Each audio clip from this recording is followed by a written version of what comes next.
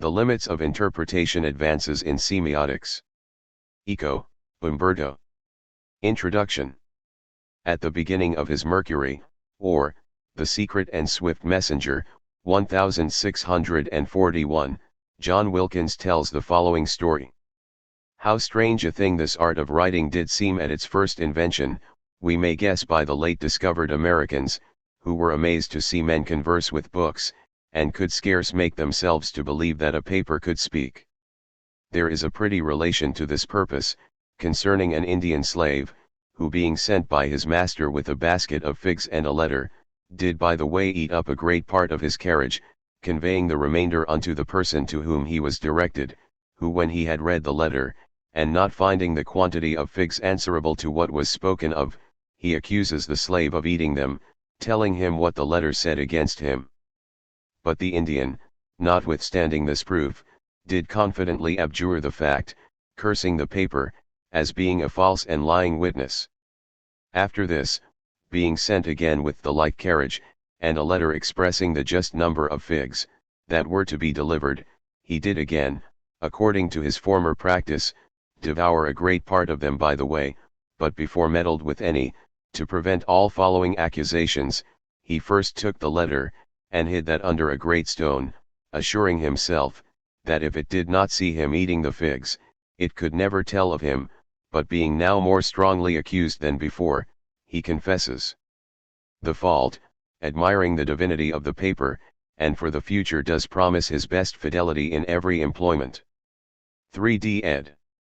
London, Nicholson, 1707, pages 34. This page of Wilkins sounds certainly very different from many contemporary theories, where writing is taken as the paramount example of semiosis, and every written, or spoken, text is seen as a machine that produces an indefinite deferral.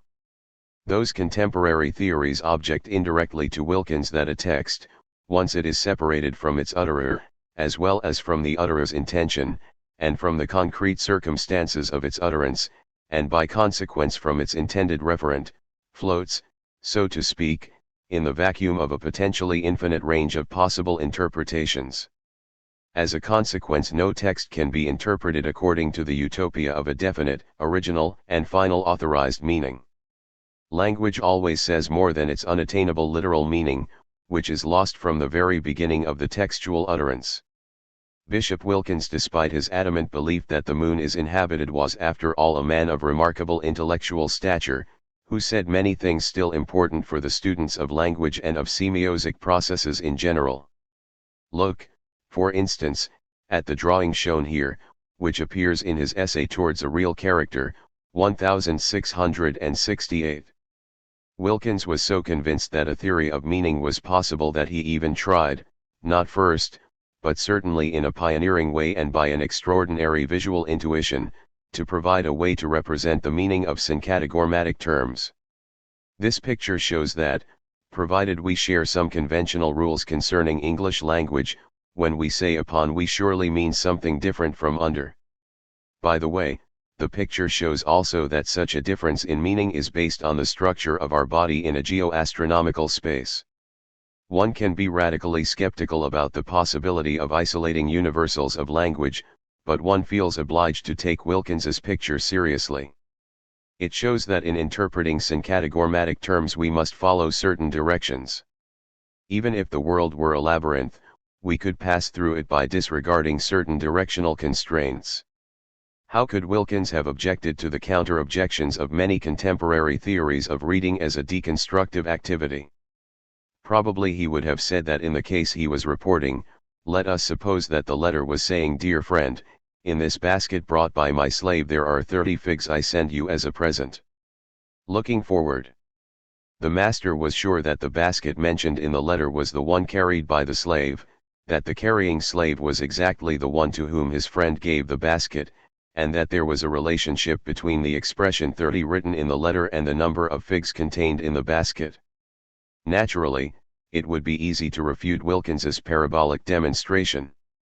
It is sufficient to imagine that somebody really did send a slave with a basket, but along the way the original slave was killed and John Wilkins, An Essay Towards a Real Character, and a Philosophical Language, London, printed for S. Gellibrand, 1668, p. 311.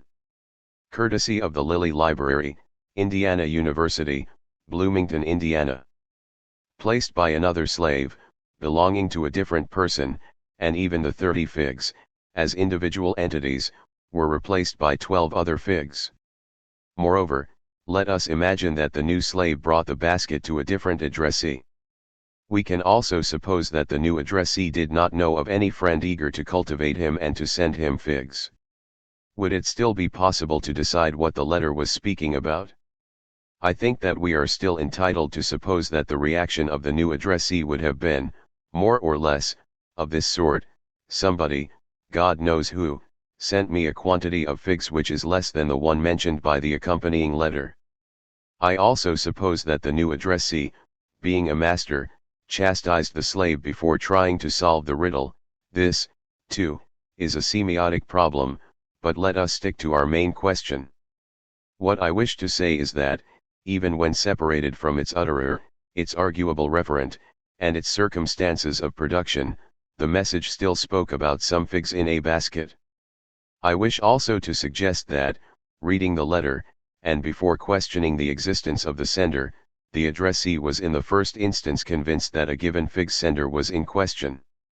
Let us suppose now, narrative imagination has no limits, not only that the original messenger was killed, but also that his killers ate all the figs, destroyed the basket, put the letter into a bottle and threw it into the ocean, so that it was found 70 years, or so, after Wilkins by Robinson Crusoe. No basket, no slave, no figs, only a letter. Notwithstanding this, I bet that the first reaction of Crusoe would have been, "Where are the figs?" Only after that first instinctive reaction could Crusoe have dreamed about all possible figs, all possible slaves, all possible senders, as well as about the possible non-existence of any fig, slave, or sender, about the machineries of lying, and about his unfortunate destiny as an addressee definitely separated from any transcendental meaning. Where are those figs? Provided Crusoe understands English, the letter says that there are, or were, somewhere, 30 fruits so and so, at least in the mind, or in the possible doxastic world, of a supposed sender or utterer of that message. And even if Crusoe decides that these scratches on a piece of paper are the accidental result of a chemical erosion, he faces only two possibilities: either to disregard them as an insignificant material event or to interpret them as if they were the words of an English text. Once having entertained the second hypothesis, Robinson is obliged to conclude that the letter speaks of figs, not of apples or of unicorns. Now, let us suppose that the message in the bottle is found by a more sophisticated student in linguistics, hermeneutics, or semiotics. As smart as he or she is, such a new accidental addressee can make lots of more elaborate hypotheses, namely: 1. The message is a coded one, where basket stands for army, fig for 1,000 soldiers, and present for help, so that the intended meaning of the letter is that the sender is sending an army of 30,000 soldiers for helping the addressee. But even in this case the mentioned, and absent, soldiers should be 30,000, not, say, 180, unless in the private code of the sender 1 fig stands for 6 soldiers. 2 figs can be intended, at least today, in a rhetorical sense, as in such expressions as to be in good fig, to be in full fig, to be in poor fig, and the message could support a different interpretation. But even in this case the addressee should rely on certain pre-established conventional interpretations of fig which are not those foreseen by, say, apple or cat. 3. The addressee, being a critic used to interpreting medieval texts, supposes that the message in the bottle is an allegory, written by a poet. The addressee smells in that message a hidden, second sense based on a private poetic code, holding only for that text. Figs can be a synecdoche for fruits, fruits can be a metaphor for positive astral influences can be an allegory for divine grace, and so on and so forth. In this case the addressee could make various conflicting hypotheses, but I strongly believe that there are certain economical criteria on the grounds of which certain hypotheses will be more interesting than others. To validate his or her hypothesis, the addressee probably ought first to make certain conjectures about the possible sender and the possible historical period in which the text was produced. This has nothing to do with researching the intentions of the sender, but it certainly has to do with researching the cultural framework of the original message. Probably our sophisticated interpreter should decide that the text found in the bottle referred on a given occasion to some existing figs and was indexically pointing to a given sender as well as to a given addressee and a given slave, but that afterward it lost all referential power. The addressee can dream of those lost actors, so ambiguously involved in exchanging things or symbols, perhaps to send figs meant, at a given historical moment, to make an uncanny innuendo, and could start from that anonymous message in order to try a variety of meanings and referents. But the interpreter would not be entitled to say that the message can mean everything. It can mean many things, but there are senses that would be preposterous to suggest. I do not think that there can be somebody eager to say that it means that Napoleon died in May 1821, but to challenge such a far-fetched reading can be a reasonable starting point for concluding that there is at least something which that message cannot positively say. It says that once upon a time there was a basket full of figs. I admit that in order to make such a statement one must first of all assume that sentences can have a literal meaning, and I know that such a point is controversial. But I keep thinking that, within the boundaries of a given language, there is a literal meaning of lexical items and that it is the one listed first by dictionaries as well as the one that every man would first define when requested to say what a given word means. I thus assume that every man would first say that a fig is a kind of fruit. No reader-oriented theory can avoid such a constraint. Any act of freedom on the part of the reader can come after, not before, the acceptance of that constraint. I understand that there is a difference between discussing the letter mentioned by Wilkins and discussing Finnegan's Wake. I understand that the reading of Finnegan's Wake can help us to cast doubt on even the supposed commonsensicality of Wilkins's example. But we cannot disregard the point of view of the slave who witnessed for the first time the miracle of texts and of their interpretation. The essays collected here, except for 3, the analysis of Pliny's letter and the essays on drama and Pirandello, written at the end of the 1970s, were published during the last 5 years. All of them deal, from different points of view, with the problem of interpretation and its limits, or constraints. It is merely accidental, but by no means irrelevant, that they appear a little after the English translation of an old book of mine, Opera Aperta, written between 1957 and 1962, now the open work Cambridge, Harvard UP, 1989. In that book I advocated the active role of the interpreter in the reading of texts endowed with aesthetic value. When those pages were written, my readers focused mainly on the open side of the whole business, underestimating the fact that the open-ended reading I supported was an activity elicited by, and aiming at interpreting, a work. In other words, I was studying the dialectics between the rights of texts and the rights of their interpreters. I have the impression that, in the course of the last few decades, the rights of the interpreters have been overstressed. In the present essays I stress the limits of the act of interpretation. It is neither accidental nor irrelevant that these essays follow my previous writings, A Theory of Semiotics, The Role of the Reader, Semiotics, and The Philosophy of Language, all published by Indiana U.P., in which I elaborated upon the Peircean idea of unlimited semiosis. I hope that the essays in this book, especially the one on Peirce, will make clear that the notion of unlimited semiosis does not lead to the conclusion that interpretation has no criteria. To say that interpretation, as the basic feature of semiosis, is potentially unlimited does not mean that interpretation has no object and that it riverruns for the mere sake of itself. To say that a text potentially has no end does not mean that every act of interpretation can have a happy ending. Even the most radical deconstructionists accept the idea that there are interpretations which are blatantly unacceptable. This means that the interpreted text imposes some constraints upon its interpreters. The limits of interpretation coincide with the rights of the text, which does not mean with the rights of its author. Even in the case of self-voiding texts, see the chapter Small Worlds, we have semiotic objects which without any shade of doubt speak of their own impossibility. Let us be realistic, there is nothing more meaningful than a text which asserts that there is no meaning. If there is something to be interpreted, the interpretation must speak of something which must be found somewhere, and in some way respected. Returning to Wilkins, in a world dominated by Übermensch-readers, let us first rank with the slave. It is the only way to become, if not the masters, at least the respectfully free servants of semiosis. 1. 2 models of interpretation. 1. Symbol and allegory. Some years ago I examined several senses of the word symbol, Eco 1984.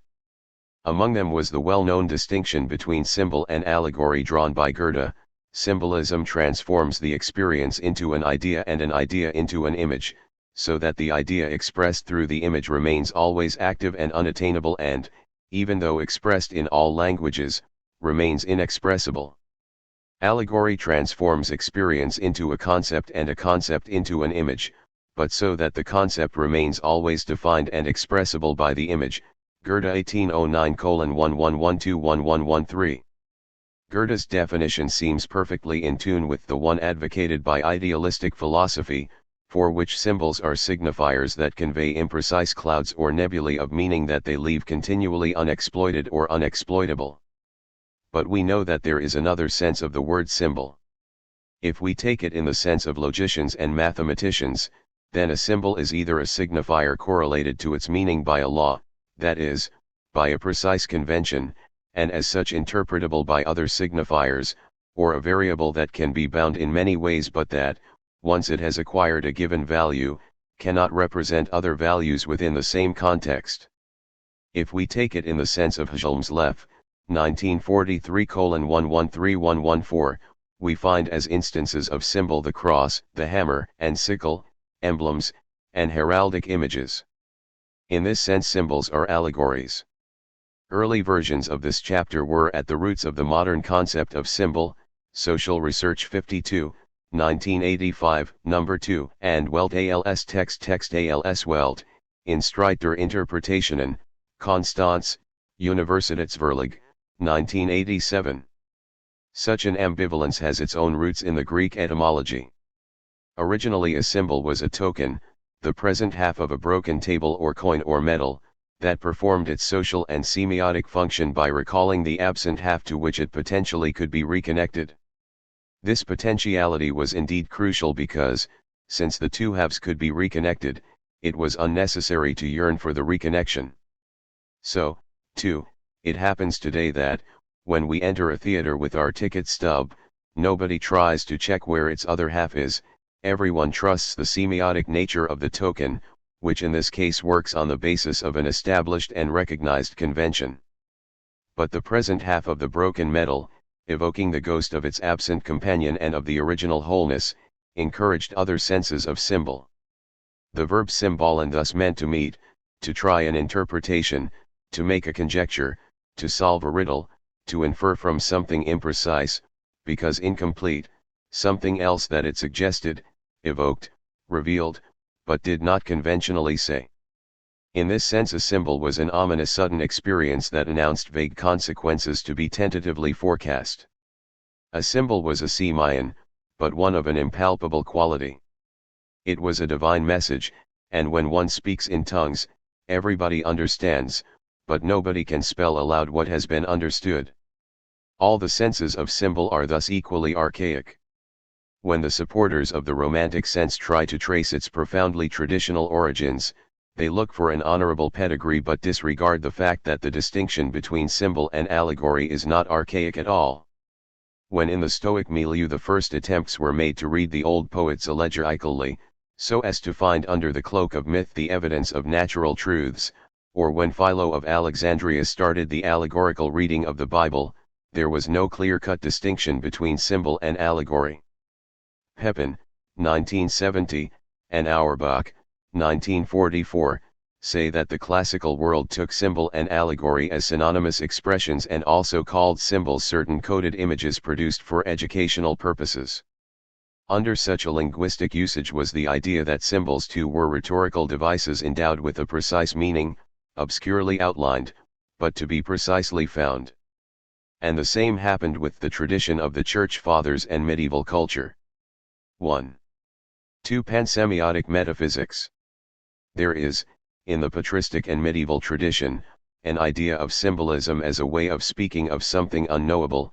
In the Neoplatonic line of thought, as represented by Pseudo-Dionysius, the divine source of all beings, the One, is defined as the luminous dimness, a silence which teaches secretly, a flashing darkness which is neither body nor figure nor shape, which has no quantity, no quality, no weight, which is not in a place and does not see, has no sensitivity, is neither soul nor mind, has no imagination or opinion, is neither number nor order nor greatness, is not a substance, not eternity, not time, not obscurity, not error, not light, not truth. Theolmist. Passim.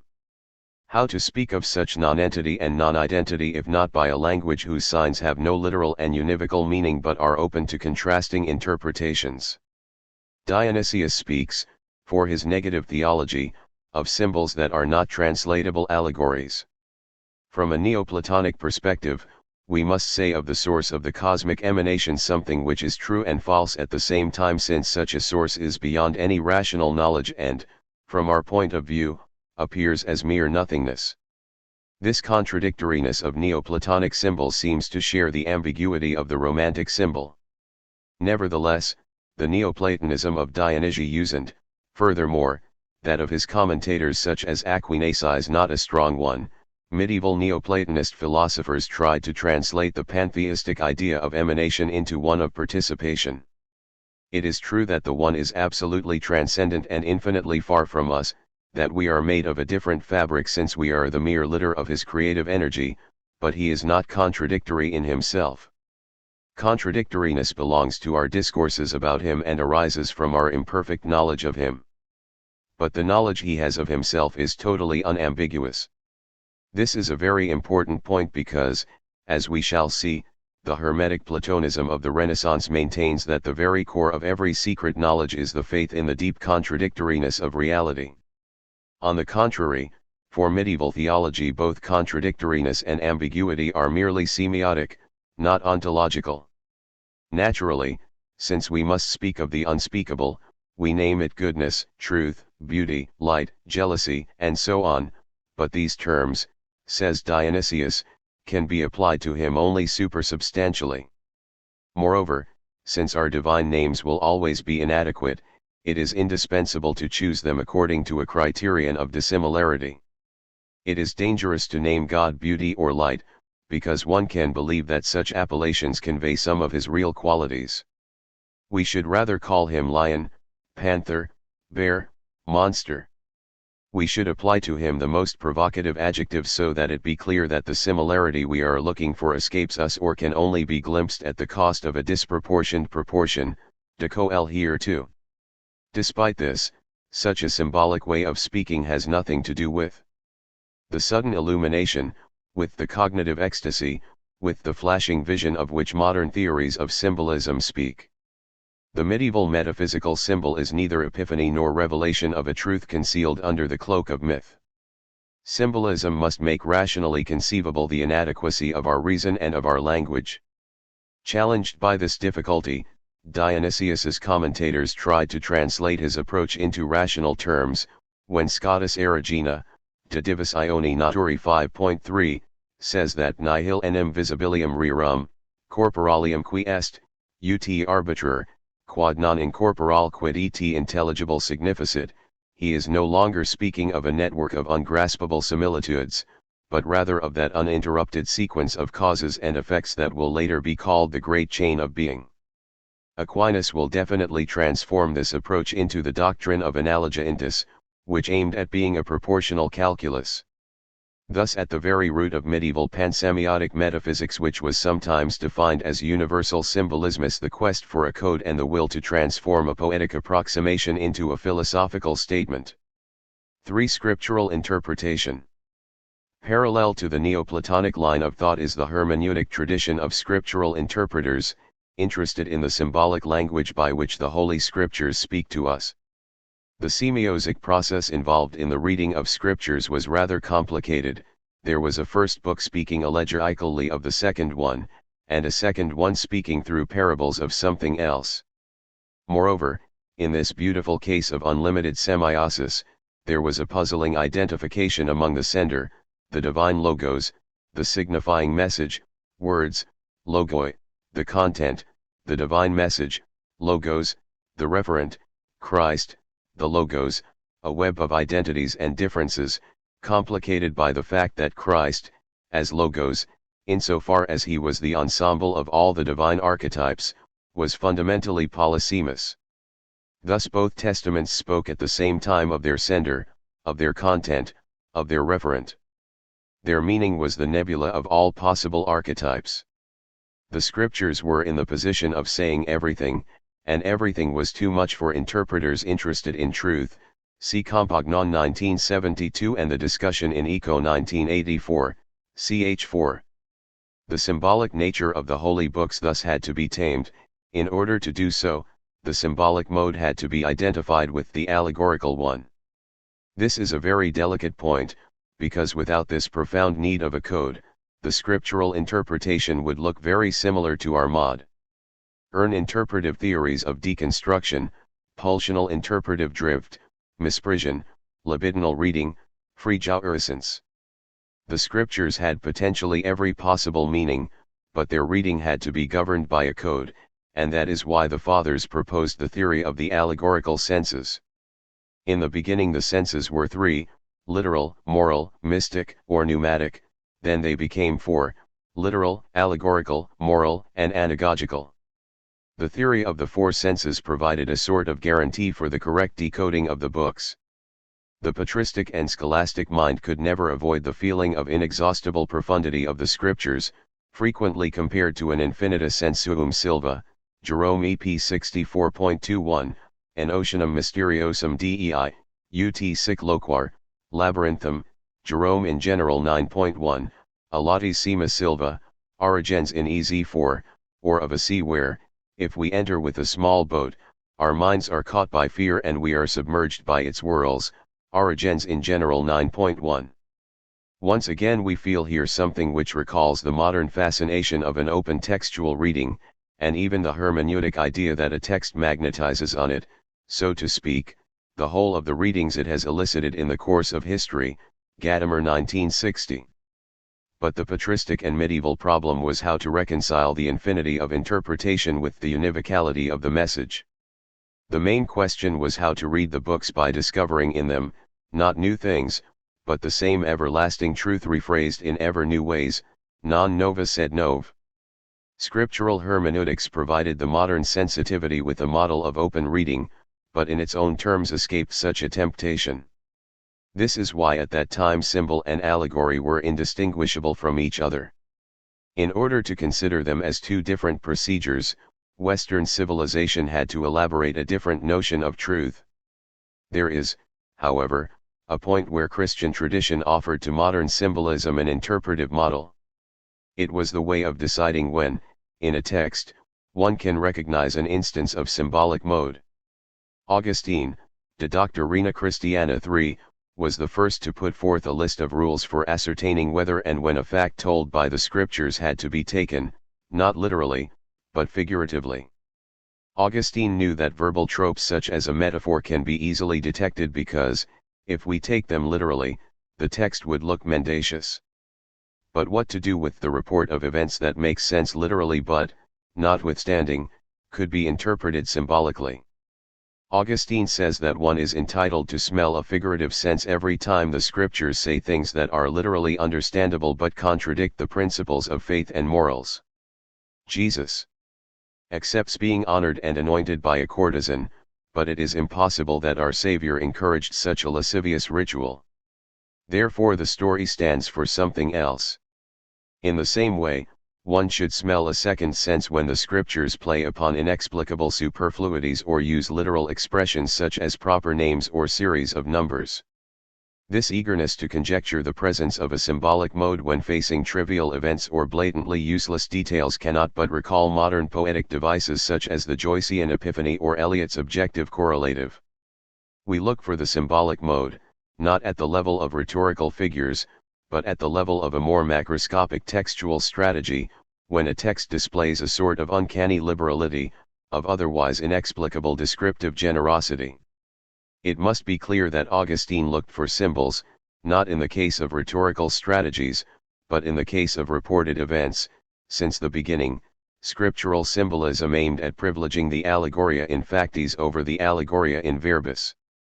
The words of the psalmist can certainly be read as endowed with a second sense because the Holy Scriptures resort frequently to rhetorical devices, but what must necessarily be read beyond the letter are the series of historical events told by the Scriptures. God has predisposed the sacred history as a liber scriptus digitosuo, and the characters of the Old Testament were pulled to act as they did in order to announce the characters and the events of the New.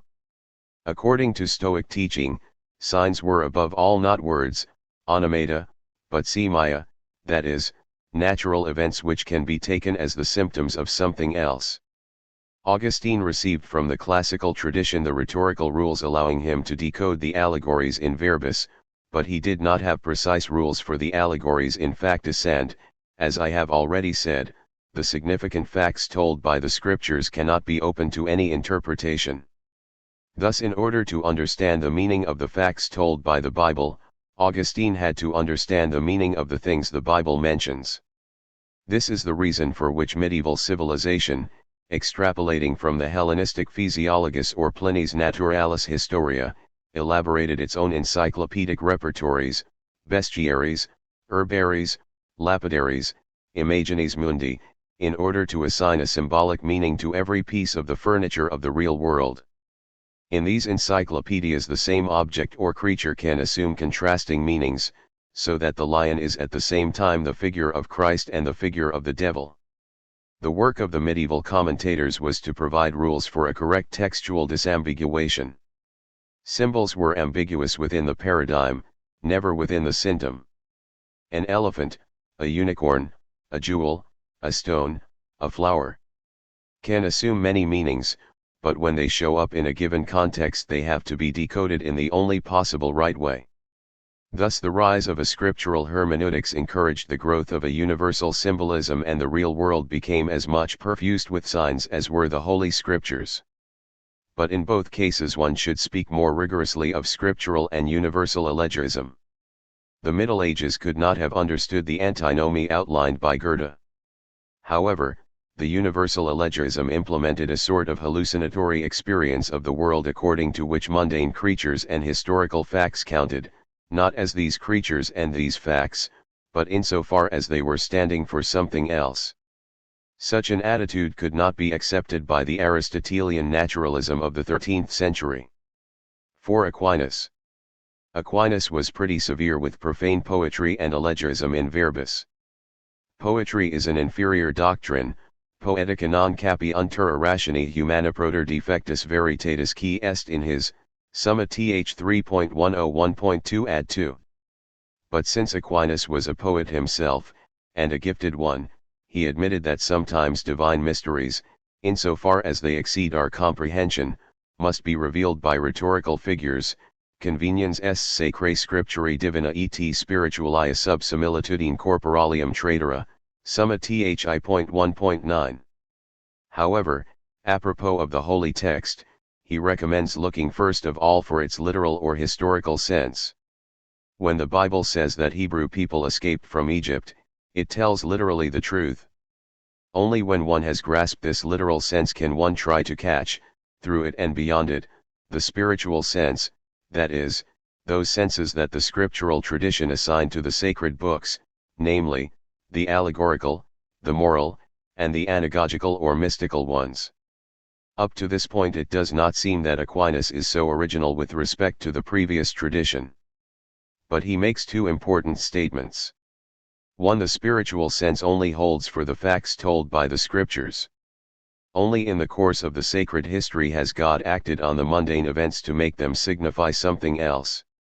There is no spiritual sense in the profane history, nor in the individuals and facts of the natural world. There is no mystical meaning in what happened after the redemption. Human history is a story of facts, not of signs. See Quadl. 7.6.16. The universal allegorism is thus liquidated. Mundane events are restituted to their naturality. If they are meaningful, they are so only for the eyes of the philosopher who sees them as natural proofs of the existence of God, not as symbolic messages. With Aquinas one witnesses a sort of secularization of post-biblical history and of the natural world. 2. If there is a spiritual sense in the Holy Scriptures, where facts mean something else, there is no spiritual sense in profane poetry. Poetry displays only its literal sense. The statement seems undoubtedly too crude and radical.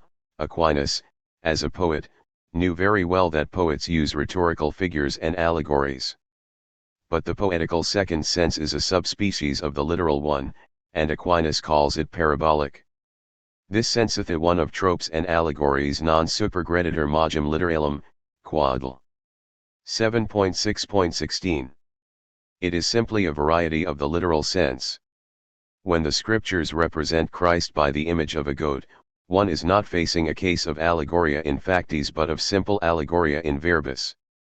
This goat is not a fact that symbolizes future events but only a word that parabolically, literally, stands for the name Christ, summa thi.1.10 ad 3, and Quadl. 7.6.15. In which way is the parabolic sense different from the spiritual senses of the scriptures? To understand this highly controversial point, one must understand what Aquinas meant by literal sense. He meant the sense quem auctor intended. The literal sense is not only the meaning of a sentence but also the meaning of its utterance. Modern pragmatics knows that a sentence such as it is called here is, according to the dictionary, a simple statement about the temperature of a given place, but if the sentence is uttered in given circumstances, it can also convey the actual intentions, the intended meaning, of its utterer. For instance, please, let us go elsewhere. It must be clear that, for Aquinas, both sentence meaning and utterance meaning belong to the literal sense, since they represent what the utterer of the sentence had in his mind. From that point of view, one understands why the sense conveyed by tropes and allegories, insofar as it represents exactly what the author wanted to say, can be easily reduced to the literal sense. Why are the spiritual senses of the scriptures not equally literal? Because the biblical authors were unaware of conveying, through their historical report, the senses that, in the mind of God, facts should have assumed for the future reader able to read, in the Old Testament, the forecast of the New. The authors of the scriptures wrote under divine inspiration, ignoring what they were really saying, see Eco 1986a and 1956. It does not seem, however, that Aquinas's proposal was so influential. A first disquieting instance of it is given by the theory of allegorical reading of the Divine Comedy, as put forth by Dante in the Epistula 13. 5. Dante, presenting his poem to Cangran della Scala, makes immediately clear that it has to be read as a polysemous, polysemos, message. One of the most celebrated examples of what Dante means by polysemei is given by his analysis of some verses of Psalm 113. In exitu Israel de Egypto domus barbara de populo barbaro, facta est Judea sanctificatio ejus etc.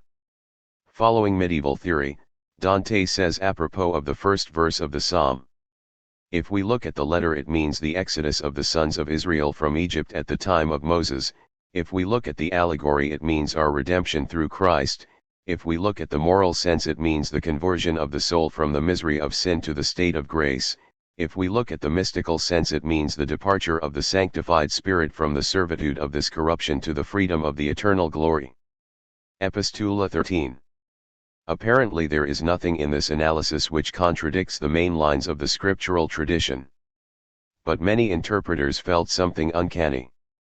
Here Dante is taking a case of biblical reading as an example of how to read his mundane poem. The most obvious solution, and it has been proposed by some interpreters, is that this letter is a forgery. It should be a forgery because Dante was supposed to be a faithful Thomist, and this letter contradicts the Thomistic position according to which profane poetry has only a literal sense. Anyway, even given that the letter is a forgery, it has from the beginning been taken to be authentic, and this means that it did not sound repugnant to the ears of Dante's contemporaries. Moreover, the Convivio is certainly not a forgery, and in that treatise Dante provides clues for interpreting allegorically his own poem 7, though still maintaining a distinction between allegory of poets and allegory of theologians, which the letter disregards. In Convivio Dante explains what he intentionally meant in writing his poems. In this sense one could say that he does not detach himself from the Thomistic point of view. The allegorical sense of his poem still is a parabolic one because it represents what Dante intended to mean. On the contrary, in the letter the examples he gives make one think of blatant cases of allegoria in factis. And in other passages of the letter, as it has been remarked by others, he says that his Divine Comedy is inspired by a modus tractandus which is poeticus, fictivus, descriptivus, digressivus, transumptivus, all traditional features of the poetic discourse, but then he adds, cum hoc definitivus, divisivus, probativus, improbativus, et exemplarum positivus, and these are features of the theological and philosophical discourse.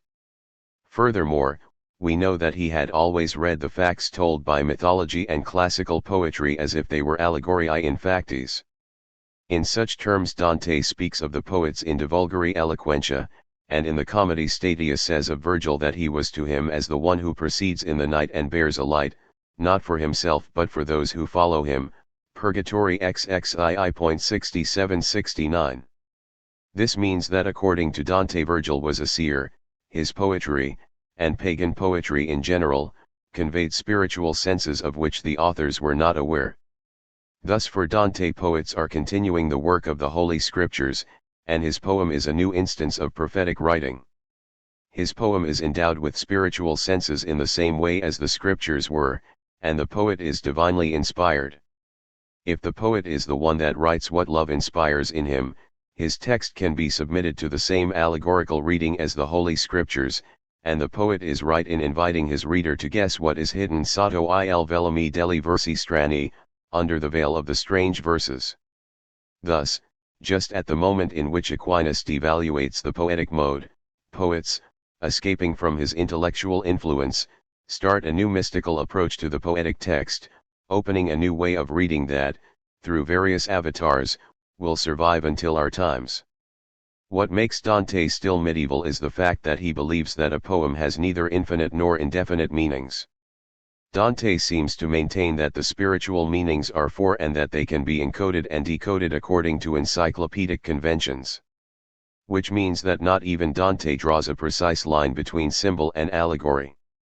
But if the scriptural interpreters were warranted about their right reading of the scriptures because of a long tradition which provided the criteria for a correct interpretation, what will happen now that the profane world has been devoid of any mystic sense and it is uncertain under the inspiration of whom, God, love, or other, the poet unconsciously speaks?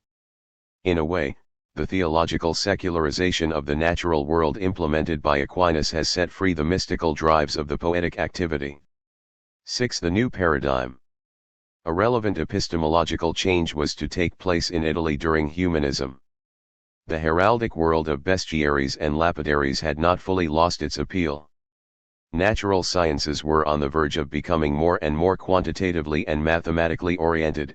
Aristotle seemed not to have anything more to say, and the new philosophers began exploring a new symbolic forest where living columns whispered, in Baudelarian terms, confused but fascinating words, coming from a Platonism revisited under the influence of the Kabbalah and the Corpus Hermeticum. In this new philosophical milieu the very idea of symbol underwent a profound change. In order to conceive of a different idea of symbol, as something that sends one back to a mysterious and self-contradictory reality that cannot be conceptually expressed, one needs a very strong Neoplatonism. The medieval Neoplatonism was not strong enough because it was emasculated or made more virile by a strong idea of the divine transcendence. Let us instead call that of the origins strong Neoplatonism, at least until Proclus, and its Gnostic versions, according to which at the top of the great fall of beings there is a one who is not only unknowable and obscure but who, being independent of any determination, can contain all of them and is consequently the place of all contradictions. In the framework of a strong Neoplatonism one should consider three basic assumptions, be they explicit or implicit. There is a physical kinship, that is, an emanational continuity between every element of the world and the original one. 2. The original one is self-contradictory, and in it one can find the coincidentia oppositorum, a Hermetic idea, indeed, but which at the dawn of modern times was reinforced by the philosophical views of Nicholas of Cues and Giordano Bruno. 3. The one can be expressed only by negation and approximation, so that every possible representation of it cannot but refer to another representation, equally obscure and contradictory. Then we meet the requirements for the development of a philosophy, of an aesthetics, and of a secret science of symbols as intuitive revelations that can be neither verbalized nor conceptualized. The main features of the so-called Hermetic tradition that spread from the Renaissance and permeated Romantic philosophy and many contemporary theories of artistic interpretation are the following: 2. 1. The refusal of the metric measure, the opposition of the qualitative to the quantitative, the belief that nothing is stable and that every element of the universe acts over any other through reciprocal action. 2. The refusal of causalism, so that the reciprocal action of the various elements of the universe does not follow the linear sequence of cause to effect but rather a sort of spiral-like logic of mutually sympathetic elements. If the universe is a network of similitudes and cosmic sympathies, then there are no privileged causal chains. The Hermetic tradition extends the refusal of causality even to history and philology, so that its logic seems to accept the principle post hoc ergo ante hoc.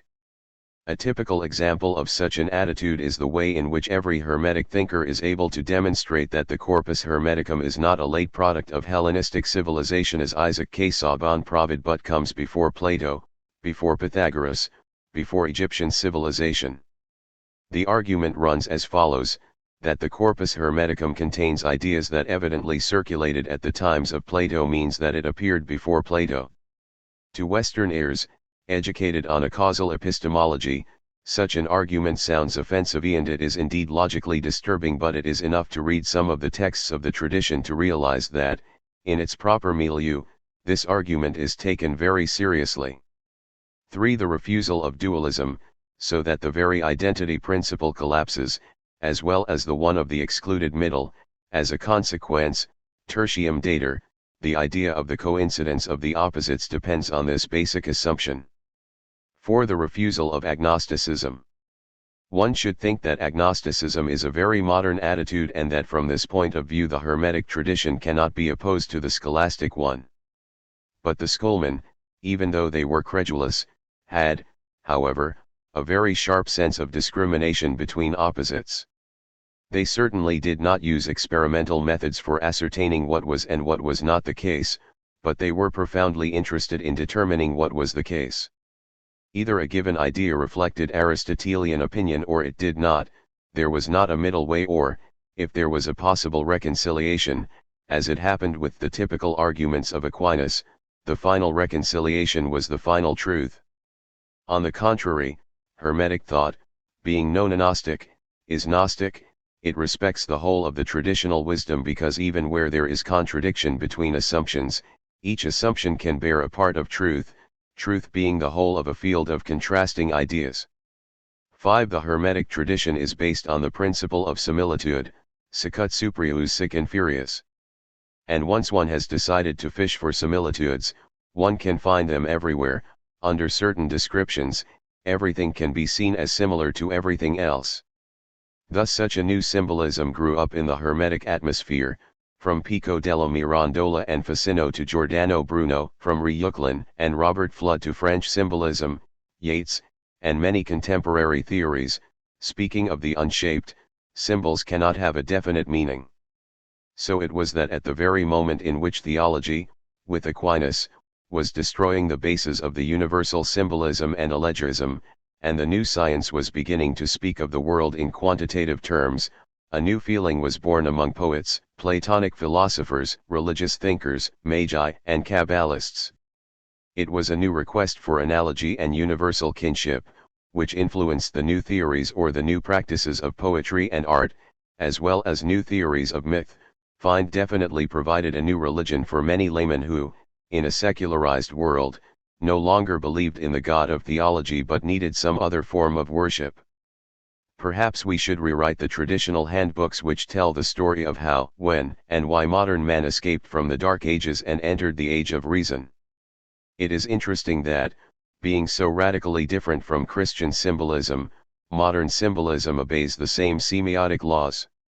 In one case, one assumes that symbols do have a final meaning, but since it is the same everlasting message, there is an inexhaustible variety of signifiers for a unique signified. In the other case, symbols have any possible meaning because of the inner contradictoriness of reality, but since every symbol speaks about this fundamental contradictoriness, an inexhaustible quantity of signifiers always stand for their unique signified, the inexhaustibility of the senses of any text. One witnesses in both cases a form of fundamentalism. In the former case, every text speaks of the rational and univocal discourse of God; in the latter, every text speaks of the irrational and ambiguous discourse of Hermes. 7 Myths and Texts.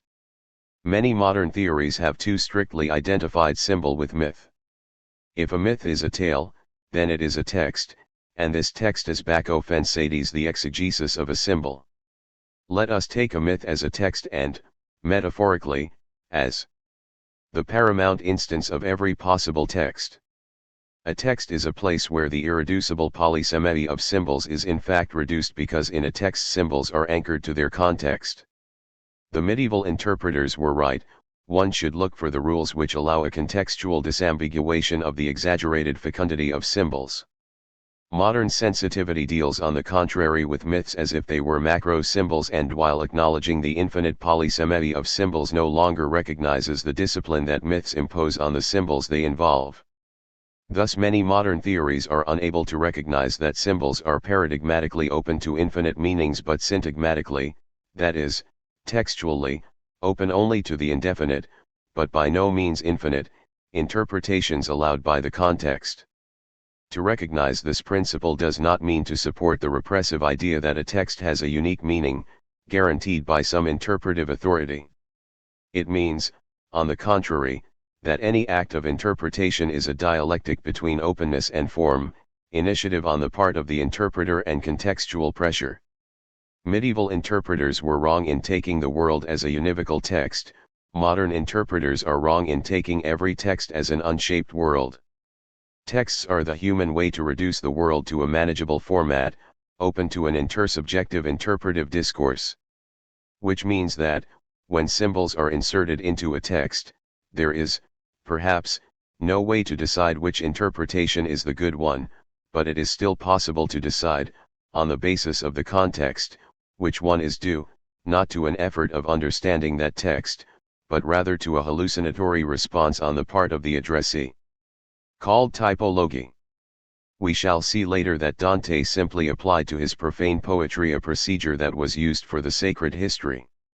2. I am following the suggestions of Durand, 1979. I do not agree with his neo-Hermetic reinterpretation of the whole history of modern thought, but his identikit of the Hermetic tradition looks convincing. 2. Unlimited semiosis and drift, pragmaticism vs. pragmatism. 1. Worlds and texts. The double metaphor of the world as a text and a text as a world has a venerable history.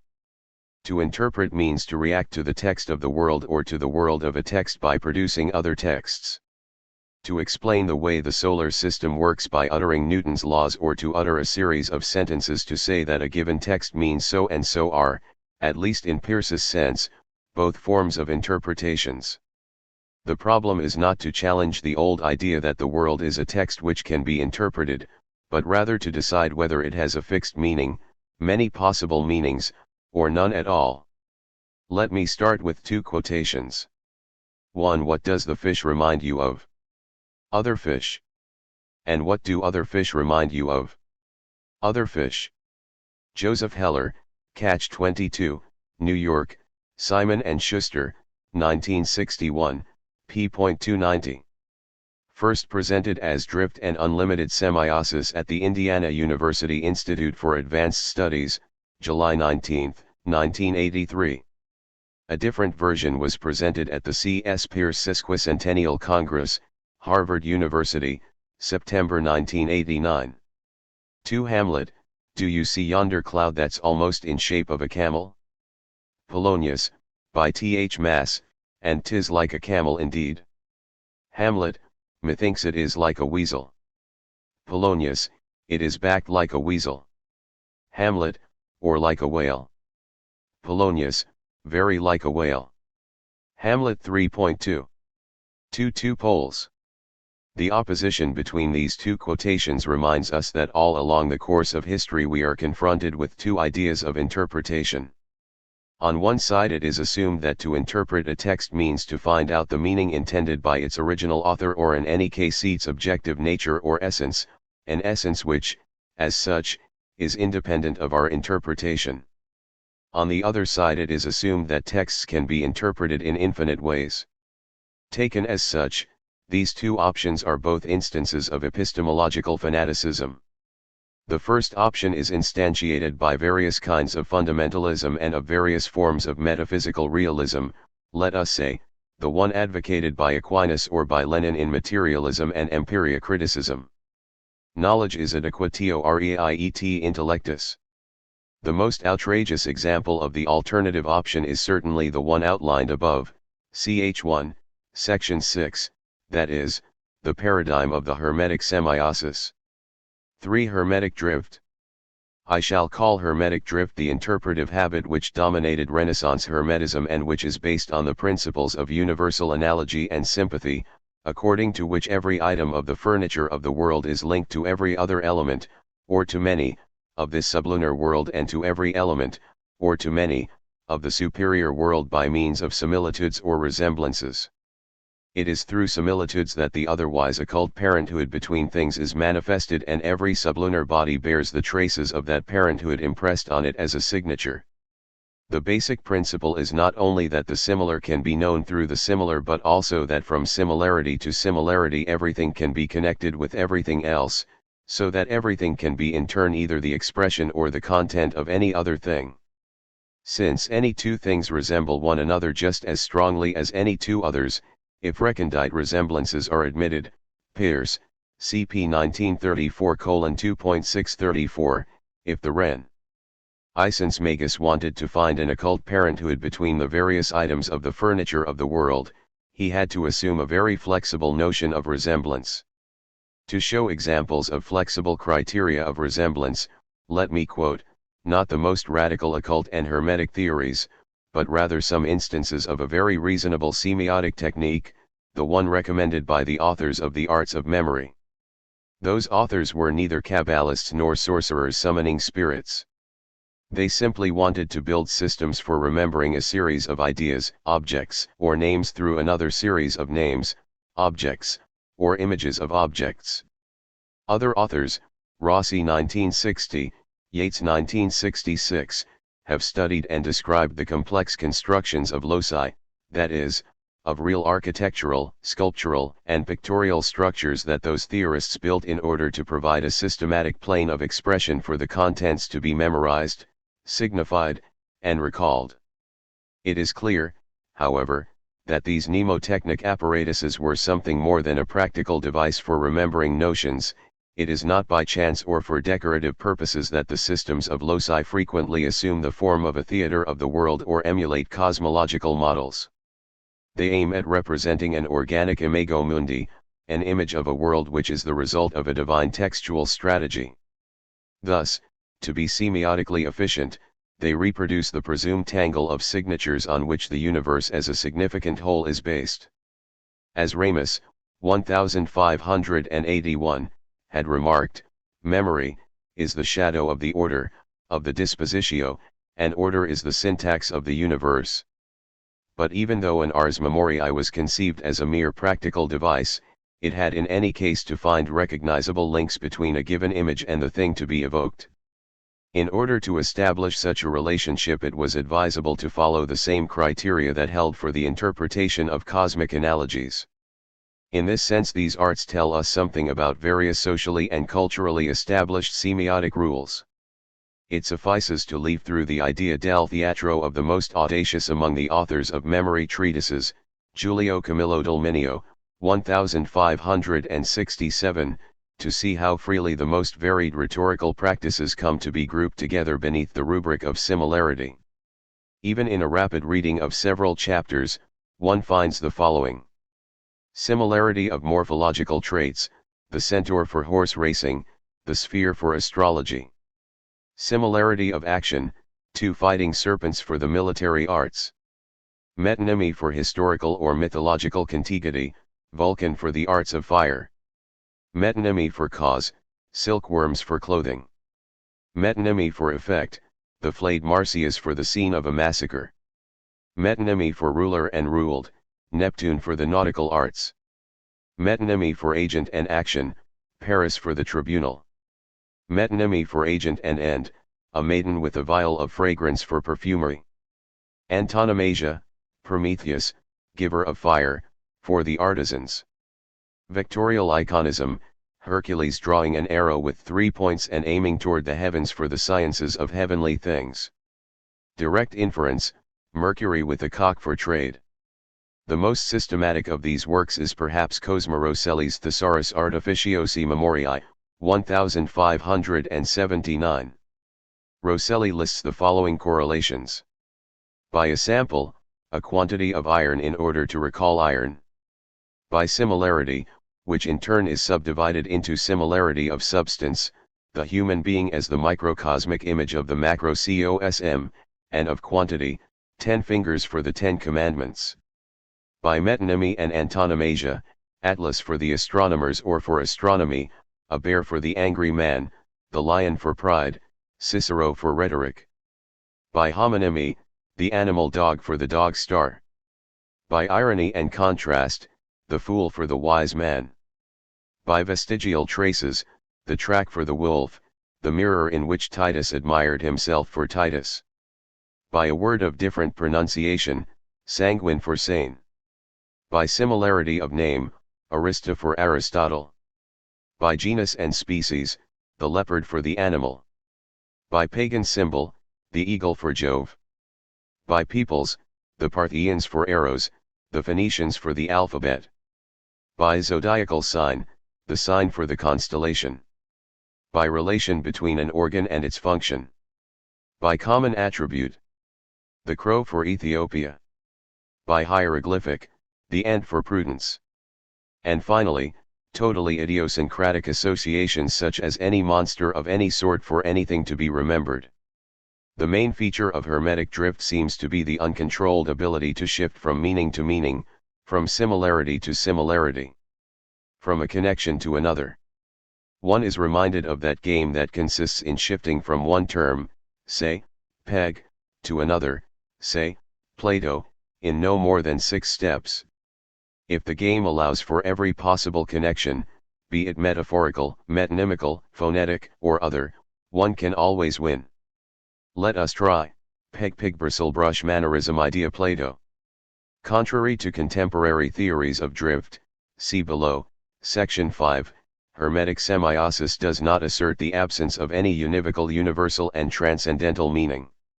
It assumes that everything can recall everything else provided we can isolate the right rhetorical connection because there is a strong transcendent subject, the Neoplatonic one who, or which, being the principle of the universal contradiction, the place of the coincidentia oppositorum, and standing outside of every possible determination, being thus all and none and the unspeakable source of everything at the same moment, permits everything to connect with everything else by a labyrinthine web of mutual referrals.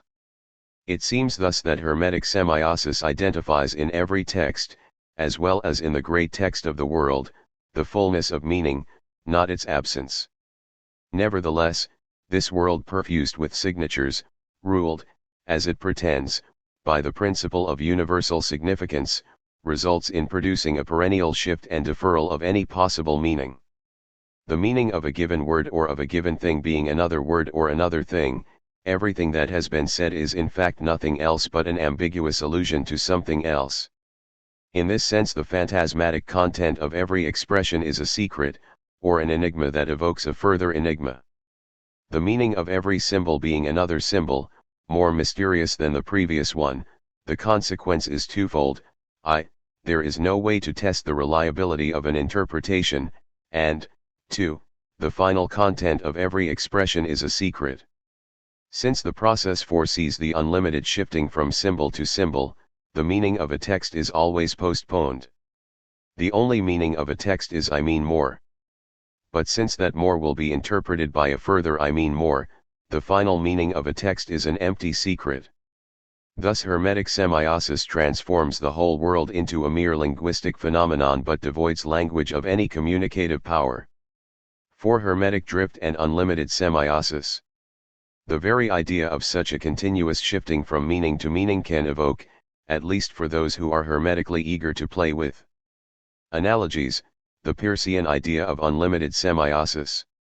At first glance, certain quotations from Peirce seem to support the principle of an infinite interpretive drift. For instance, the meaning of a representation can be nothing but a representation. In fact, it is nothing but the representation itself conceived as stripped of irrelevant clothing. But this clothing never can be completely stripped off, it is only changed for something more diaphanous. So there is an infinite regression here. Finally, the interpreton is nothing but another representation to which the torch of truth is handed along, and as representation, it has its interpreton again. Lo, another infinite series. CP 1.339. Can we really speak of unlimited semiosis apropos of the Hermetic ability to shift from term to term, or from thing to thing? Can we speak of unlimited semiosis when we recognize the same technique implemented by contemporary readers who wander through texts in order to find in them secret puns, unheard of etymologies, unconscious links, dances of slipping beauties, ambiguous images that the clever reader can guess through the transparencies of the verbal texture even when no public agreement could support such an adventurous misreading?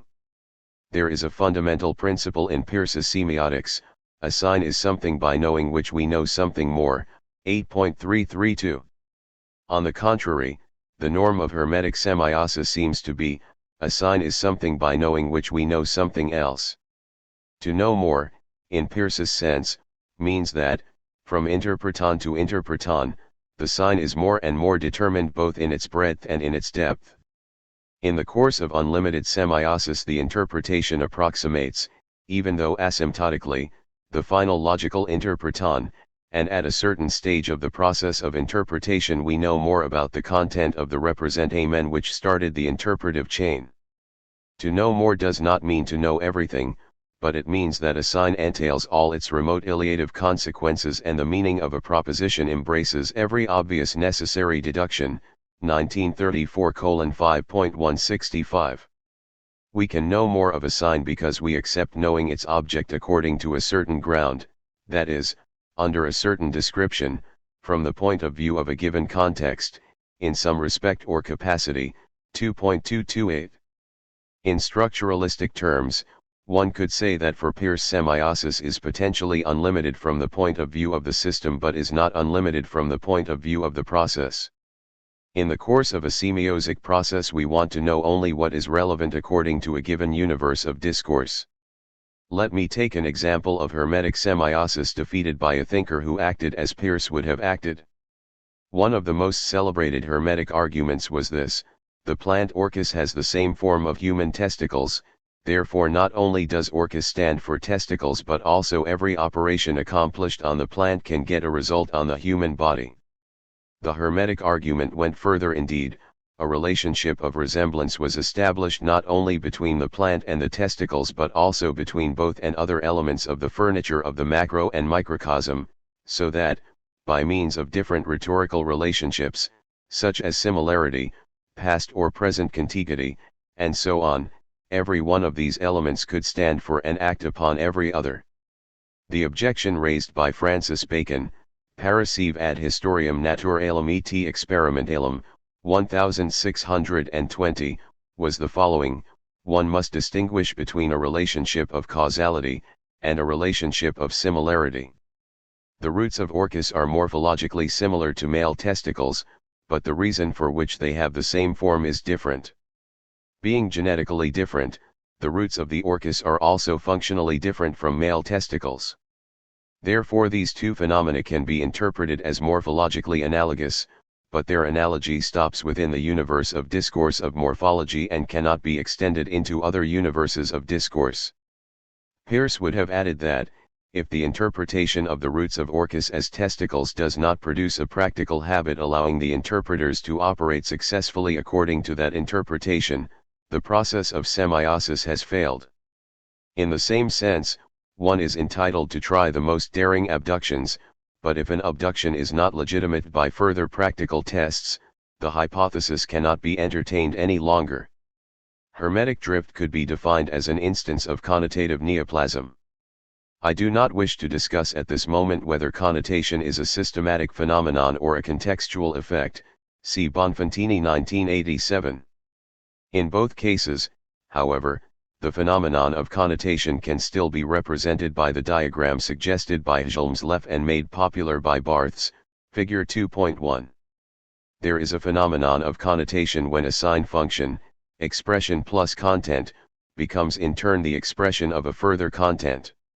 However, in order to have connotation, that is, a second meaning of a sign, the whole underlying first sign is requested expression plus content. Pig connotes filthy person because the first, literal meaning of this word contains negative semantic markers such as stinky and dirty. The first sense of the word has to be kept in mind, or at least socially recorded by a dictionary, in order to make the second sense acceptable. If the meaning of pig were gentle horse-like white animal with a horn in its front, the word could not connote filthy person.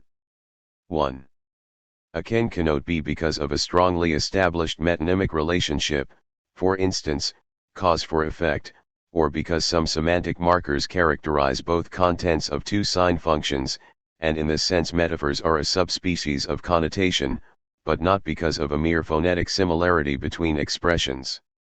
Moreover, even when a connotation becomes culturally recorded, like pig for filthy person, the connotative use must always be legitimate by the context. In a Walt Disney context, the three little pigs are neither filthy nor unpleasant.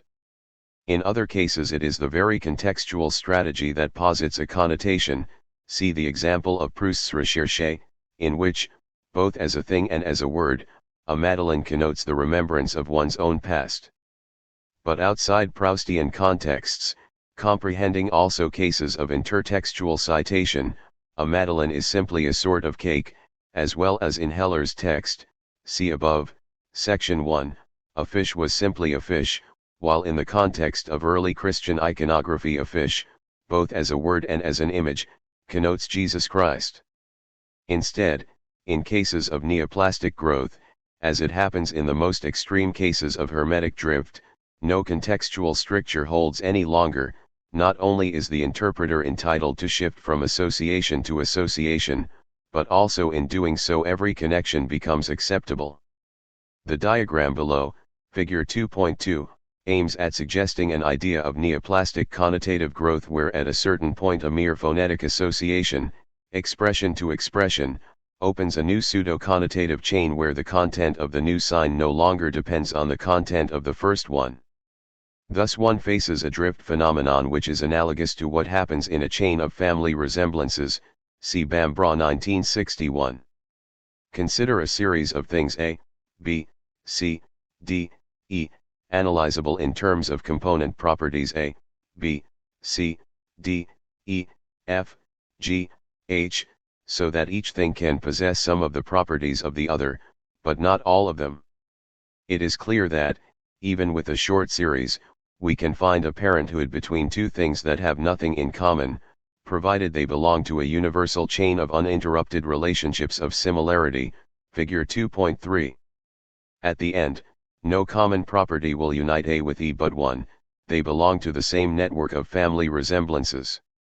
Only this way can one know, according to the Paracelsian dictum, one thing within the other. 2. But in such a chain, at the moment we know E, any notion about A has vanished. Connotations proliferate like a cancer, and at every step the previous sign is forgotten, obliterated, since the pleasure of the drift is given by the shifting from sign to sign, and there is no purpose outside the enjoyment of travel through the labyrinth of signs or of things. Provided one is able to go on playing such a game ad infinitum, one can shift from element to element of the universal furniture, but every element is cognitively characterized and determined only insofar as it refers to something else.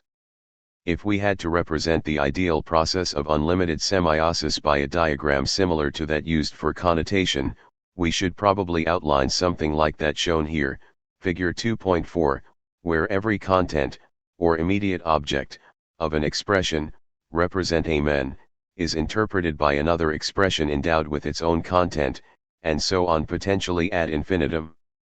But there is a sort of growth of the global content, an addition of determinations, since every new interpreton explains on a different ground the object of the previous one, and at the end one knows more about the origin of the chain as well as about the chain itself. A sign is indeed something by knowing which we know something more, but that I could do something more does not mean that I have not finished it. Bowler 1964:394. 5. Unlimited semiosis and deconstruction. If unlimited semiosis has nothing to do with hermetic drift, it has, however, been frequently quoted in order to characterize another form of drift, namely, that extolled by deconstruction. According to Derrida, a written text is a machine that produces an indefinite deferral. Being by nature of a testamentary essence, a text enjoys, or suffers, the absence of the subject of writing and of the designated thing or the referent, of grammatology, ENGTR, 69. Any sign is readable even if the moment of its production is irrevocably lost, and even if I do not know what its alleged author scriptor consciously intended to say at the moment he wrote it, i.e. abandoned it to its essential drift. 1972, ENGTR, 182. To affirm that a sign suffers the absence of its author and of its referent does not necessarily mean that it has no objective or literal linguistic meaning. But Derrida wants to establish a practice, which is philosophical more than critical, for challenging those texts that look as though dominated by the idea of a definite, final, and authorized meaning. He wants to challenge, more than the sense of a text, that metaphysics of presence both of an interpretation based on the idea of a final meaning. He wants to show the power of language and its ability to say more than it literally pretends to say. Once the text has been deprived of a subjective intention behind it, its readers no longer have the duty, or the possibility, to remain faithful to such an absent intention. It is thus possible to conclude that language is caught in a play of multiple signifying games, that a text cannot incorporate an absolute univocal meaning, that there is no transcendental signified, that the signifier is never co-present with a signified which is continually deferred and delayed, and that every signifier is related to another signifier so that there is nothing outside the significant chain, which goes on ad infinitum. I have used on purpose the expression ad infinitum because it reminds us of a similar expression used by Peirce to define the process of unlimited semiosis. Can we say that the infinite drift of deconstruction is a form of unlimited semiosis in Peirce's sense? Such a suspicion can be encouraged by the fact that Rorty, 1982, dealing with deconstruction and other forms of so-called textualism, has labeled them instances of pragmatism. The intuitive realist thinks that there is such a thing as philosophical truth because he thinks that, deep down beneath all the texts, there is something which is not just one more text but that to which various texts are trying to be adequate. The pragmatist does not think that there is anything like that. He does not even think that there is anything isolable as the purposes which we construct vocabularies and cultures to fulfill against which to test vocabularies and cultures. But he does think that in the process of playing vocabularies and cultures off against each other, we produce new and better ways of talking and acting no better by reference to a previous known standard, but just better in the sense that they come to seem clearly better than their predecessors. 1982 XXXVII. The pragmatism of which Rorty speaks is not the pragmaticism of Peirce. Rorty knows that Peirce only invented the word pragmatism but remained the most Kantian of thinkers. 161. But even though Rorty prudently puts Peirce at the margins of such a kind of pragmatism, he puts deconstruction and Derrida within its boundaries. And it is exactly Derrida who summons Peirce. 6. Derrida on Peirce. In the second chapter of his Grammatology, Derrida looks for authorities able to legitimize his attempt to outline a semiosis of infinite play, of difference, of the infinite whirl of interpretation. Among the authors he quotes after Saussure and Jacobson, there is also Peirce. Derrida finds a series of fascinating passages according to which, for Peirce, symbols, here taken as equivalent to Saussurean signs, grow. In his project of Semiotics, Peirce seems to have been more attentive than Saussure to the irreducibility of this becoming unmotivated. In his terminology, one must speak of a becoming unmotivated of the symbol, the notion of the symbol playing here a role analogous to that of the sign which Saussure opposes precisely to the symbol. Peirce complies with two apparently incompatible exigencies. The mistake here would be to sacrifice one for the other. It must be recognized that the symbolic, in Peirce's sense, of the arbitrariness of the sign, is rooted in the non-symbolic, in an anterior and related order of signification. Symbols grow. They come into being by development out of other signs, particularly from icons, or from mixed signs. But these roots must not compromise the structural originality of the field of symbols, the autonomy of a domain, a production, and a play, so it is only out of symbols that a new symbol can grow. Om symbolum de symbolo. Of Grammatology, ENGTR, 48. In another passage Derrida finds that pure rhetoric, the third branch of semiotics, has the task to ascertain the laws by which in every scientific intelligence one sign gives birth to another. 49. Derrida can therefore conclude. Peirce goes very far in the direction that I have called the deconstruction of the transcendental signified, which, at one time or another, would place a reassuring end to the reference from sign to sign. I have identified logocentrism and the metaphysics of presence as the exigent, powerful, systematic, and irrepressible desire for such a signified. Now Peirce considers the indefiniteness of reference as the criterion that allows us to recognize that we are indeed dealing with a system of signs. What broaches the movement of signification is what makes its interruption impossible. The thing itself is a sign. An unacceptable proposition for Husserl, whose phenomenology remains therefore in its principle of principles the most radical and most critical restoration of the metaphysics of presence. The difference between Husserl's and Peirce's phenomenologies is fundamental since it concerns the concept of the sign and of the manifestation of presence, the relationship between the representation and the originary presentation of the thing itself, truth. On this point Peirce is undoubtedly closer to the inventor of the word phenomenology.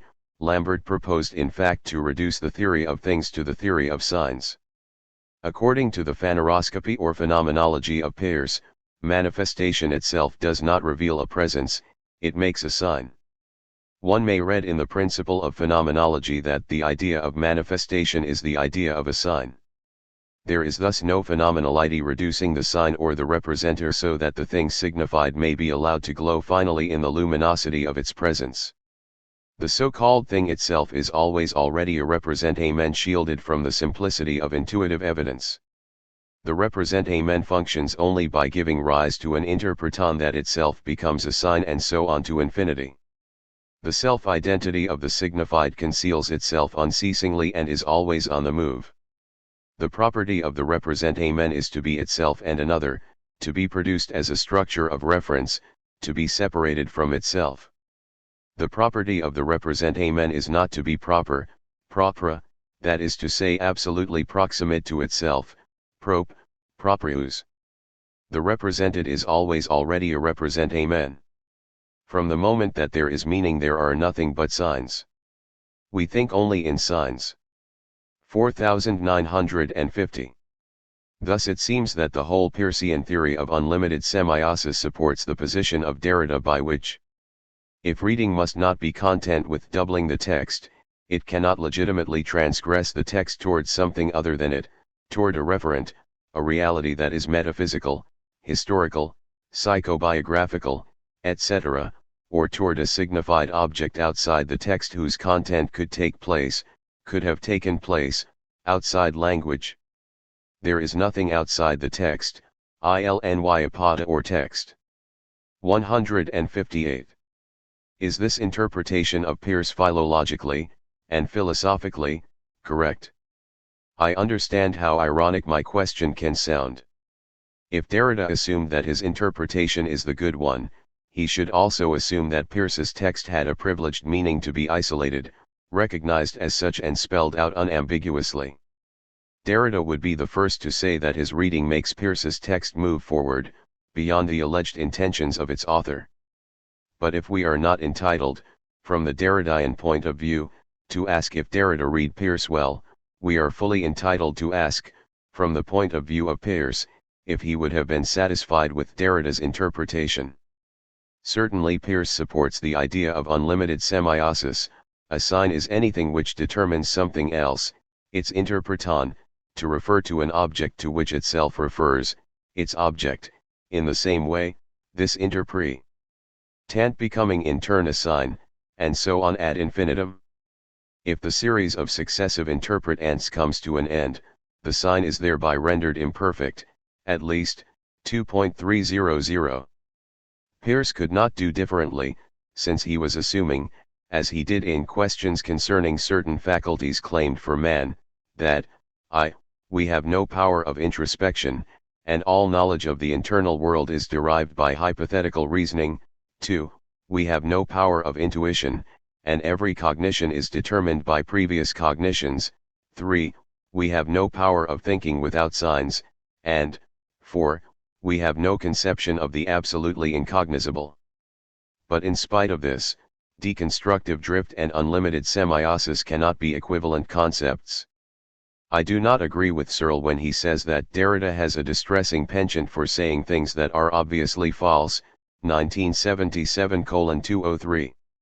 On the contrary, Derrida has a fascinating penchant for saying things that are non-obviously true, or true in a non-obvious way.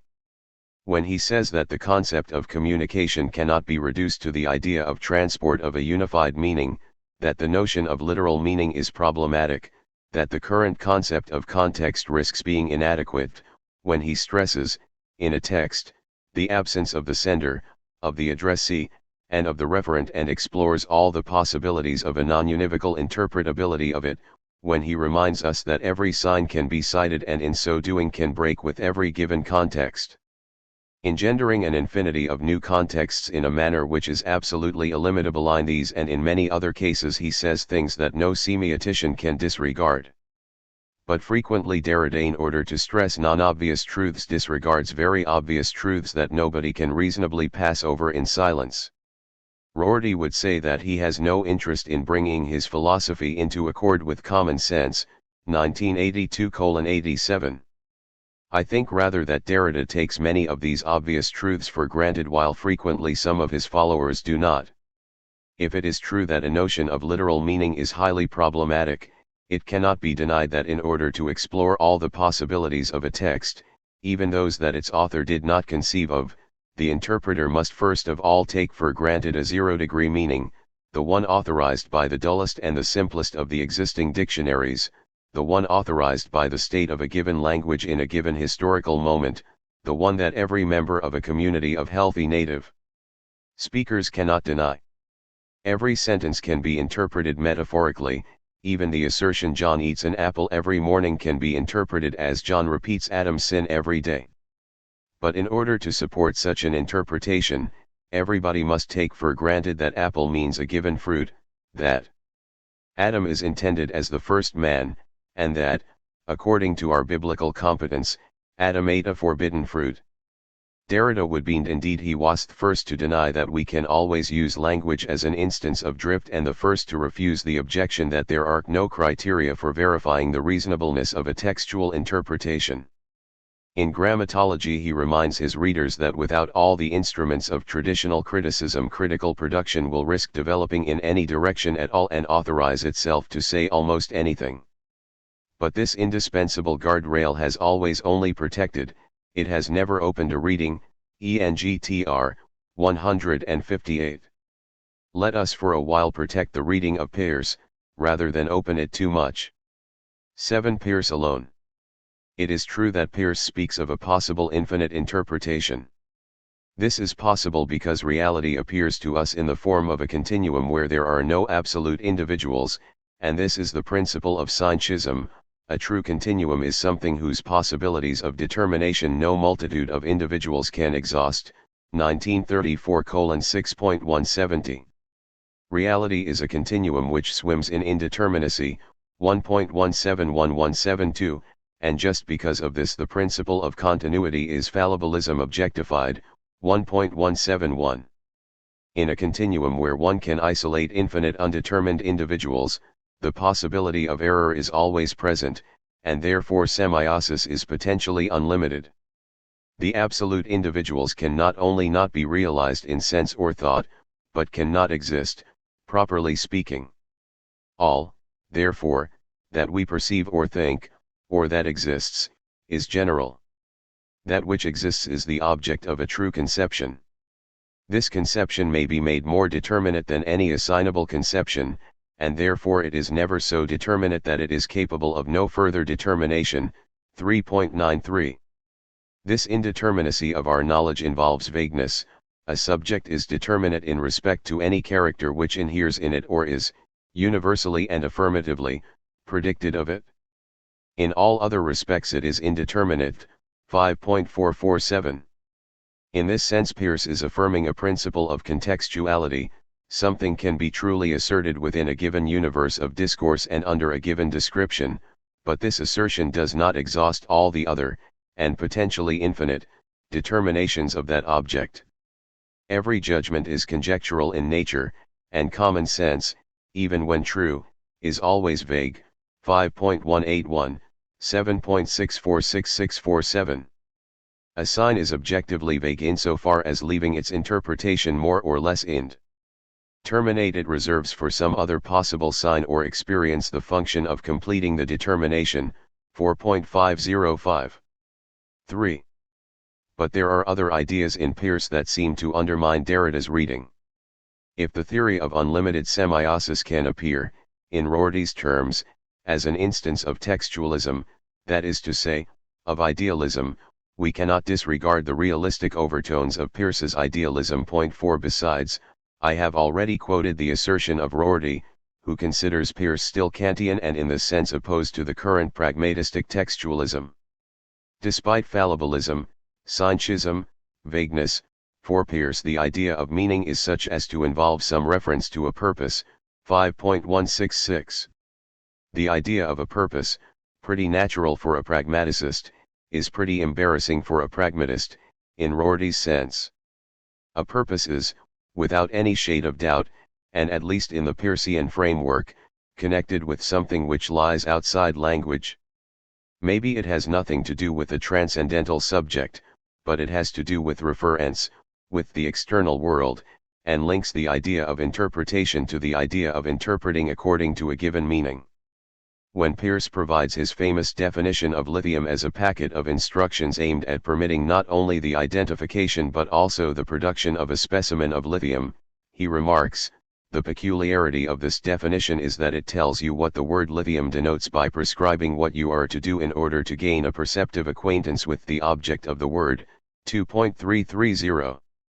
Semiosis is unlimited and, through the series of interpretants, explains itself by itself, but there are at least two cases in which semiosis is confronted with something external to it. The first case is that of indices.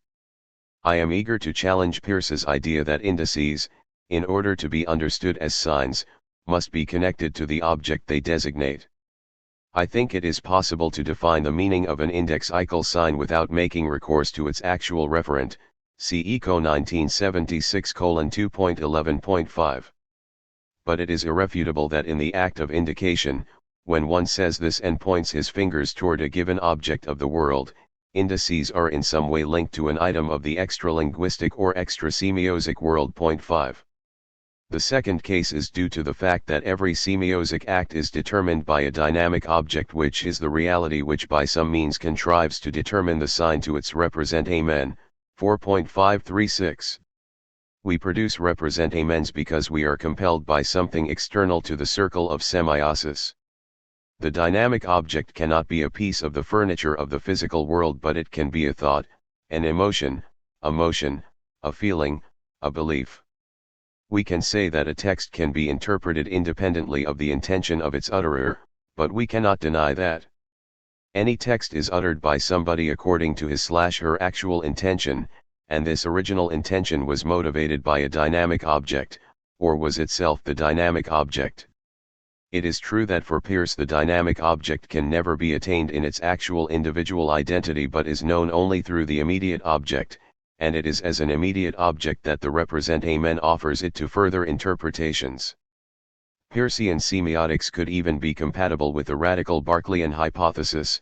The alleged dynamic object can even be a mere figment produced by God and projected by him upon our mind.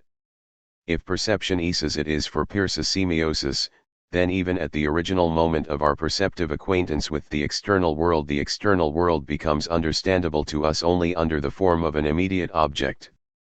For Peirce, when the sign is produced, the dynamic object is no more there, and before the sign was produced it was not an object at all. What is present to our mind and to the semiosic discourse is only the immediate object to be interpreted by other signs. But the presence of the representamen, as well as the presence, in the mind or elsewhere, of the immediate object means that in some way the dynamic object, which is not there, was somewhere. Being not present, or not being there, the object of an act of interpretation has been. Moreover, the dynamic object that was, and which is absent in the ghost of the immediate one, to be translated into the potentially infinite chain of its interpretants, will be or ought to be. The quasi-Heideggerian sound of this statement should not mislead us. I am simply repeating with Peirce that an endless series of representations, each representing the one behind it, and until this point Derrida could not but agree with this formula, may be conceived to have an absolute object as its limit. 1.339. Here it appears something that cannot find a place within the deconstructive framework, outside the immediate interpreton, the emotional, the energetic, and the logical O'Neill. Internal to the course of semiosis there is the final logical interpreton, that is, the habit.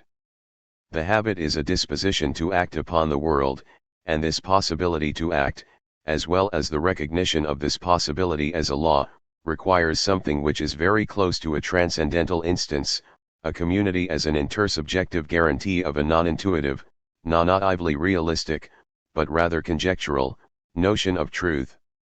Otherwise we could not understand why, given an infinite series of representations, the interpreton is another representation to which the torch of truth is handed along. 1.339. 6. The ultimate meaning of a proposition is the law expressed in the conditionals. 5.491. The meaning of a descriptive proposition is the condition of its verification. 2.511, 2.639, 2.640, 2.511, 5.203, 5.198, 5.402, 5.423. There is a real perfection of knowledge by which reality is constituted. 5.356.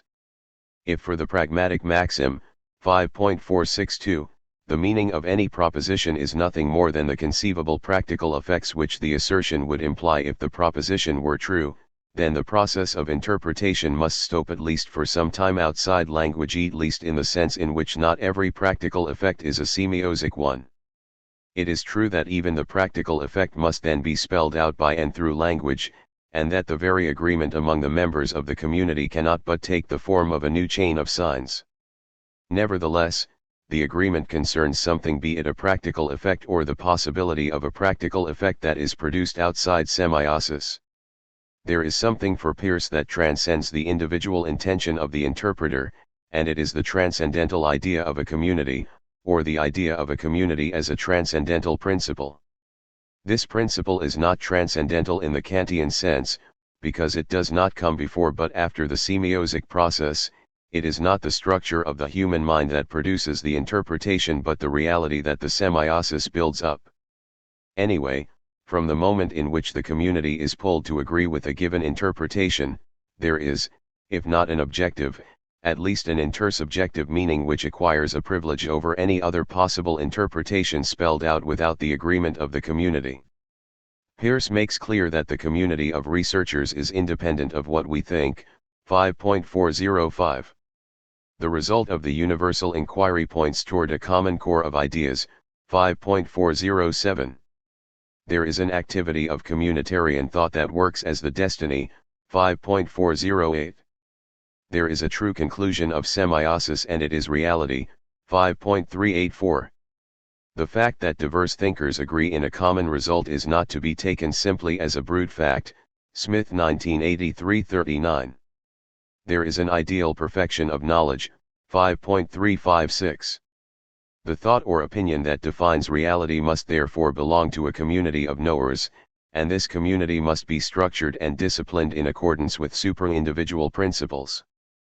The real is the idea in which the community ultimately settles down. 6.610. The opinion which is fated to be ultimately agreed to by all who investigate is what we mean by the truth, and the object represented in this opinion is the real. 5.407. The real, then, is what, sooner or later, information and reasoning would finally result in, and which is therefore independent of the vagaries of me and you. The very origin of the conception of reality shows that this conception essentially involves the notion of a community. 5.311. The process of knowledge is not an individual affair. In storming the stronghold of truth one mounts upon the shoulders of another who has in the ordinary apprehension failed, but has in truth succeeded by virtue of the lesson of his failure. 7.51, 4.547. The truth can at least be reached in the long run. 2.758. There is community because there is no intuition in the Cartesian sense. The transcendental meaning is not there and cannot be grasped by an eidetic intuition. Derrida was correct in saying that the phenomenology of Peirce does not like Husserl's reveal a presence.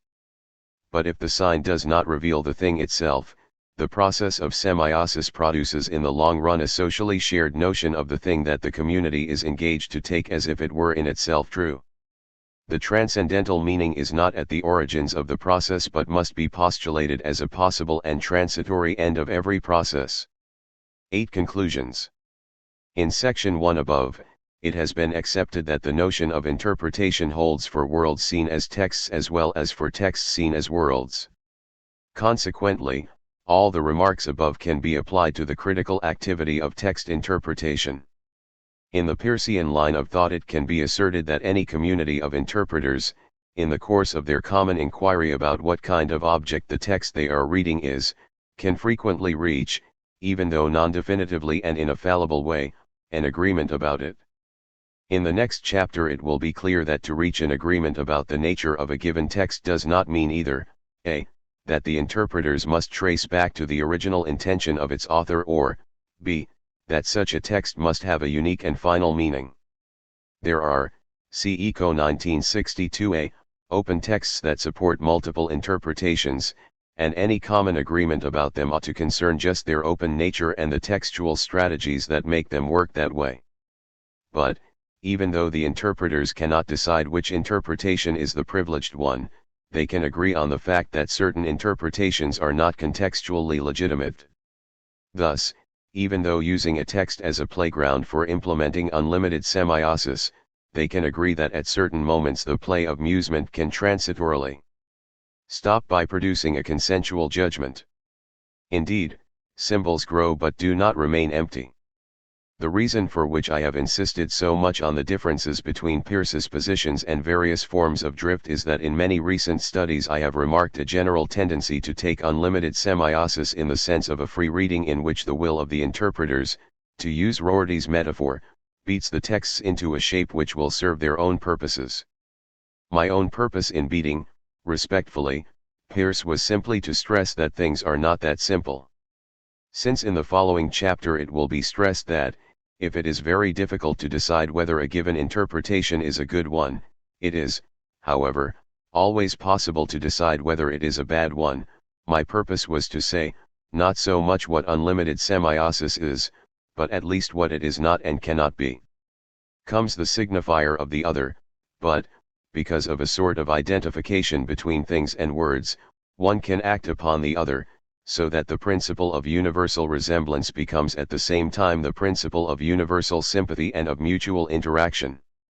3. Vagueness depends on synchism, since no object in the universe can ever be fully determinate with respect to its having or not having every known property. It follows that any proposition about the universe is vague in the sense that it cannot hope to fully specify a determinate set of properties. Almder 1983:331. See also Naden, 1983:163. Vagueness hence represents a sort of relationship between absolute, final determination, which in fact is not attained, the condition of an ideal, therefore, an actual determination of meaning, again as sense, meaning, signification, in concrete semioses. For the current attempts at a theory of reality are to a great extent characterized by the insight that the problem of reality is now freed from the controversy between idealism and realism which had long been unfruitful, and must be treated on another level. The first and decisive step in the new direction was taken by Peirce. This misleading phenomenon explains why, in his writings, he sometimes calls his own position idealistic and sometimes realistic, without essentially changing it. Euler I 979:70. 5. As for a discussion of Derrida's critique of presence, only after having written this paper did I read the important remarks of Scholz, 1989, about pragmatic presence. See pages 7174 on occasional expressions such as this and now. 6. The problem of the habit involves the pragmatic maxim, consider what effects, that might conceivably have practical bearings, we conceive the object of our conception to have. Thus our conception of these effects is the whole of our conceptions of the object. 5.402. The meaning of any proposition is itself given in another proposition which is simply a general description of all the conceivable experimental phenomena which the assertion of the original proposition predicts. Almder 1983:329, cp. 5.427. 3. Intentio lectoris, the state of the art. During the last decades we have witnessed a change of paradigm in the theories of textual interpretation. In a structuralistic framework, to take into account the role of the addressee looked like a disturbing intrusion since the current dogma was that a textual structure should be analyzed in itself and for the sake of itself, to try to isolate its formal structures. In contrast, during the 1970s literary theorists, as well as linguists and semioticians, have focused on the pragmatic aspect of reading. The dialectics between author and reader, sender and addressee, narrator and narratee has generated a crowd, indeed impressive, of semiotic or extrafictional narrators, subjects of the uttered utterance, enunciation vocalizers, voices, meta-narrators, as well as an equally impressive crowd of virtual, ideal, implied or implicit, model, projected, presumed, informed readers, meta-readers, archi-readers, and so on. Many different theoretical approaches, hermeneutics, the aesthetics of reception, reader response criticism, semiotic theories of interpretative cooperation, until the scarcely homogeneous archipelago of deconstruction, have in common an interest in the textual roots of the interpretative phenomenon. This means that they are not focusing on the empirical results of given personal or collective acts of reading, studied by a sociology of reception, but rather on the very function of construct.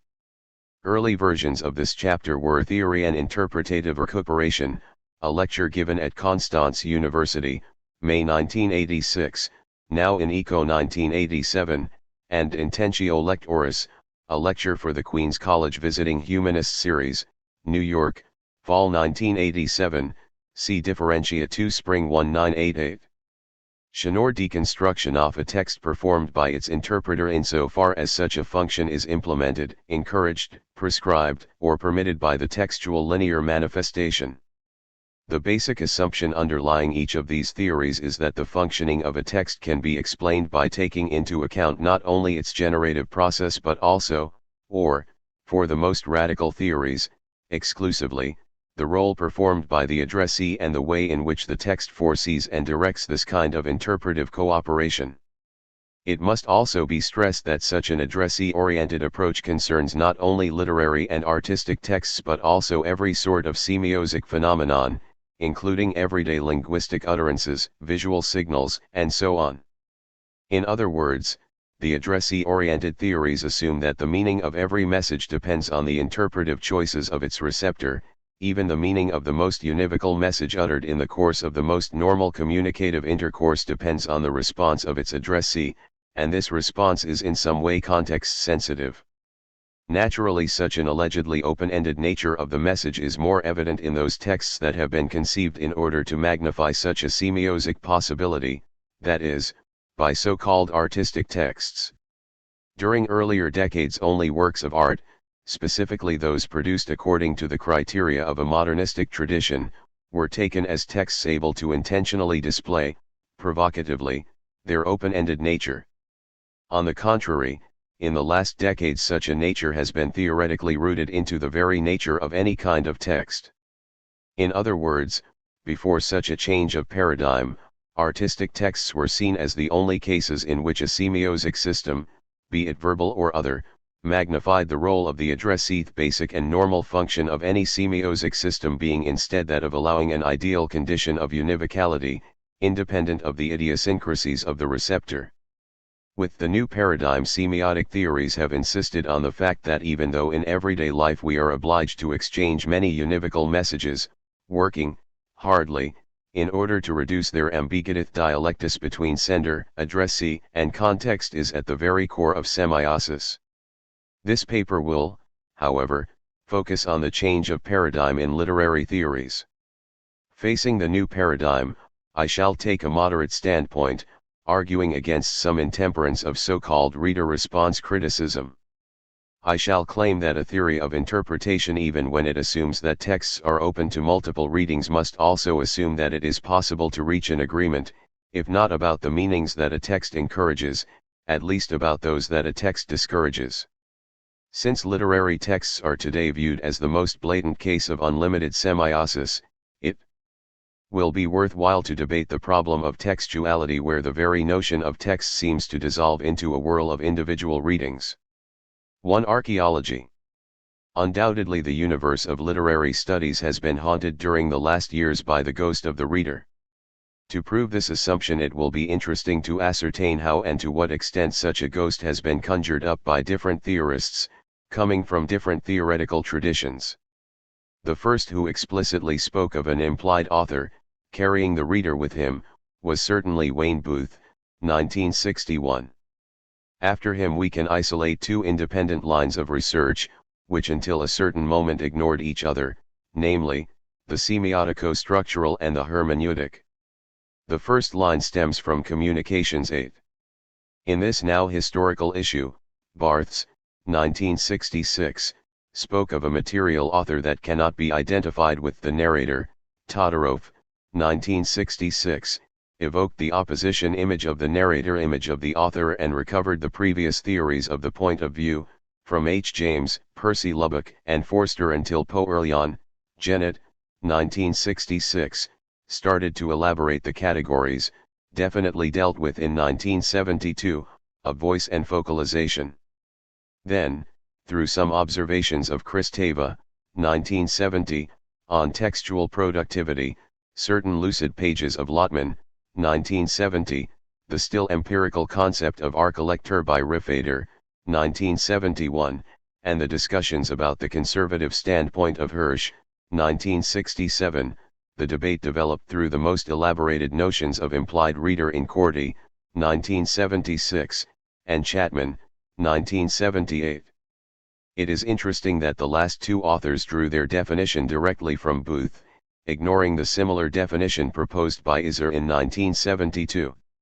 Likewise, I elaborated my notion of model reader along the mainstream of the semiotic structuralistic line, Eco 1979a, matching these results with some suggestions borrowed from various discussions on the modal logic of narrativity, mainly Van Geek and Schmidt, as well as from some hints furnished by Weinrich, not to speak of the idea of an ideal reader designed by Joyce in Finnegan's Wake.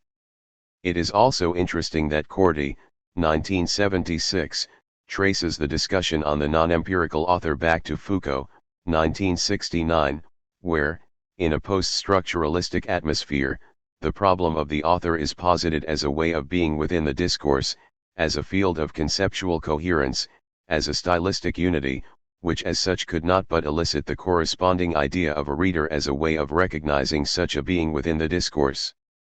The second lineage is represented by Isser, who starts from the proposal of Booth but elaborates his suggestion on the basis of a different tradition, in Garden, Gadamer, Jaws.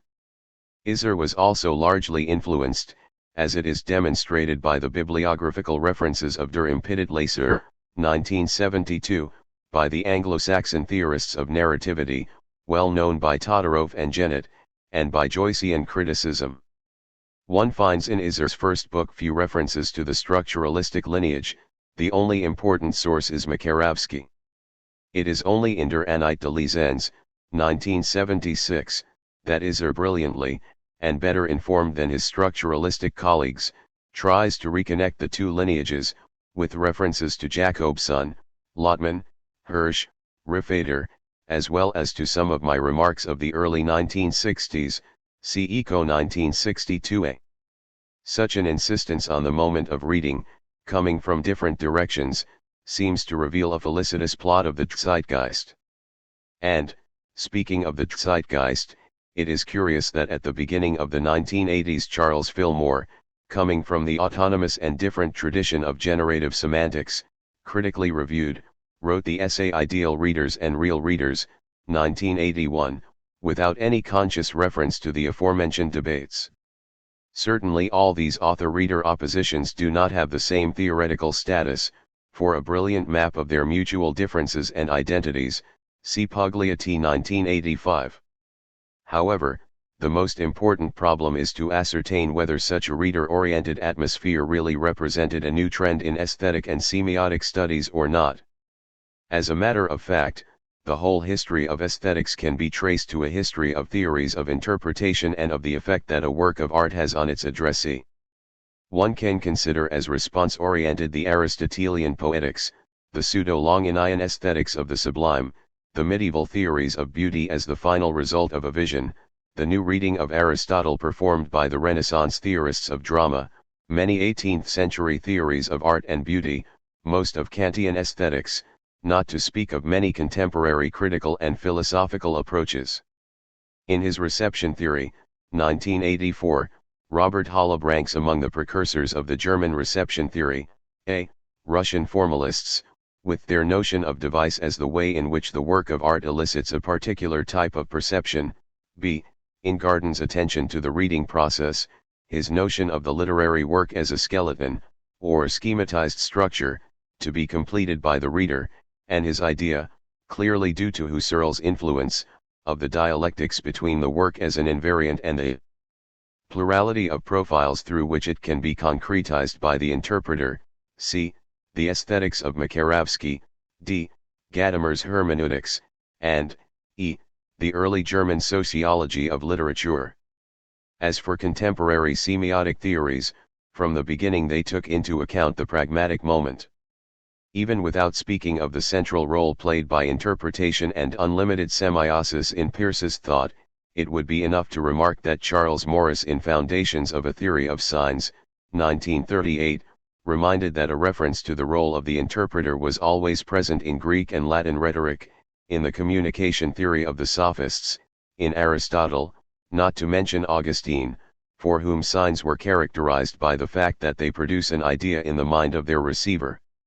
During the 1960s, many Italian semiotic approaches were influenced by sociological studies on the reception of mass media.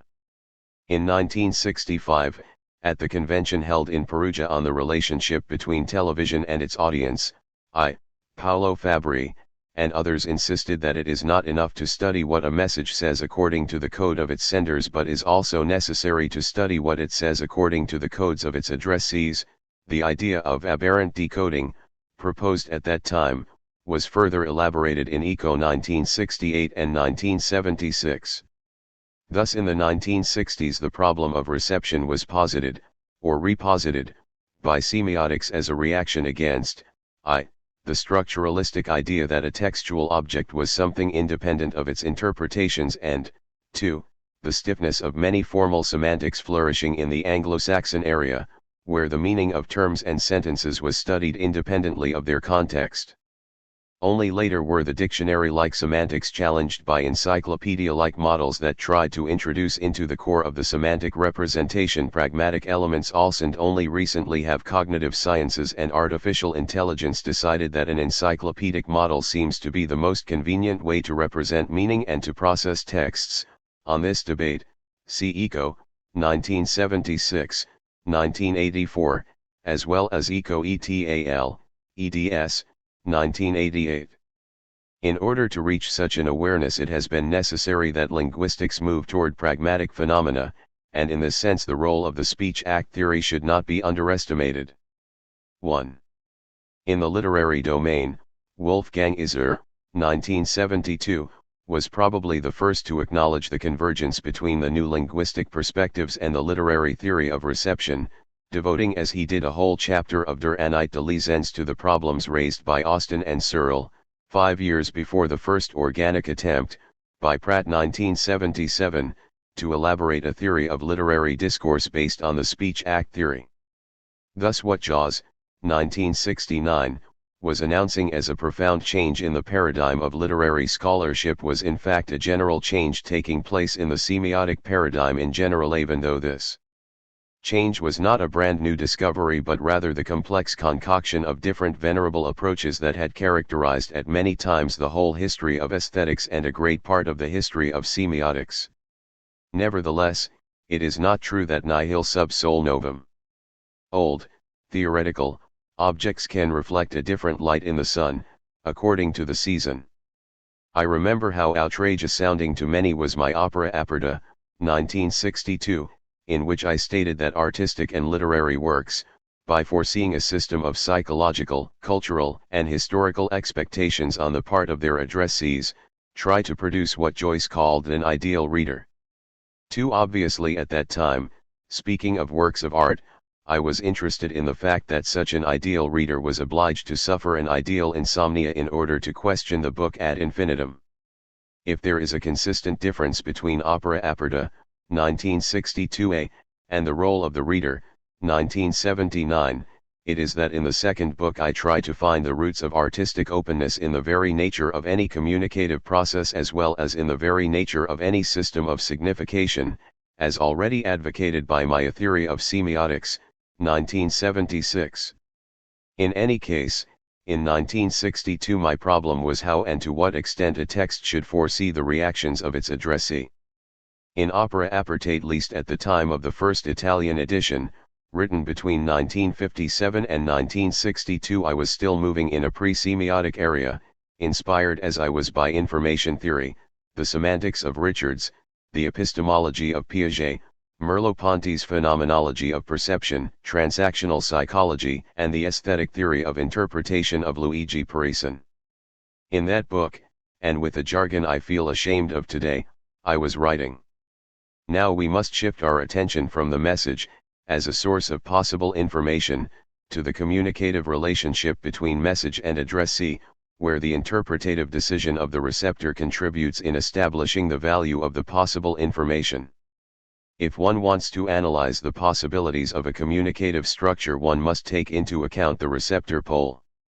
To consider this psychological pole means to acknowledge the formal possibility as such indispensable in order to explain both the structure and the effect of the message, which a message signifies only insofar as it is interpreted from the point of view of a given situation, a psychological as well as a historical, social, and anthropological one. ECO 1962, 2d ed. 131 ff. In 1967, speaking in the course of an interview about my book, Just translated into French, Claude Lévi-Strauss said that he was reluctant to accept my perspective because a work of art is an object endowed with precise properties, that must be analytically isolated, and this work can be entirely defined on the grounds of such properties. When Jacobson and myself tried to make a structural analysis of a Baudelaire sonnet, we did not approach it as an open work in which we could find everything that has been filled in by the following epochs. We approached it as an object which, once created, had the stiffness, so to speak, of a crystal. We confined ourselves to bring into evidence these properties. Caruso 1967:81-82. I have already discussed this opinion in the introductory chapter of The Role of the Reader, making clear that, by stressing the role of the interpreter, I was not assuming that in an open work one can find that everything has been filled in by its different empirical readers, irrespective of or despite the properties of the textual objects. I was, on the contrary, assuming that an artistic text contained, among its major analyzable properties, certain structural devices that encourage and elicit interpretive choices. However, I am quoting that old discussion in order to show how daring it was during the 1960s to introduce the act of reading into the description and evaluation of the text to be read. In Opera Aperta, even though stressing the role of the interpreter ready to risk an ideal insomnia in order to pursue infinite interpretations, I was insisting that to interpret a text means to interpret that text, not one's own personal drives. Depending as I was on the aesthetics of interpretation of Luigi Parison, I was still speaking of a dialectics between fidelity and freedom. I am stressing this point because, if during the structural 60s my addressee-oriented position, neither so provocative nor so unbearably original, appeared so radical, today it would sound pretty conservative, at least from the point of view of the most radical reader response theories. 3. To a web of critical options. The opposition between a generative approach, according to which the theory isolates the rules for the production of a textual object that can be understood independently of its effects, and an interpretive approach is not homogeneous with triangular contrast, widely discussed in the course of a secular critical debate, among interpretation as research of the intentio auctoris, interpretation as the research of the intentio operis, and interpretation as imposition of the intentio lectoris. The classical debate aimed at finding in a text either, a. what its author intended to say, or, b. what the text says independently of the intentions of its author. Only after accepting the second horn of the dilemma can one ask whether what is found is, I. what the text says by virtue of its textual coherence and of an original underlying signification system, or, 2. what the addressees found in it by virtue of their own systems of expectations. Such a debate is of paramount importance, but its terms only partially overlap the opposition generation/interpretation. One can describe a text as generated according to certain rules without assuming that its author followed them intentionally and consciously. One can adopt a hermeneutic viewpoint leaving unprejudiced whether the interpretation must find what the author meant or what being says through language in the second case, leaving unprejudiced whether the voice of being is influenced by the drives of the addressee or not. If one crosses the opposition generation/interpretation with the trichotomy of intentions, one can get 6 different potential theories and critical methods. Facing the possibility, displayed by a text, of eliciting infinite or indefinite interpretations, the Middle Ages and the Renaissance reacted with 2 different hermeneutic options. Medieval interpreters looked for a plurality of senses without refusing a sort of identity principle.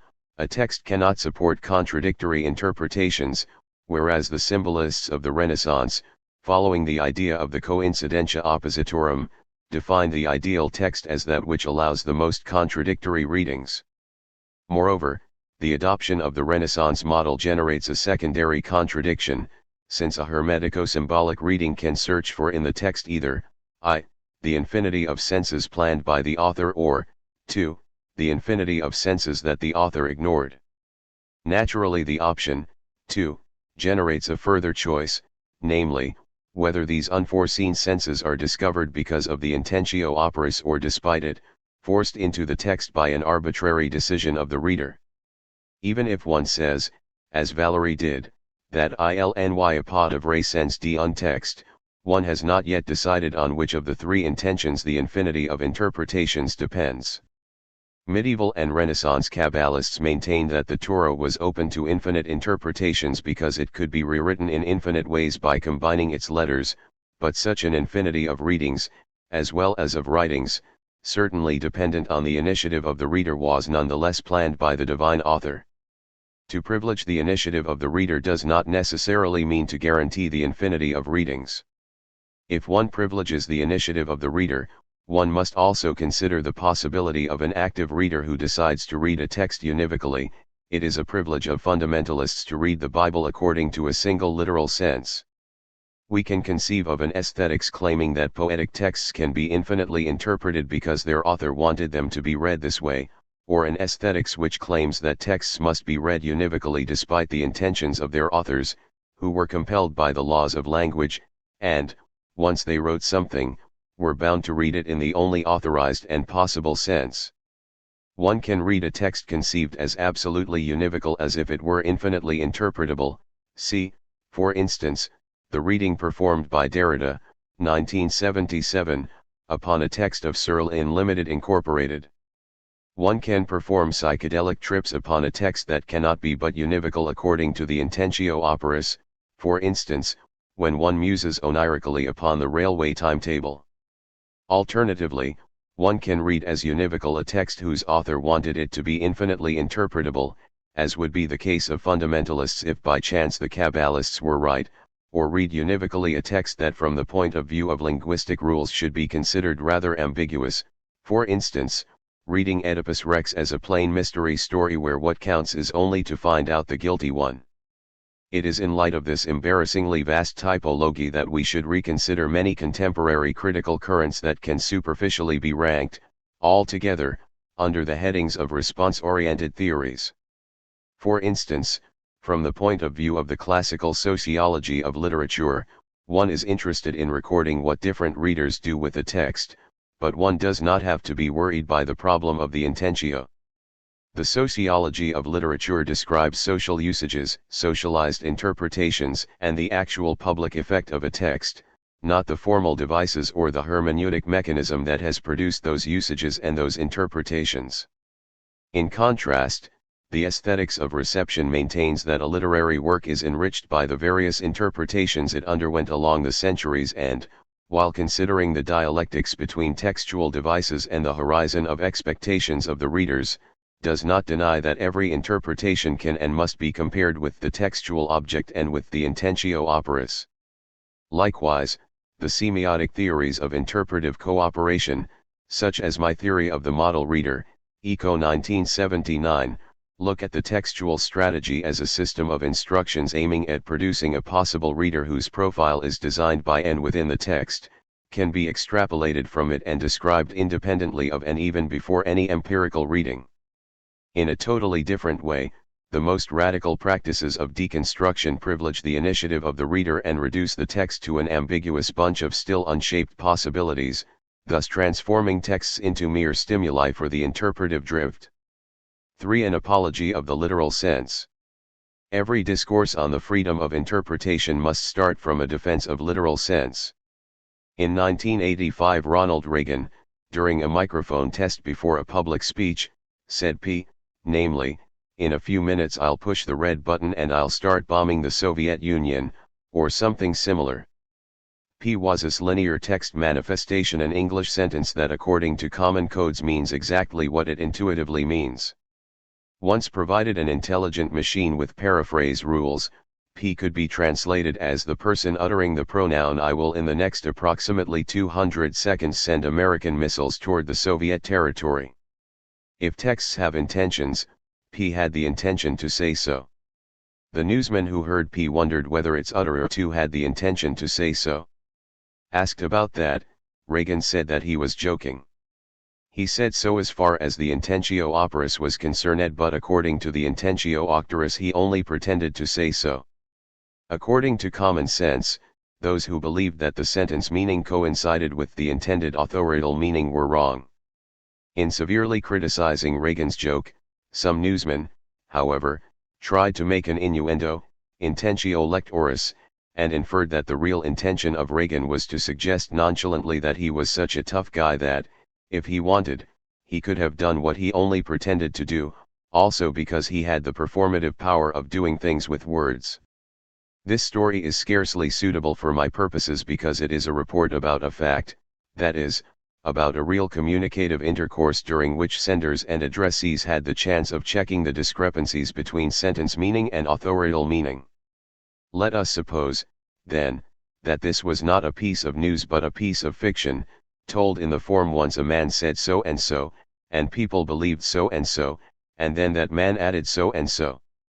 In this case we have lost any guarantee about the authorial intention, this author having simply become one of the characters of the narration. How to interpret this story? It can be the story of a man making a joke, the story of a man who jokes but shouldn't, the story of a man who pretends to joke but as a matter of fact is uttering a menace, the story of a tragic world where even innocent jokes can be taken seriously, the story of how the same jocular sentence can change its meaning according to the status and the role of its utterer. Would we say that this story has a single sense, that it has all the senses listed above, or that only some of them can be considered as the correct ones? Some years ago Derrida wrote me a letter to inform me that he and other people were establishing in Paris the Collège International de Philosophie and to ask me for a letter of support. I bet Derrida was assuming that, I had to assume that he was telling the truth, too. I had to read his program as a univocal discourse as far as both the actual situation and his project were concerned. 3. My signature requested at the end of my letter would have been taken more seriously than Derrida's at the end of signature, evenement, context. Naturally, according to my Erwartungshorizon, Derrida's letter could have assumed for me many other additional meanings, even the most contradictory ones, and could have elicited many additional inferences about its intended meaning. Nevertheless, any additional inference ought to be based on its first layer of allegedly literal meaning.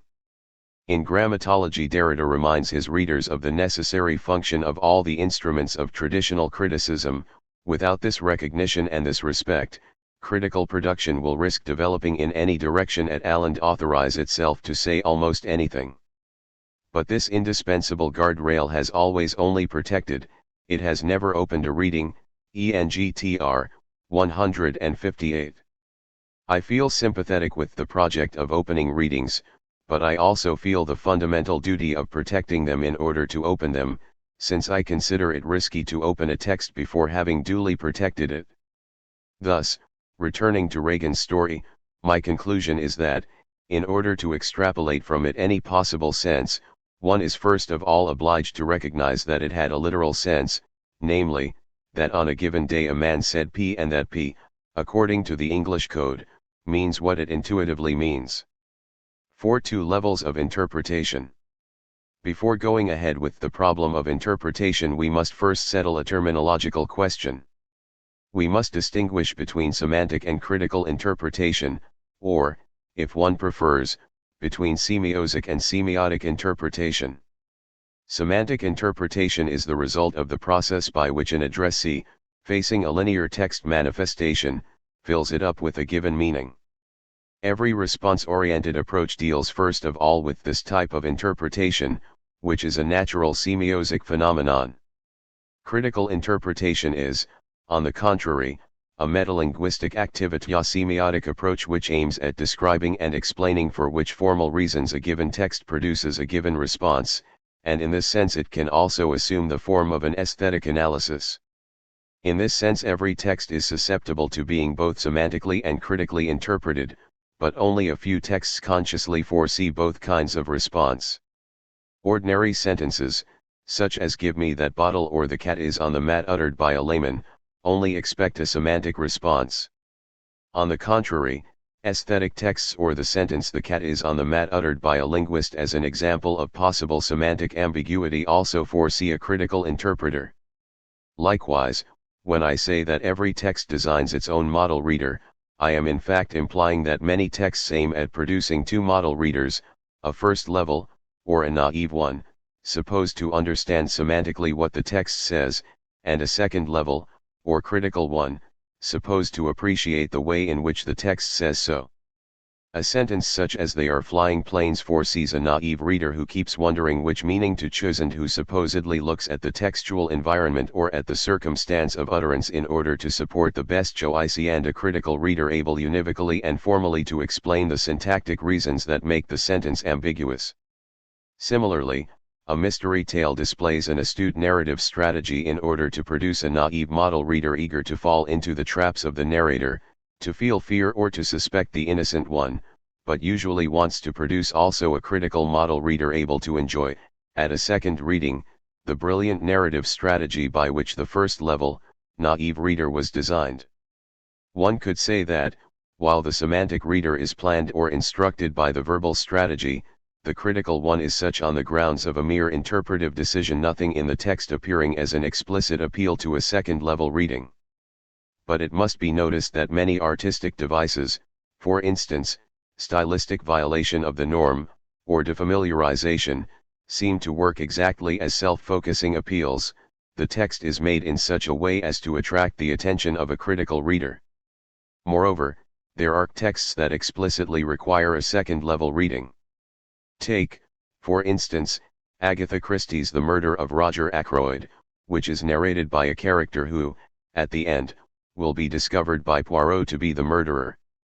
After his confession, the narrator informs the readers that, if they had paid due attention, they could have understood at which precise moment he committed his crime, because in some reticent way he did say it.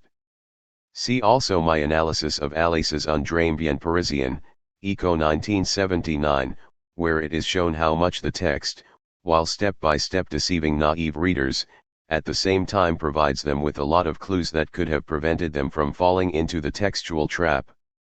Obviously these clues can be detected only in the course of a second reading. Richard Rorty, Idealism and Textualism, 1982, says that in the present century there are people who write as if there were nothing but texts, and makes a distinction between two kinds of textualism.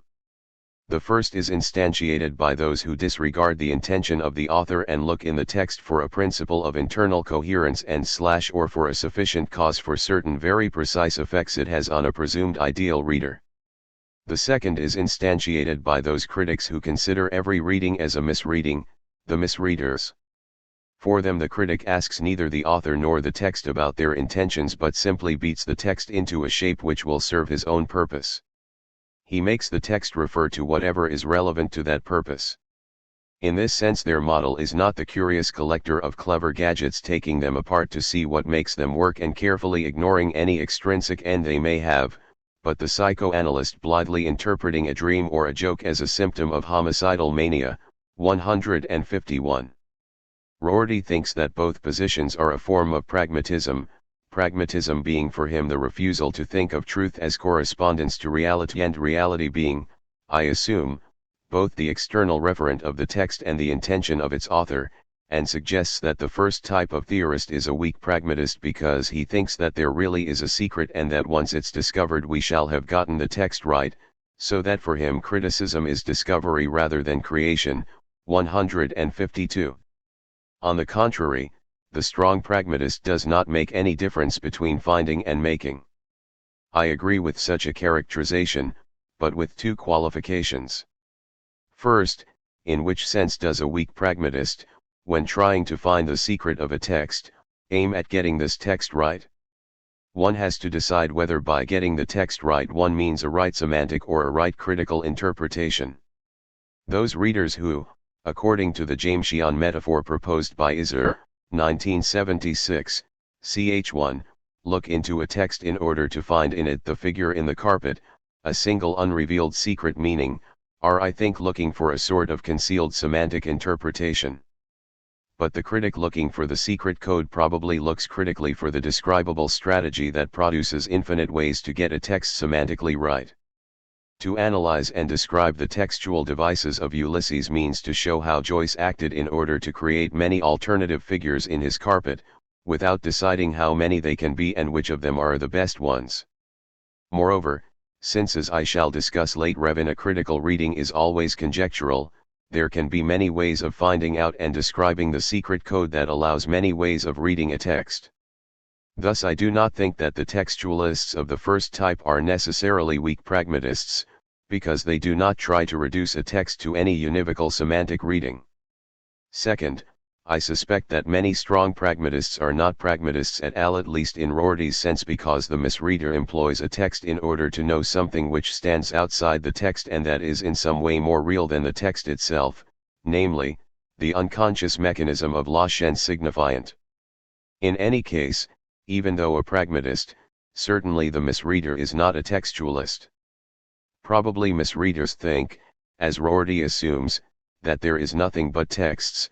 However, they are interested in every possible text except the one they are reading. As a matter of fact, strong pragmatists are concerned only with the infinite semantic readings of the text they are reading, but I suspect that they are scarcely interested in the way it works. 5. Interpretation and use. I can accept the distinction proposed by Rorty as a convenient opposition between interpreting, critically, and merely using a text. To critically interpret a text means to read it in order to discover, along with our reactions to it, something about its nature. To use a text means to start from it in order to get something else, even accepting the risk of misinterpreting it from the semantic point of view. If I tear out the pages of my Bible to wrap my pipe tobacco in them, I am using this Bible, but it would be daring to call me a textualist, even though I am, if not a strong pragmatist, certainly a very pragmatic person. If I get sexual enjoyment from a pornographic book, I am not using it, because in order to elaborate my sexual fantasies I had to semantically interpret its sentences. On the contrary, if let us suppose I look into the Elements of Euclid to infer that their author was a scotophiliac, obsessed with abstract images, then I am using it because I renounce interpreting its definitions and theorems semantically. The quasi-psychoanalytic reading that Derrida makes of Poe's The Purloined Letter in Les Facteurs de la Vérité, 1980, represents a good critical interpretation of that story. Derrida insists that he is not analyzing the unconscious of the author but rather the unconscious of the text.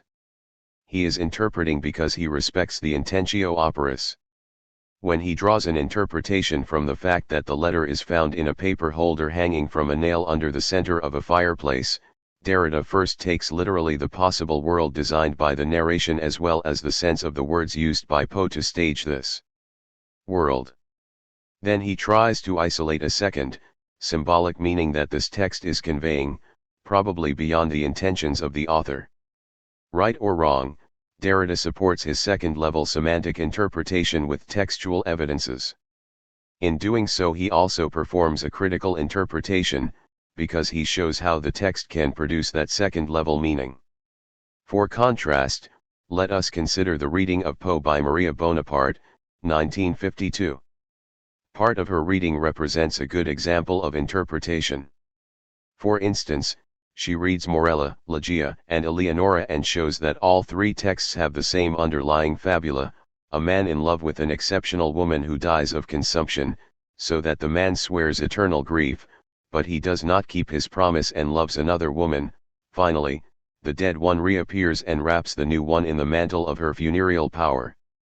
In a non-technical way, Bonaparte identifies in these three texts the same actantial structures, speaks of the structure of an obsession, but reads that obsession as a textual one, and in so doing reveals the intentio operis.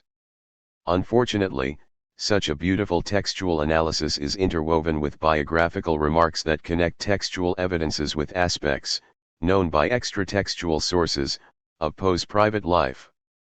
When Bonaparte says that Poe was dominated by the impression he felt as a child when he saw his mother, dead of consumption, lying on the catafalque, when she says that in his adult life and in his work he was so morbidly attracted by women with funereal features, when she reads his stories populated by living corpses in order to explain his personal necrophilia, then she is using, not interpreting, texts.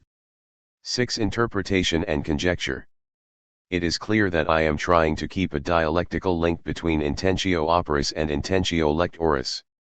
The problem is that, if one perhaps knows what is meant by intention of the reader, it seems more difficult to define abstractly what is meant by intention of the text. The text intention is not displayed by the linear text manifestation. Or, if it is displayed, it is so in the sense of the purloined letter. One has to decide to see it. Thus it is possible to speak of text intention only as the result of a conjecture on the part of the reader. The initiative of the reader basically consists in making a conjecture about the text intention. A text is a device conceived in order to produce its model reader. I repeat that this reader is not the one who makes the only right conjecture. A text can foresee a model reader entitled to try infinite conjectures. The empirical reader is only an actor who makes conjectures about the kind of model reader postulated by the text. Since the intention of the text is basically to produce a model reader able to make conjectures about it, the initiative of the model reader consists in figuring out a model author that is not the empirical one and that, at the end, coincides with the intention of the text. Thus, more than a parameter to use in order to validate the interpretation, the text is an object that the interpretation builds up in the course of the circular effort of validating itself on the basis of what it makes up as its result. I am not ashamed to admit that I am so defining the old and still valid hermeneutic circle. The logic of interpretation is the Peircean logic of abduction. To make a conjecture means to figure out a law that can explain a result. The secret code of a text is such a law. One could say that in the natural sciences the conjecture has to try only the law, since the result is under the eyes of everybody, while in textual interpretation only the discovery of a good law makes the result acceptable. But I do not think that the difference is so clear-cut. Even in the natural sciences no fact can be taken as a significant result without having first and vaguely decided that this fact among innumerable others can be selected as a curious result to be explained. To isolate a fact as a curious result means to have already obscurely thought of a law of which that fact could be the result. When I start reading a text I never know, from the beginning, whether I am approaching it from the point of view of a suitable intention. My initiative starts to become exciting when I discover that my intention could meet the intention of that text. How to prove a conjecture about the intentio operis? The only way is to check it against the text as a coherent whole. This idea, too, is an old one and comes from Augustine, De Doctrina Christiana 23. Any interpretation given of a certain portion of a text can be accepted if it is confirmed and must be rejected if it is challenged by another portion of the same text.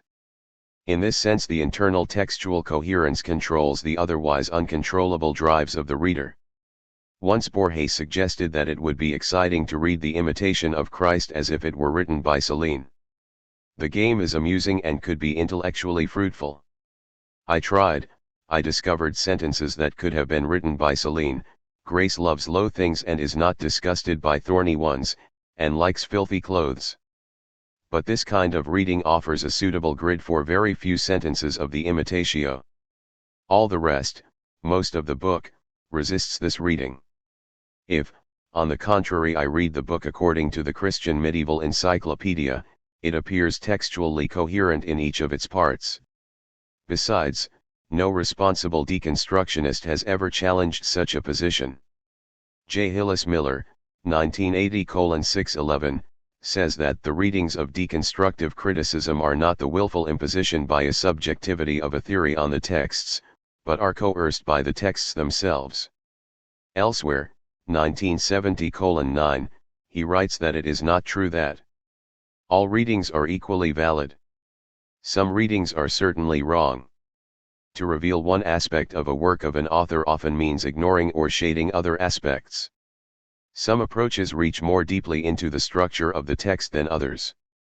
7. The falsifiability of misinterpretations.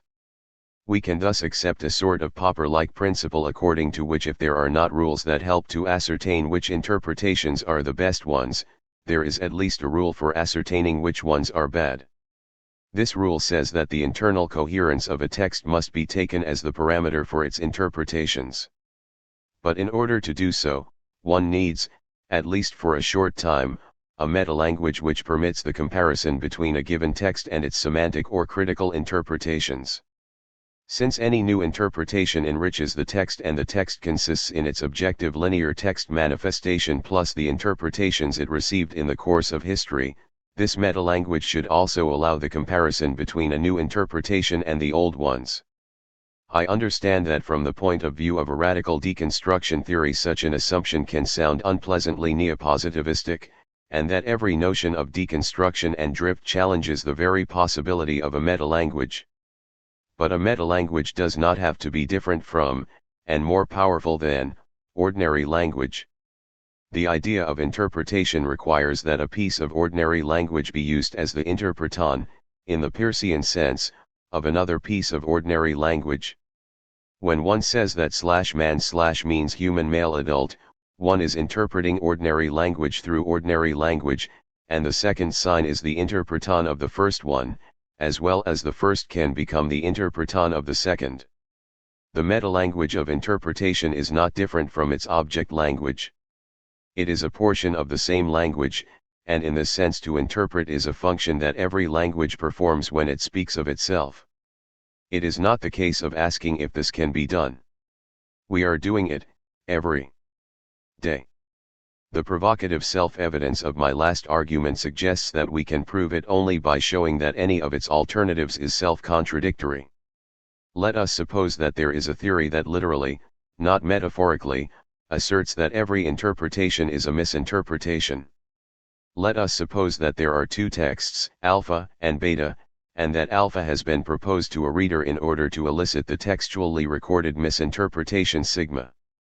Take a literate subject X, previously informed that any interpretation must be a misinterpretation, and give him or her the three texts alpha, beta, and sigma.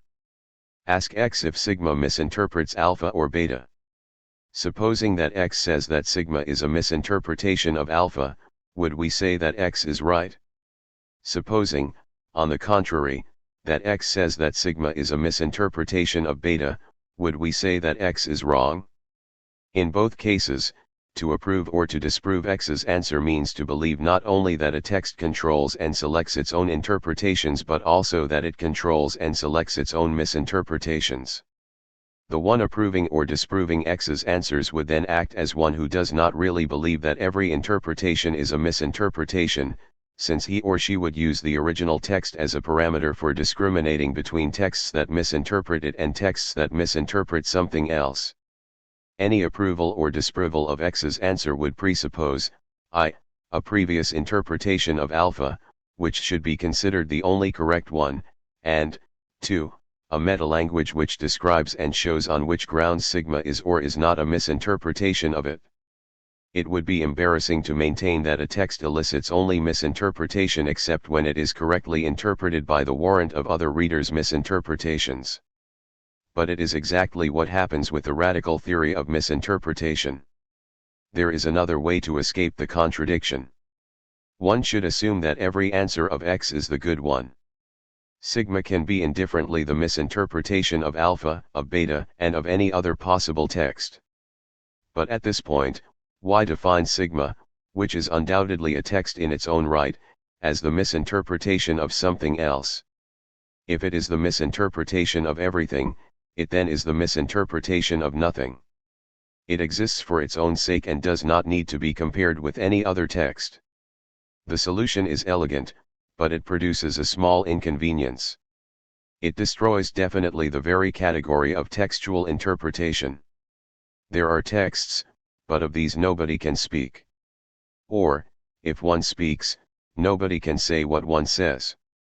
Texts, at most, are used as stimuli to produce other texts, but once a new text is produced, it cannot be referred to its stimulus. 8 Conclusions. To defend the rights of interpretation against the mere use of a text does not mean that texts must never be used. We are using texts every day and we need to do so, for many respectable reasons. It is only important to distinguish use from interpretation. A critical reader could also say why certain texts have been used in a certain way, finding in their structure the reasons for their use or misuse. In this sense, a sociological analysis of the free uses of texts can support a further interpretation of them. In any case, use and interpretation are abstract theoretical possibilities. Every empirical reading is always an unpredictable mixture of both. It can happen that a play started as use ends by producing a fruitful new interpretation or vice versa. Sometimes to use texts means to free them from previous interpretations, to discover new aspects of them, to realize that before they had been illicitly interpreted, to find out a new and more explicative intentio operis, that too many uncontrolled intentions of the readers, perhaps disguised as a faithful quest for the intention of the author, had polluted and obscured. There is also a pretextual reading, performed not in order to interpret the text but to show how much language can produce unlimited semiosis. Such a pretextual reading has a philosophical function. Deconstruction does not consist in moving from one concept to another, but in reversing and displacing a conceptual order as well as the non-conceptual order with which it is articulated. Derrida 1972, ENGTR, 195. I think that there is a difference between such a philosophical practice and the decision to take it as a model for literary criticism and for a new trend in textual interpretation. In some of these cases texts are used rather than interpreted. But I confess that it is frequently very hard to distinguish between use and interpretation. Some of the chapters of this book deal with such a problem, trying to check with concrete examples whether there are, and to what extent, limits of interpretation. 4. Small worlds. 1. Fictional worlds. It seems a matter of common sense to say that in the fictional world conceived by Shakespeare it is true that Hamlet was a bachelor and it is false that he was married. Philosophers ready to object that fictional sentences lack reference and are thereby false, or that both the statements about Hamlet would have the same truth value, Russell 1919:169, do not take into account the fact that there are persons gambling away their future on the grounds of the recognized falsity or truth of similar statements. Any student asserting that Hamlet was married to Ophelia would fail in English, and nobody could reasonably criticize his/her teacher for having relied on such a reasonable notion of truth. In order to reconcile common sense with the rights of alethic logic, many theories of fiction have borrowed the notion of possible world from modal logic. It sounds correct to say that in the fictional world invented by Robert Louis Stevenson, Long John Silver, entertains a series of hopes and strong beliefs and thus outlines a doxastic world where he succeeds in putting his hands, or his only foot, on the coveted treasure of the eponymous island and, 2. Performs many deeds in order to make the future course of events in the real world match the state of his doxastic one. This chapter is a real elaboration of my Report 3 at the Nobel Symposium 65 on Possible Worlds in Humanities, Arts, and Sciences, Leidings, August 1986.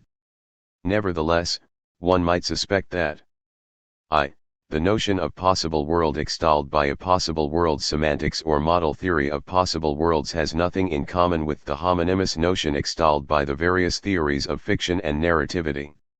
2. Independent of the above question, the notion of possible world does not add anything interesting to the understanding of fictional phenomena. 1. 2. Empty vs. Furnished worlds. In a model theory, possible worlds concern sets, not individuals, and a possible world semantics cannot be a psycholinguistically realistic theory of language understanding. It is the structure provided by the possible worlds theory that does the work, not the choice of a particular possible world, if the latter makes sense at all. Part 1988:118. A semantical game is not played on a single model, but on a space of models on which suitable alternativeness relations are defined.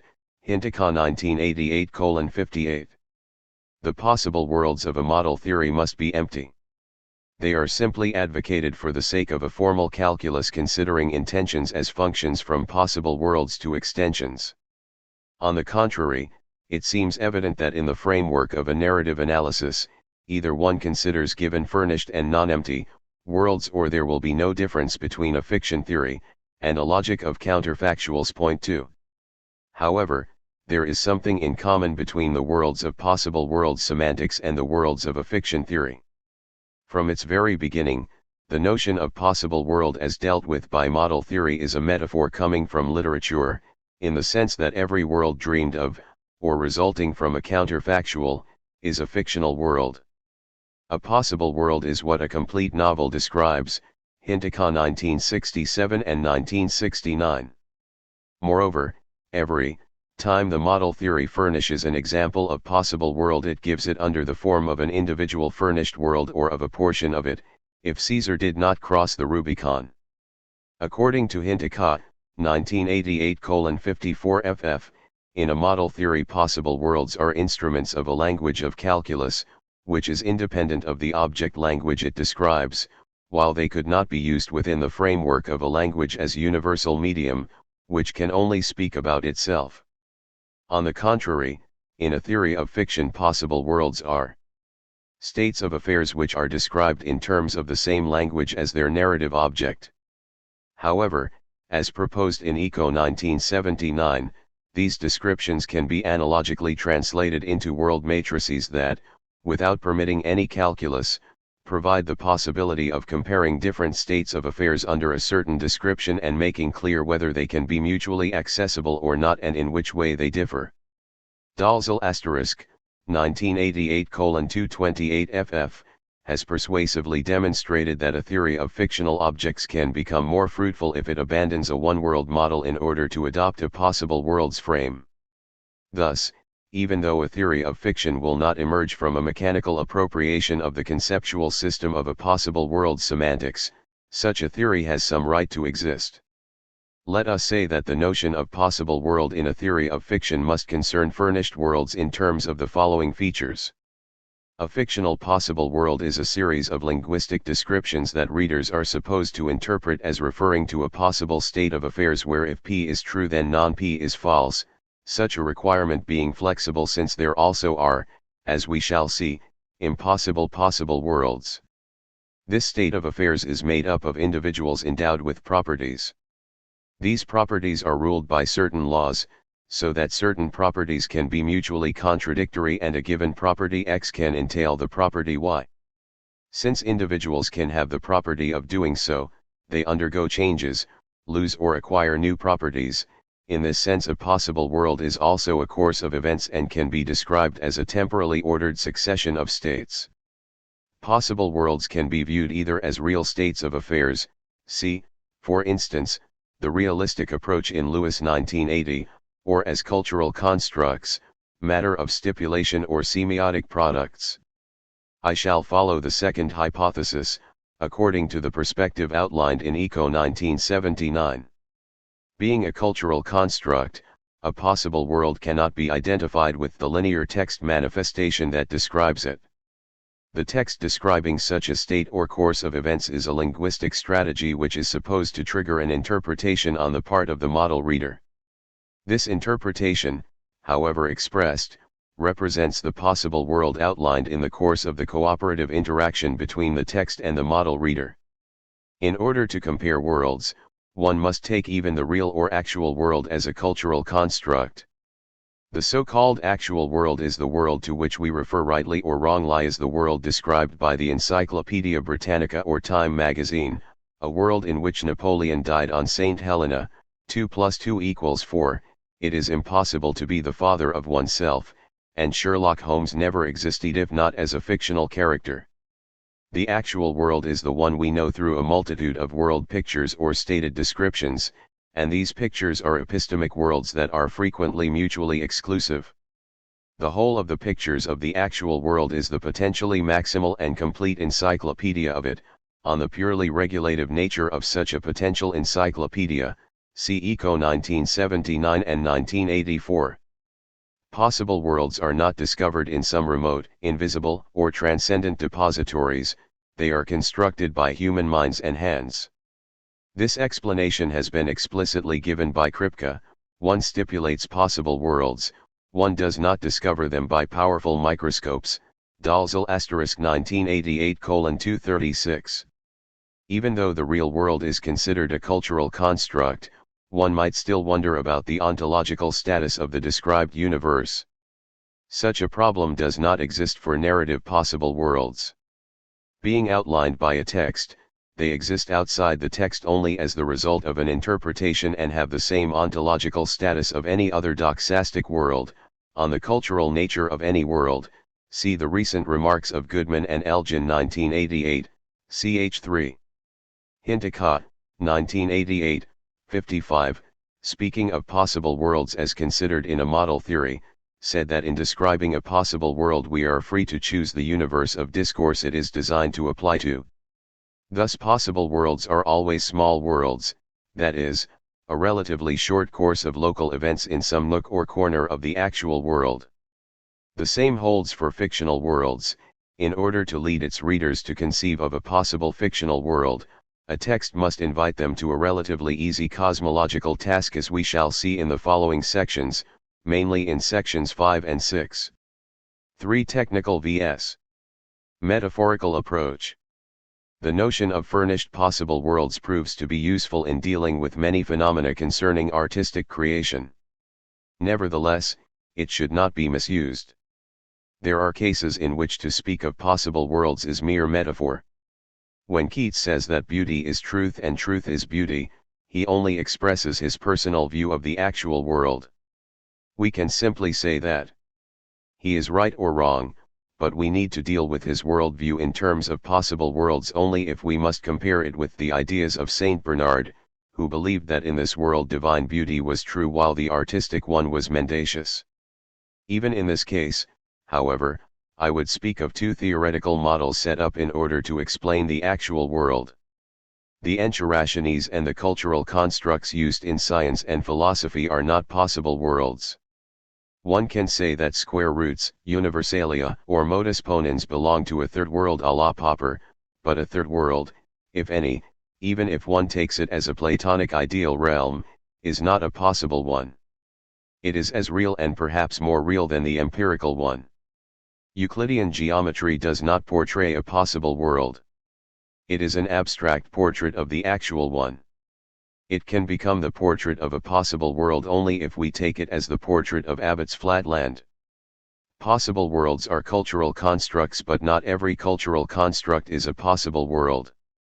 For instance, in trying out a scientific hypothesis in the sense of Peirce's abductions, we figure out possible laws that, if they held, could explain many inexplicable phenomena. But these adventures of our mind have as their sole aim to prove that the imagined law also holds in the real world or in the world we construct as the real one. Possibility is a means, not an end in itself. We explore the plurality of possibilia to find a suitable model for realia. Likewise, I do not think that metaphors outline possible worlds, as is assumed, for instance, by Levin 1979:124 ff. In its simplest form, a metaphor is a shortened simile. Tom is a lion means that Tom, under a certain description, has some of the properties of a lion, say, force and courage. Naturally, if one takes this metaphor literally, there is a case of infelicitous communication, or at least of semantic inconsistency, since it is impossible in the actual world to be at the same time human and beast. But if we take it as a figure of speech and interpret it consequently, then it tells something that cannot be challenged from the point of view of our world knowledge. It tells that in the actual world Tom has, allegedly, these properties. This metaphor, once disambiguated, can appear as a false statement about the actual world. Someone can deny that Tom is truly courageous, but not as a true statement about a possible world. If, on the contrary, I say that in Homer's world Achilles is a lion, I tell something true in Homer's world, while leaving unprejudiced whether this is true or not in the world of historical, if any, experience. Even the most obscure metaphor does not outline an alternative world, it simply obscurely suggests that one should see certain individuals of the reference world as characterized by unheard of properties. It is useful to use the notion of possible world when one refers to a state of affairs, but only if one needs to compare at least two alternative states of affairs. If one says that Donald Duck is an invention by Disney and that we have few chances to meet him on Sunset Boulevard, one certainly says that Donald Duck belongs to a world of fantasy, but no specific possible worlds theory is requested in order to discover or to prove such a triviality. If, on the contrary, one analyzes a very peculiar movie as Who Framed Roger Rabbit, in which cartoons interact with allegedly real characters, then problems of mutual accessibility between different worlds can be legitimately debated. If Tom says that he hopes to buy a big boat, his sentence expresses a propositional attitude that, as such, outlines the possible world of Tom's fancies, but we need a notion of possible world only if we must compare at least two propositional attitudes. Let me quote a famous silly dialogue, mentioned in Russell 1905. Tom, looking for the first time at John's boat, I believed that your boat was bigger than that. John, no, my boat is not bigger than that. The whole modal conundrum can be easily explained as shown here, figure 4.1. Tom, in the world WT of his imagination, thinks that John's boat B1 is, let us say, 10 meters long. Then Tom, in the actual world WO of his experience, sees the real boat B2 and remarks that it is 5 meters long. Subsequently, he compares the B1 of his doxastic world to the B2 of his real world and remarks that B1 was bigger than B2. John, who has never studied modal logic, mixes the worlds up and deals with B1 and B2 as if both belong to the same WO. In this case, a notion of possible world proves to be useful to explain a conversational ambiguity that depends on a cognitive difficulty. For why possible worlds are useful for a theory of fiction. If the exchange between Tom and John were recounted as a funny piece of fiction, its treatment in terms of possible worlds would explain why the story sounds amusing. It stages the interaction between two individuals, one of which is unable to discriminate between incompatible worlds. Suppose that John and Tom live in a very simple world endowed only with a couple of properties, namely, boat, scored as M, or marine vehicle, and big. We can decide that, under a certain description, certain properties are essential and others accidental. In order to define a property as textually essential, Hintikot, 1969, said that if I speak of a man I saw without being sure whether he was Tom or John, this man will be the same in every possible world since it is essentially the man I saw.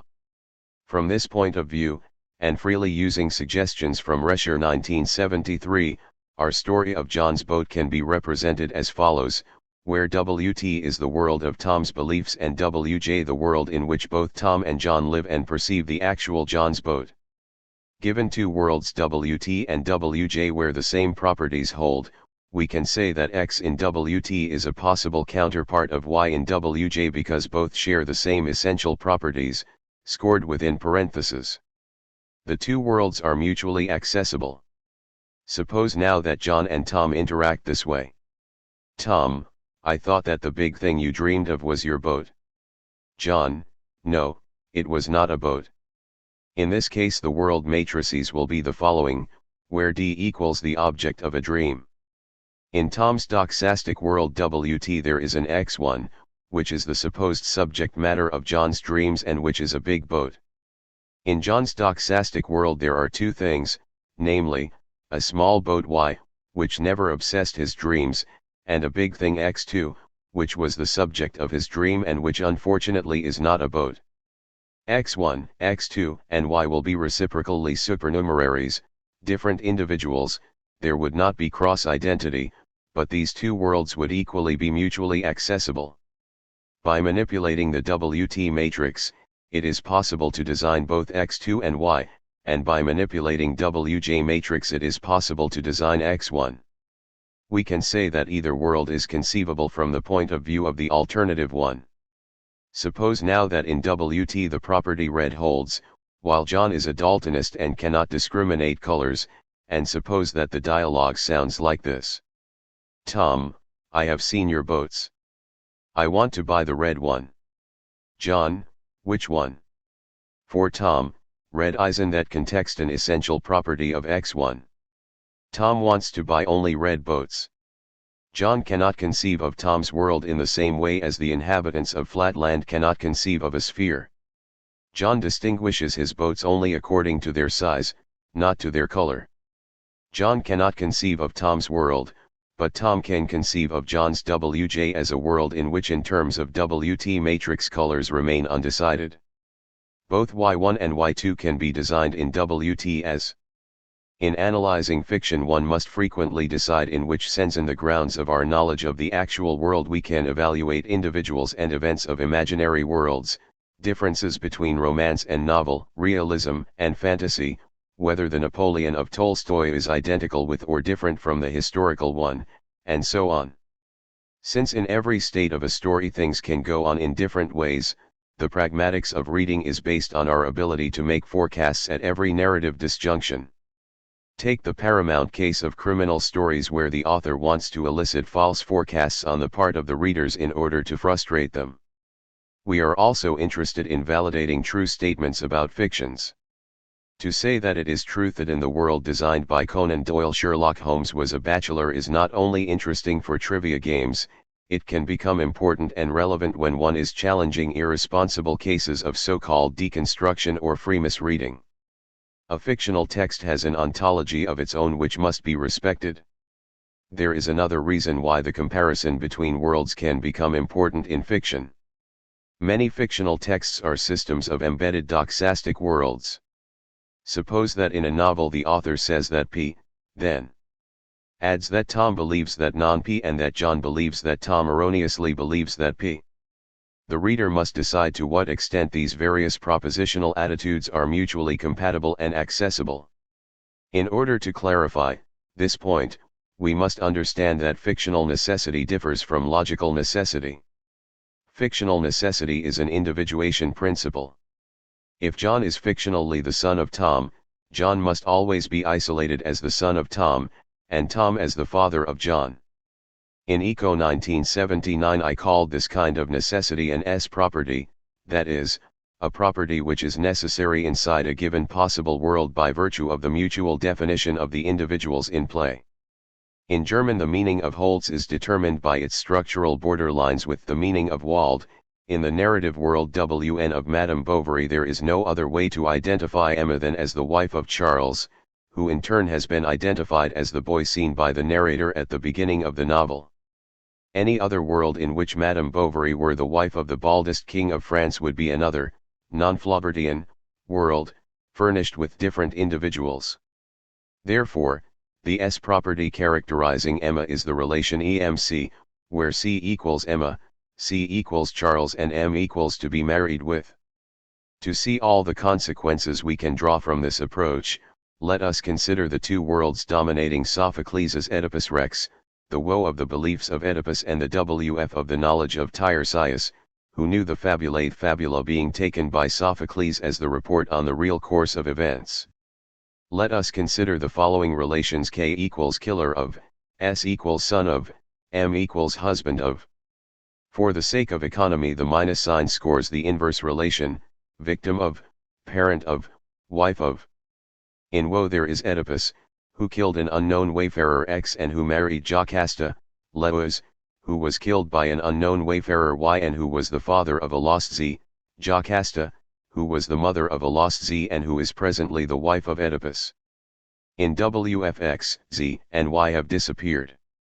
The actual world described by the fabula, validated by Sophocles, displays fewer individuals than the illusory world of Oedipus's beliefs. But since in both fictional worlds individuals are characterized by different relational, necessary, properties, there is no possible identity between the merely homonymous individuals of the two worlds. Oedipus Rex is the story of a tragic inaccessibility. Oedipus blinds himself because he was unable to see that he was living a world that was not accessible to and from the real one. In order to understand his tragedy, the model reader is supposed to reconstruct the fabula, the story, what really happened, as a temporally ordered course of events and at the same time to outline the different worlds represented by the diagrams above. The notion of possible world is useful for a theory of fiction because it helps to decide in which sense a fictional character cannot communicate with his or her counterparts in the actual world. Such a problem is not as whimsical as it seems. Oedipus cannot conceive of the world of Sophocles, otherwise he would have not married his mother. Fictional characters live in a handicapped world. When we really understand their fate, then we start to suspect that we too, as citizens of the actual world, frequently undergo our destiny just because we think of our world in the same way as the fictional characters think of their own. Fiction suggests that perhaps our view of the actual world is as imperfect as that of fictional characters. This is the way successful fictional characters become paramount examples of the real human condition. 5 Small worlds. According to Dalzell *, 1988:233 ff, fictional worlds are incomplete and semantically unhomogeneous, they are handicapped and small worlds. Insofar as it is handicapped, a fictional world is not a maximal and complete state of affairs. In the real world, if John lives in Paris is true, it is also true that John lives in the capital of France, that he lives north of Milan and south of Stockholm, and that he lives in the city whose first bishop was Saint Denis. Such a series of requirements do not hold for doxastic worlds. If it is true that John believes that Tom lives in Paris, this does not mean that John believes that Tom lives north of Milan. Fictional worlds are as incomplete as the doxastic ones. At the beginning of Pohl and Kornbluth's The Space Merchants, C. Delaney 1980, we read, "I rubbed the depilatory soap over my face and rinsed it with the trickle from the fresh water tap." In a sentence referring to the real world, one would feel fresh as a redundancy since usually faucets are freshwater faucets. So far as one suspects that this sentence is describing a fictional world, one understands that it is providing indirect information about a certain world where in the normal wash bowls the tap of fresh water is opposed to the tap of salt water, while in our world the opposition is cold-hot. Even though the story did not continue providing further information, the readers would be eager to infer that the story in question deals with an SF world where there is a shortage of fresh water. However, until the novel gives further information, we are bound to think that both fresh and salt water are H20. In this sense, it seems that fictional worlds are parasitical worlds because, if alternative properties are not spelled out, we take for granted the properties holding in the real world. 6 Requirements for setting up small worlds. In order to outline a fictional world in which many things must be taken for granted and many others must be accepted even though scarcely credible, a text seems to tell its model reader, "Trust me. Do not be too subtle and take what I tell you as if it were true." In this sense, a fictional text has a performative nature. A non-actualized possible state of affairs becomes a fictional existent by being authenticated in a felicitously uttered literary speech act. Dalzell * 1988:237. Such an authentication assumes usually the form of an invitation to cooperate in setting up a conceivable world at the cost of a certain flexibility or superficiality. There are differences between possible, credible, very similar, and conceivable worlds. Barbara Hall Partee, 1988:118, suggests that conceivable worlds are not the same as possible worlds. Some conceivable states of affairs may in fact be impossible, and some possible worlds may be beyond our powers of conception. Let us consider a series of cases. There are possible worlds that look very similar and credible, and we can conceive of them. For instance, I can conceive of a future world where this paper can be translated into Finnish, and I can conceive of a past world where Lord Trelawney and Dr. Livesey really sailed with Captain Smollett to find Treasure Island. 2. There are possible worlds that sound non-verisimilar and scarcely credible from the point of view of our actual experience, for instance, worlds in which animals speak.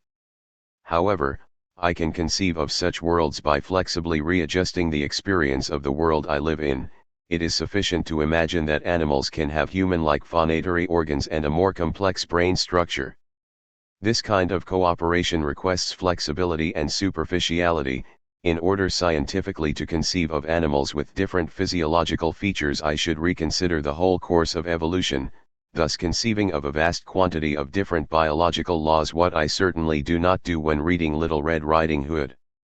In order to accept the fact that a wolf speaks to a girl, I conceive of a local, non-homogeneous small world. I act as a nearsighted observer, able to isolate big shapes but unable to analyze their background. I can do so because I am used to doing the same in the world of my actual experience.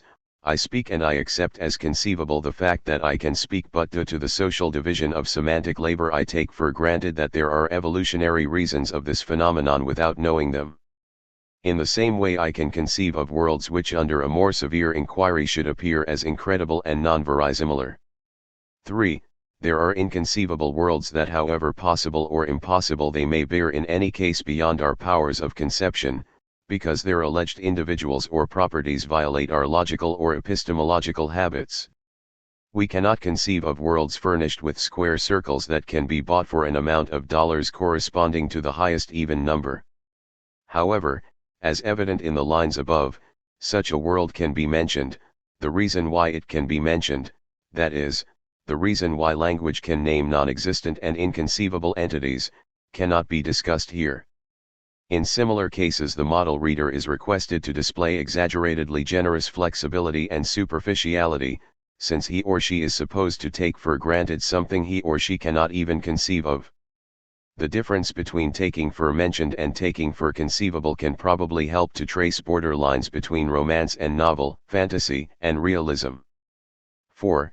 Inconceivable worlds are probably an extreme instance of impossible possible worlds, that is, worlds that the model reader is led to conceive of just to understand that it is impossible to do so. Dalzell *, 1988:238 ff. speaks to this apropos of self-voiding texts and self-disclosing metafiction. In such cases, on the one hand, possible entities seem to be brought into fictional existence since conventional authentication procedures are applied.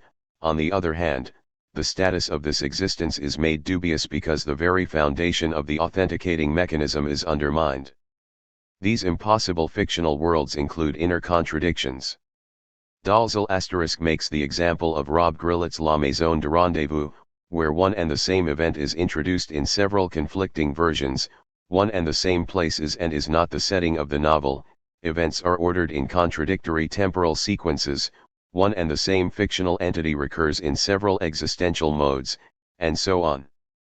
To understand better how self-disclosing metafiction works, one should consider the distinction between semantic and critical interpretation, see above, ch. 3, Intentio Lectoris.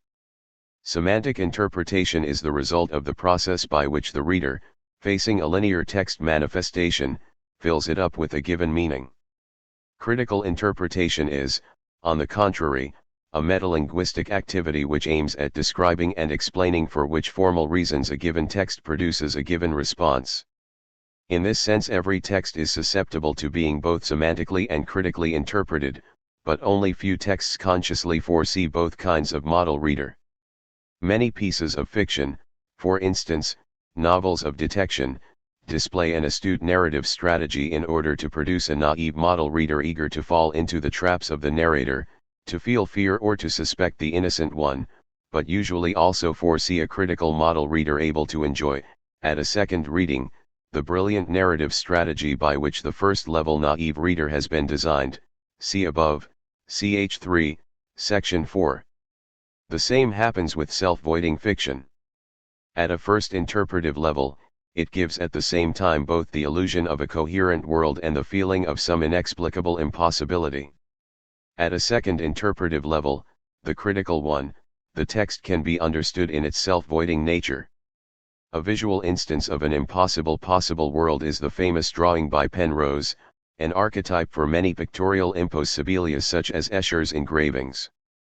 At a very superficial glance this figure looks possible, but, if we follow its lines according to their spatially oriented course, we realize that it cannot work. A world where such an object could exist is perhaps possible but surely beyond our powers of conception, however flexible and superficial we can decide to be. The pleasure we draw from impossible possible worlds is the pleasure of our logical and perceptual defeat, or the pleasure of a self-disclosing text which speaks of its own inability to describe impossibilia. On this matter, see also Danto 1988, and Renier 1988. An impossible world is presented by a discourse which shows why a story is impossible. An impossible possible world does not merely mention something inconceivable. It builds up the very conditions of its own inconceivability. Both Penrose's figure and Rob Grillett's novel are materially possible qua visual or verbal texts, but they seem to refer to something that cannot be.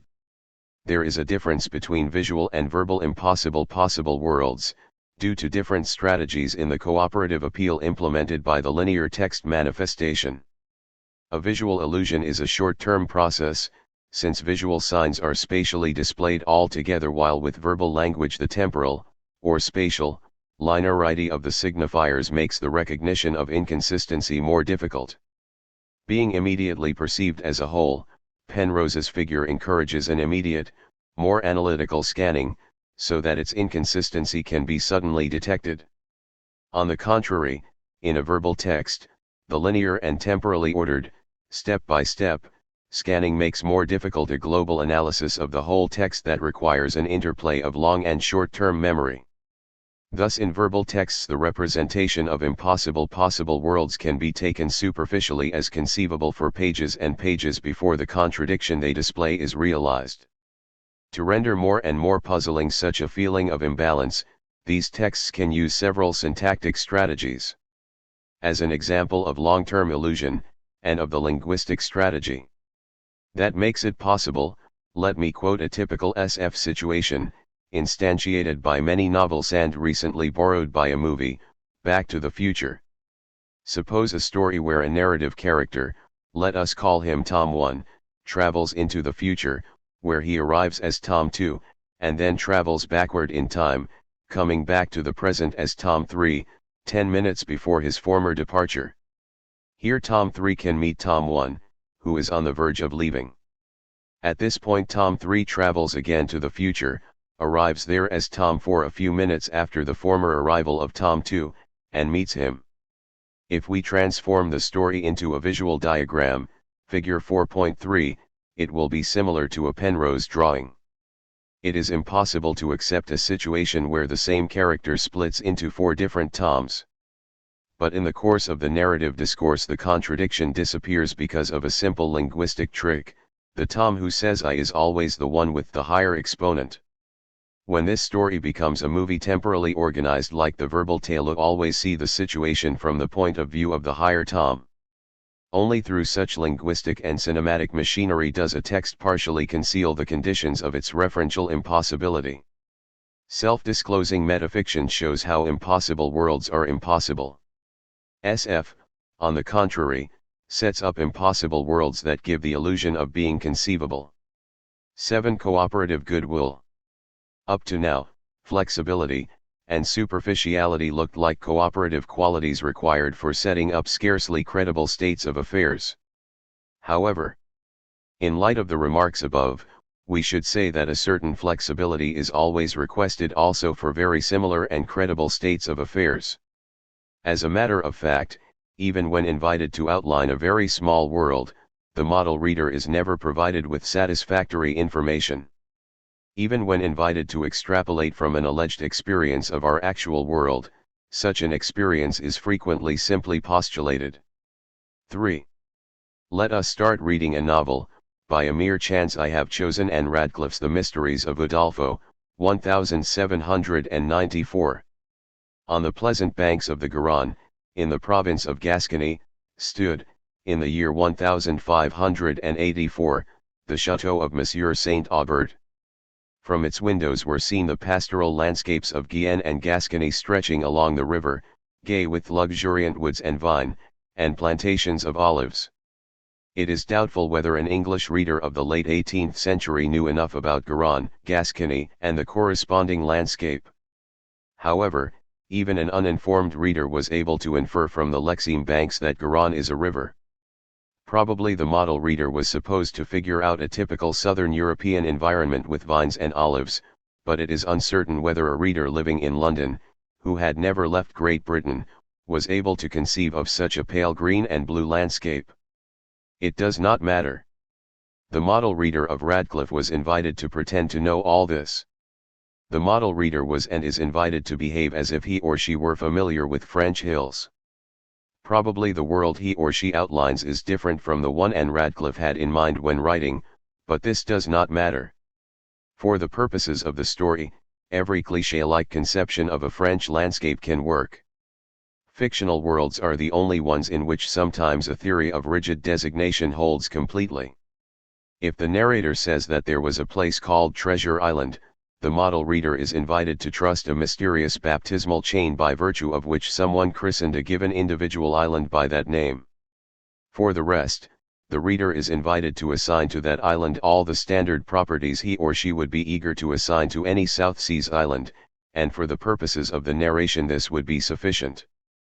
I have said above that in a narrative text Emma Bovary can be identified only by S necessary properties, that is, by the fact that she was the wife of the only individual mentioned by the narrator at the beginning of the novel. But these S properties are very feeble. Let us analyze the following passage from Hugo's Quatrevingt Tries. The Marquis de Lantignac is sending his sailor Halmelo to alert all the followers of the anti-revolutionary uprising. He is giving Halmelo the following instructions. Now listen. Do you know the woods? All of them. Of the whole district. From Noirmoutier to Laval. Do you know their names too? I know the woods, I know their names, I know about everything. Listen well to this. This is the order: up. Revolt. No quarter. On the edge of this wood of Saint Aubin you will give the call. You will repeat it thrice. The third time you will see a man spring out of the ground. Out of a hole under the trees. I know. This man will be Planchonalt, who is also called the King's Heart. You will show him this knot. He will understand. Then, by roots you must find out, you will go to the wood of Astil, there you will find a cripple, who is surnamed Musquiton, and who shows pity to none. You will tell him I love him, and that he is to set the parishes in motion. From there you will go to the wood of Couispin, which is a league from Ploermel.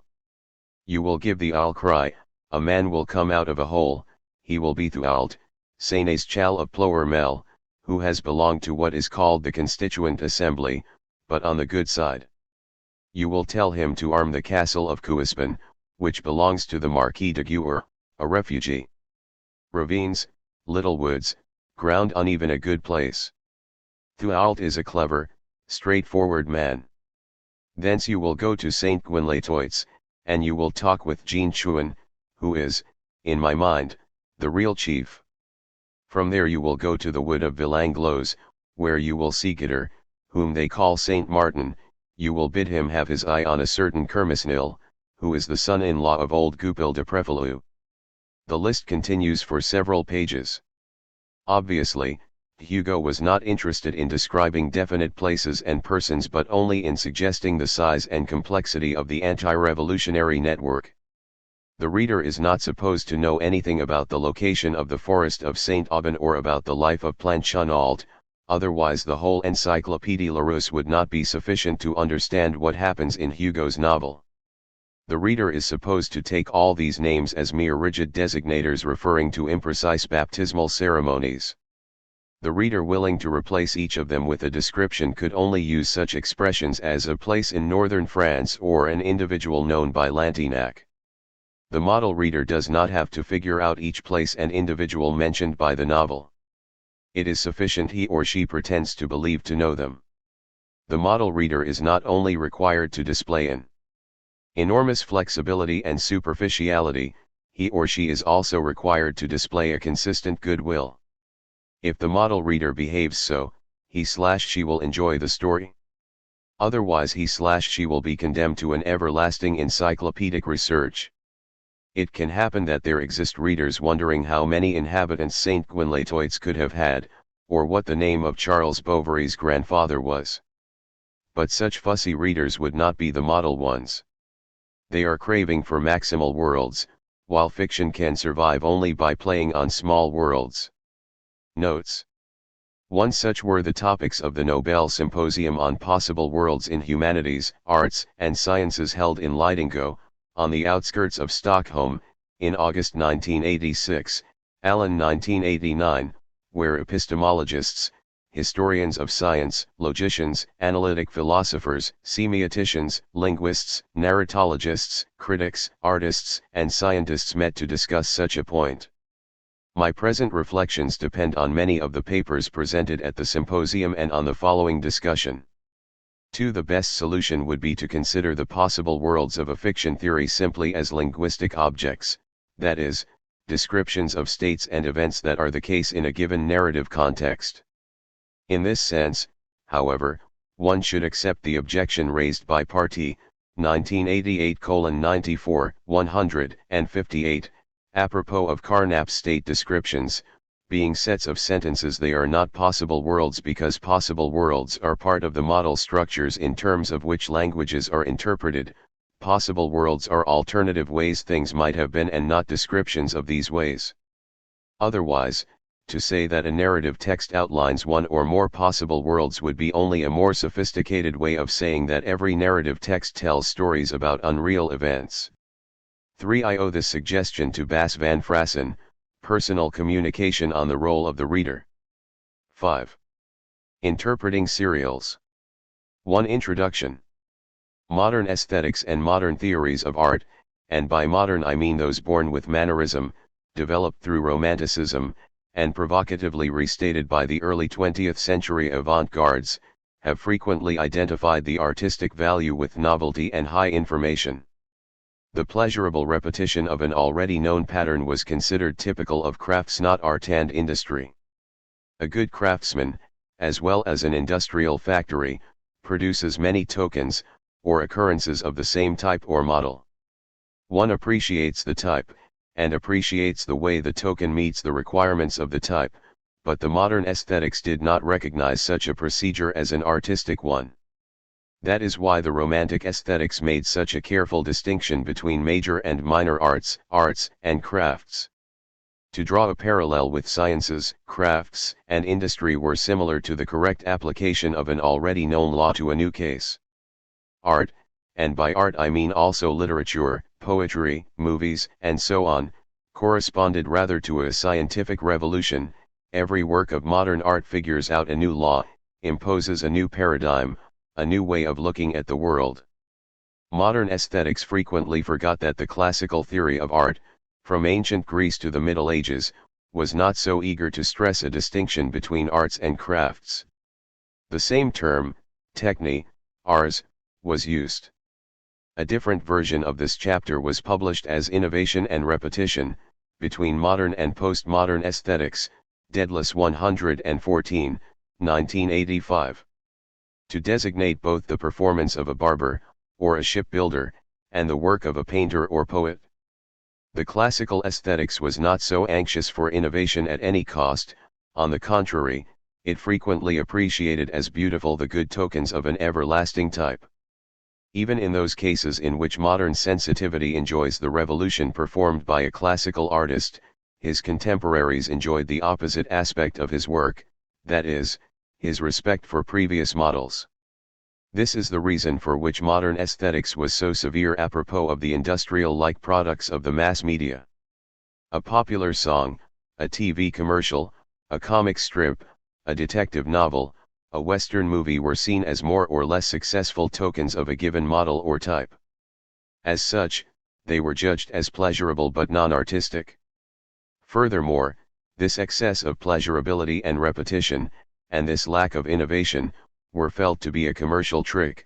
The product had to meet the expectations of its audience, not the provocative proposal of a new, and difficult to accept, world vision. The products of mass media were equated with the products of industry, insofar as they were produced in series, and the serial production was considered alien to the artistic invention. 2. The era of repetition. I would like to consider now the case of a historical period, our own, when iteration and repetition seem to dominate the whole world of artistic creativity, and in which it is difficult to distinguish between the repetition of the media and the repetition of the so-called major arts. In this period one is facing the postmodern aesthetics, which is revisiting the very concepts of repetition and iteration with a different profile. Recently in Italy such a debate has flourished under the standard of a new aesthetics of seriality, Sec Costa 1983, Russo 1984, Cassetti 1984, and Calabrese 1987. I recommend that readers take, in this case, seriality as a very wide category or, if one wishes, as another term for repetitive art. Seriality and repetition are largely inflated concepts. Both philosophy and art have accustomed us to some technical meanings of these terms that would do well to be eliminated. I shall not speak of repetition in the sense of Kierkegaard, nor of repetition different in the sense of déluge. In the history of contemporary music, series and seriality have been understood in a sense more or less opposite to what we are discussing here.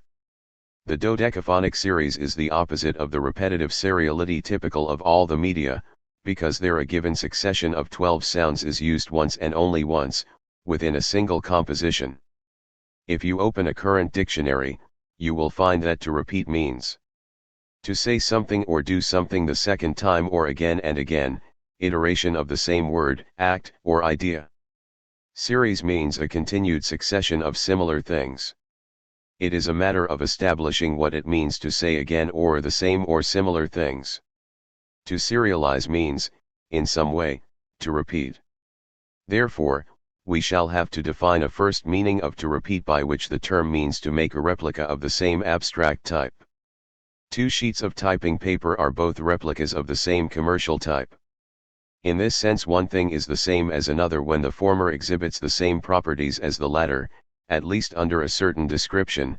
Two sheets of typing paper are the same from the point of view of our functional needs, even though they are not the same for a physicist interested in the molecular structure of the objects.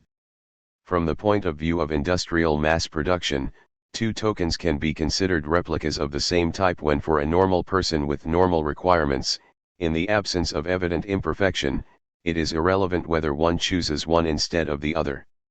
Two copies of a film or of a book are replicas of the same type, see below, ch 12, fakes and forgeries. The repetitiveness and the seriality that interest us here look instead at something that at first glance does not appear as the same, equal, to something else. Let us now consider the universe of mass media and see the case in which, something is offered as original and different, according to the requirements of modern aesthetics. 2. We are aware that this something is repeating something else that we already know, and 3. Notwithstanding this better, just because of it we like it, and we buy it. 2.1. The retake.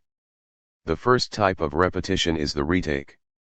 In this case, one recycles the characters of a previous successful story in order to exploit them, by telling what happened to them after the end of their first adventure. The most famous example of retake is Dumas's 20 Years Later. The most recent ones are the to-be-continued versions of Star Wars or Superman.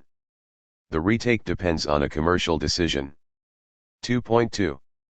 The remake. The remake consists in telling again a previous successful story. See the innumerable editions of Dr. Jekyll or of Mutiny on the Bounty. 2.3. The series. The series works upon a fixed situation and a restricted number of fixed pivotal characters, around whom the secondary and changing ones turn. The secondary characters must give the impression that the new story is different from the preceding ones, while in fact the narrative scheme does not change. See, for example, my analysis of the seriality of Rex Stout's and Superman stories in Eco 1979. To the same type belong the TV serials such as All in the Family or Columbo. The same feature concerns different TV genres that range from soap opera to situation comedy to detective serial. With a series, one believes one is enjoying the novelty of the story, which is always the same, while in fact one is enjoying it because of the recurrence of a narrative scheme that remains constant. The series in this sense responds to the infantile need of always hearing the same story, of being consoled by the return of the identical, superficially disguised. The series consoles us, the consumers, because it rewards our ability to foresee. We are happy because we discover our own ability to guess what will happen. We are satisfied because we find again what we had expected. We do not attribute this happy result to the obviousness of the narrative structure but to our own presumed capacities to make forecasts. We do not think, the author has constructed the story in a way that I could guess the end, but rather, I was so smart to guess the end in spite of the efforts the author made to deceive me. We find a variation of the series in the structure of the flashback. We see, for example, some comic strip stories, such as Superman, in which the character is not followed along in a straight line during the course of his life, but is continually rediscovered at different moments of his life, obsessively revisited in order to find their new opportunities for new narratives. It seems as if these moments of his life have fled from the narrator out of absent-mindedness, but their rediscovery does not change the psychological profile of the character, which has already been fixed, once and for all. In topological terms, this subtype of the series may be defined as a loop. Usually the loop series comes to be devised for commercial reasons. It is a matter of considering how to keep the series alive, of obviating the natural problem of the aging of the character. Instead of having characters put up with new adventures, that would imply their inexorable march toward death, they are made continually to relieve their past. The loop solution produces paradoxes that were already the target of innumerable parodies. Characters have a little future but an enormous past, and in any case, nothing of their past will ever have to change the mythological present in which they have been presented to the reader from the beginning. 10 different lives would not suffice to make little orphan Annie undergo what she underwent in the first, and only, 10 years of her life. The spiral is another variation of the series.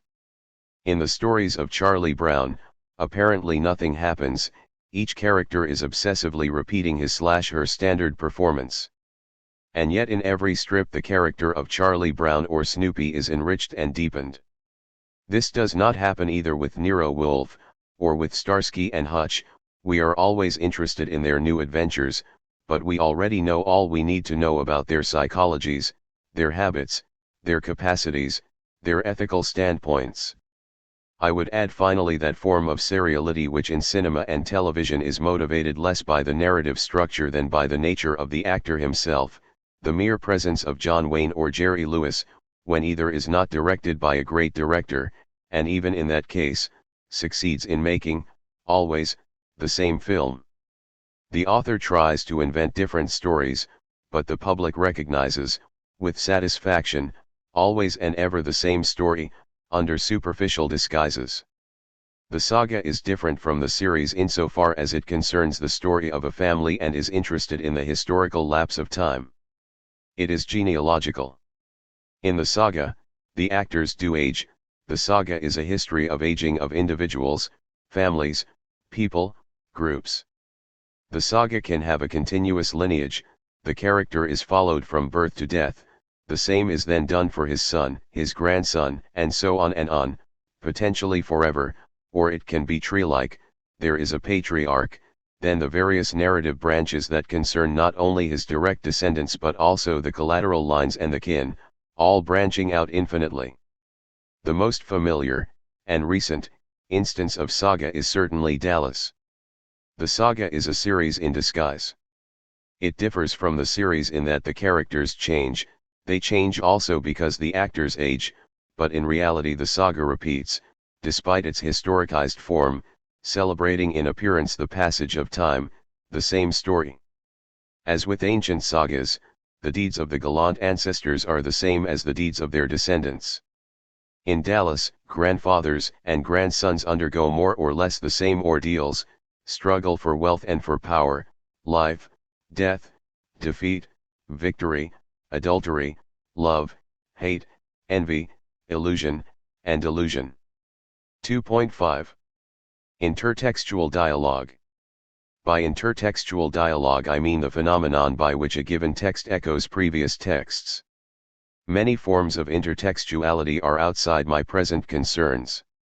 I am not interested, for example, in stylistic quotation, in those cases in which a text quotes, in a more or less explicit way. A stylistic feature, a way of narrating typical of another author either as a form of parody or in order to pay homage to a great and acknowledged master. There are imperceptible quotations, of which not even the author is aware, that are the normal effect of the game of artistic influence. There are also quotations of which the author is aware but which should remain ungraspable by the consumer. In these cases we are usually in the presence of a banal case of plagiarism.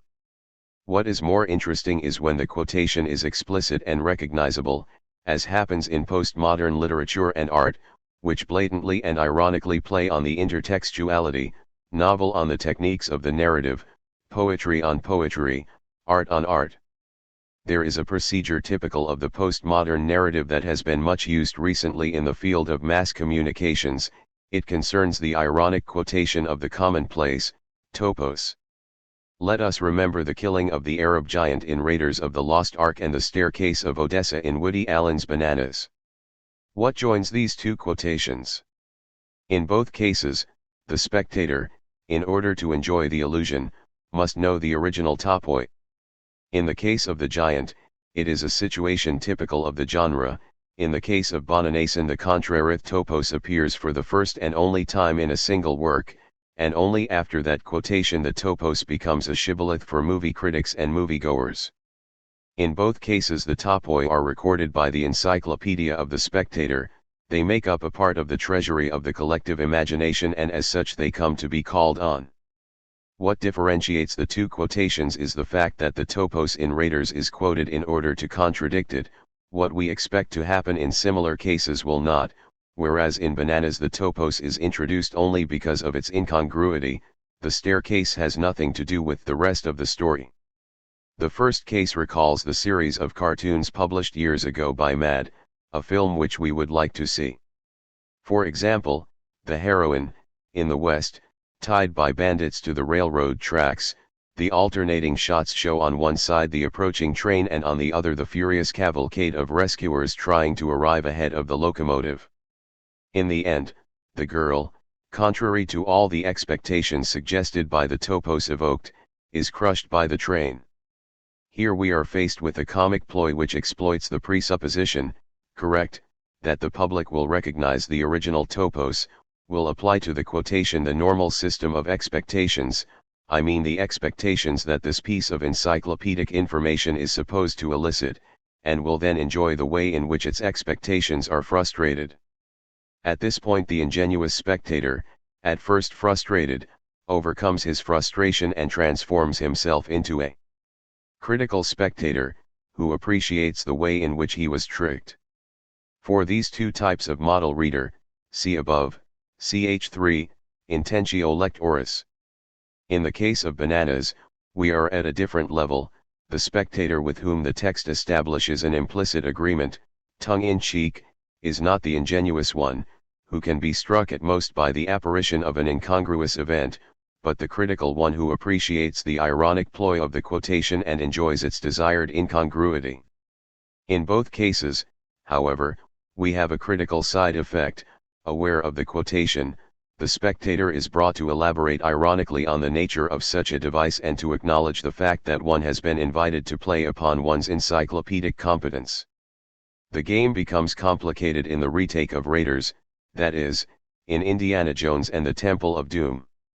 Here the hero encounters not one but two giant enemies. In the first case, we are expecting that, according to the classical schemes of the adventure film, the hero will be unarmed, and we laugh when we discover that instead the hero has a pistol and easily kills his adversary.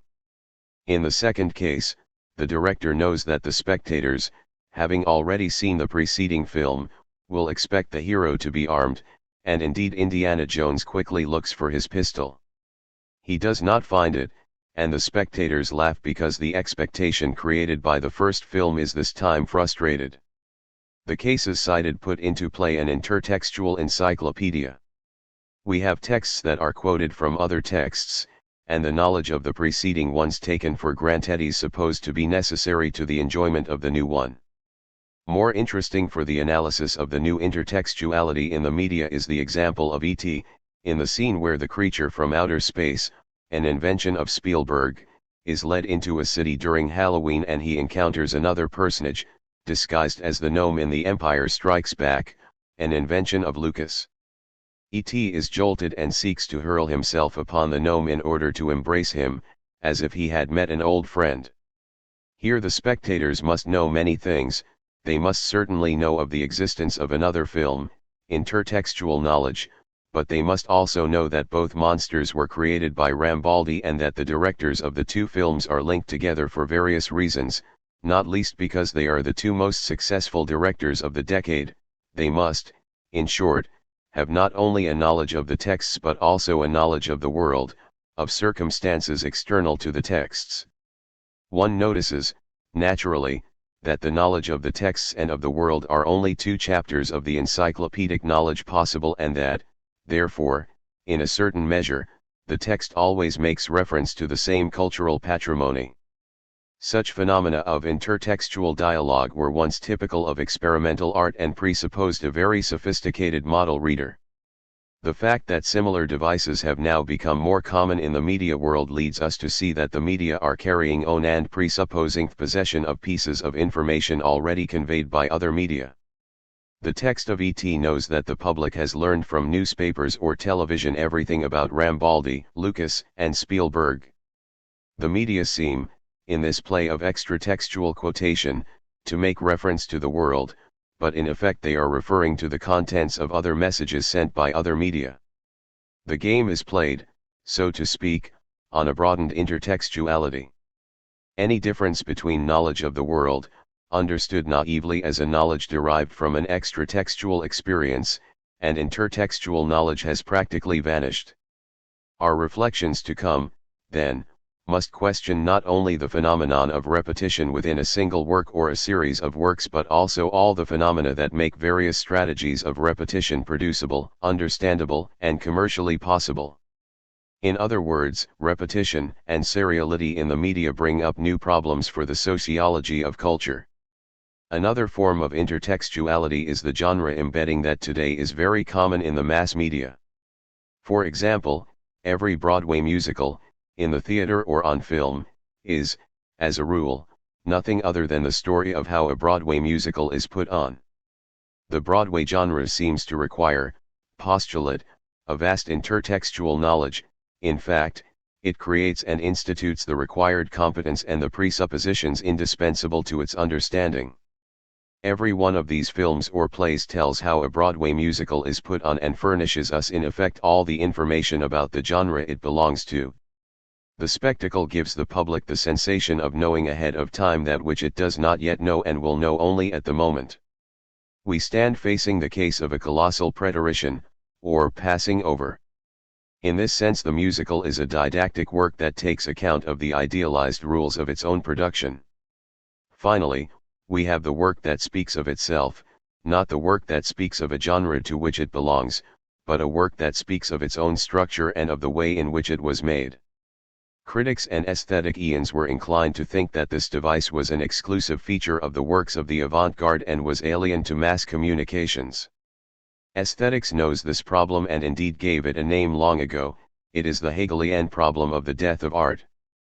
But in these later times there have been cases of productions in the mass media capable of self-irony, and some of the examples mentioned above seem to me of great interest.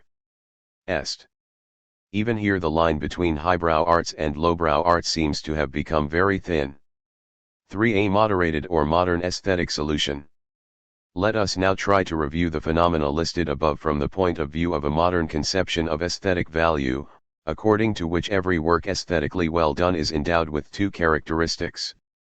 It must achieve a dialectic between order and novelty, in other words, between scheme and innovation. This dialectic must be perceived by the consumer, who must grasp not only the contents of the message but also the way in which the message transmits those contents.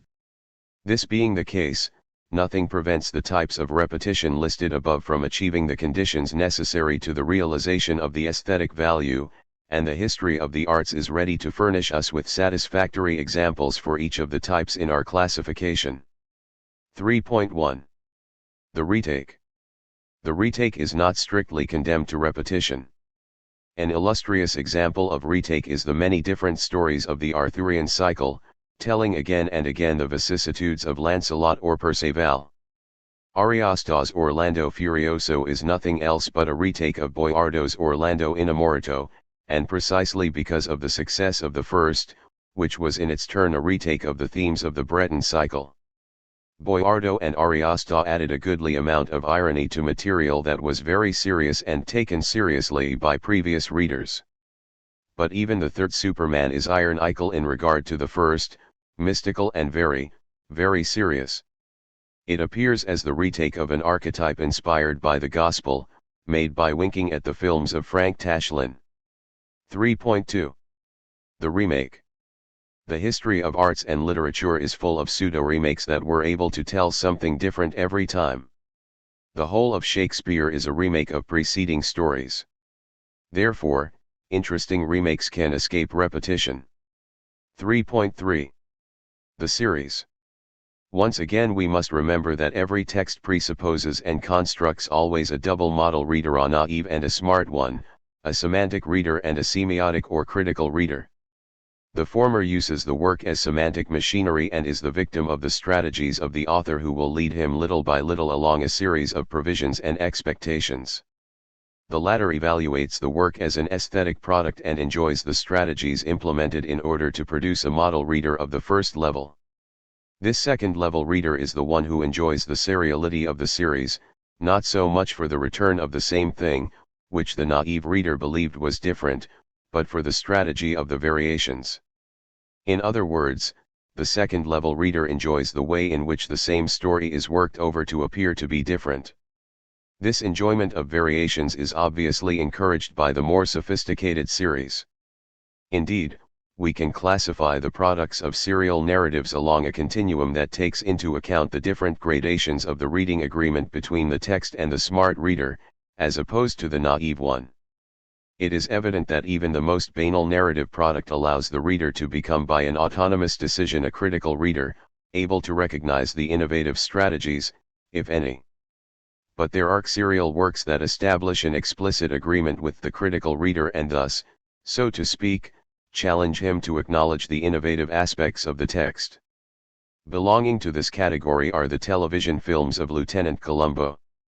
It is worth noticing that in the series the authors spell out from the beginning who the murderer is. The spectator is not so much invited to play the naive game of guessing, whodunit, as much as, to enjoy Columbo's detection technique, appreciated as an encore to a well-known piece of bravura, and, to discover in what way the author will succeed in winning his bet, which consists in having Columbo do what he always does, but nevertheless in a way that is not banally repetitive. Every episode of Columbo is directed by a different author. The critical addressee is invited to pronounce a judgment on the best variation. I used the term variation thinking of classical musical variations. They, too, were serial products that aimed very little at the naive addressee and that bet everything on an agreement with the critical one. The composer was fundamentally interested only in the applause of the critical listener, who was supposed to appreciate the fantasy displayed in his innovations on an old theme. In this sense, seriality and repetition are not opposed to innovation. Nothing is more serial than a tie pattern, and yet nothing can be so personalized as a tie. The example may be elementary, but that does not make it banal.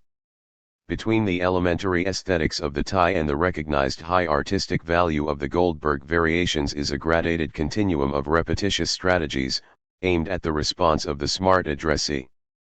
The problem is that there is not, on the one hand, an aesthetics of high art, original and not serial, and, on the other, a pure sociology of the serial. Rather, there is an aesthetics of serial forms that requires a historical and anthropological study of the different ways in which, at different times and in different places, the dialectic between repetition and innovation has been instantiated. When we fail to find innovation in the serial, it is perhaps a result less of the structures of the text than of our horizon of expectations and our cultural habits. We know very well that in certain examples of non-Western art, where we always see the same thing, the natives recognize infinitesimal variations and they feel the shiver of innovation. Where we see innovation, at least in the serial forms of the Western past, the original addressees were not at all interested in that aspect and conversely enjoyed the recurrences of the scheme. 3.4. The Saga. The entire human comedy by Balzac presents a very good example of a tree-like saga, as much as Dallas does. Balzac is more interesting than Dallas because every one of his novels increases our knowledge of the society of his time, whereas every program of Dallas tells us the same thing about American society. But both use the same narrative scheme. 3.5. Intertextuality. The notion of intertextuality itself has been elaborated within the framework of a reflection on high art. Notwithstanding, The examples given above have been taken up provocatively by the world of mass communication in order to show how even these forms of intertextual dialogue have by now been transferred to the field of popular production. It is typical of what is called postmodern literature and art, but did it not already happen thus with the music of Stravinsky, to quote by using, sometimes under various stylistic disguises, quotation marks so that the reader pays no attention to the content of the citation but instead to the way in which the excerpt from a first text is introduced into the fabric of a second one. Renato Barelli, 1984, has observed that one of the risks of this procedure is the failure to make the quotation marks evident, so that what is cited is accepted by the naive reader as an original invention rather than as an ironic reference. We have so far put forward 3 examples of quotations of a previous topos, Raiders of the Lost Ark, Bananas, and E.T. Let us look closer at the third case, the spectator who knows nothing of the production of the 2 films, in which one quotes from the other, cannot succeed in understanding why what happens does happen. By that gag the movie focuses both on movies and on the media universe. The understanding of this device is a condition for its aesthetic enjoyment. Thus this episode can work only if one realizes that there are quotation marks somewhere. One can say that these marks can be perceived only on the basis of an extra-textual knowledge. Nothing in the film helps the spectator to understand at what point there ought to be quotation marks. The film presupposes a previous world knowledge on the part of the spectator. And if the spectator does not know, too bad. The effect gets lost, but the film knows of other means to gain approval. These imperceptible quotation marks, more than an aesthetic device, are a social artifice. They select the happy few, and the mass media usually hope to produce millions of the happy few. To the naive spectator of the first level the film has already given almost too much. That secret pleasure is reserved, for that time, for the critical spectator of the second level. The case of Raiders is different. If the critical spectator fails, does not recognize the quotation, there remain plenty of possibilities for the naive spectator, who at least can enjoy the fact that the hero gets the best of his adversary. We are here confronted by a less subtle strategy than in the preceding example, a mode inclined to satisfy the urgent need of the producer, who, in any case, must sell his product to whomever he can. While it is difficult to imagine Raiders being seen and enjoyed by those spectators who do not grasp the interplay of quotations, it is always possible that such will happen, and the work is clearly open to that possibility. I do not feel like saying which of the 2 texts cited pursues the more aesthetically noble ends. It is enough for me, and perhaps for the moment I have already given myself much to think about, to point out a critically relevant difference in the functioning and use of textual strategy. We come now to the case of Bananas.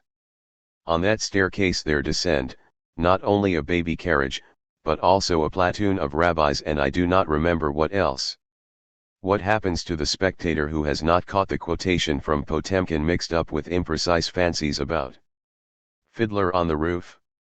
I believe that, because of the orgiastic energy with which the scene, the staircase with its incongruous population, is presented, even the most naive spectator may grasp the symphonic turbulence of this Brueghel-like kermesse. Even the most ingenuous among the spectators feels a rhythm, an invention, and cannot help but fix his attention on the way it is put together. At the extreme other end of the pole of the aesthetic interest I would like to mention a work whose equivalent I have not succeeded in finding in the contemporary mass media. It is not only a masterpiece of intertextuality but also a paramount example of narrative metalanguage, which speaks of its own formation and of the rules of the narrative genre. I refer to Tristram Shandy. It is impossible to read and enjoy Sterne's anti-novel without realizing that it is treating the novel form ironically.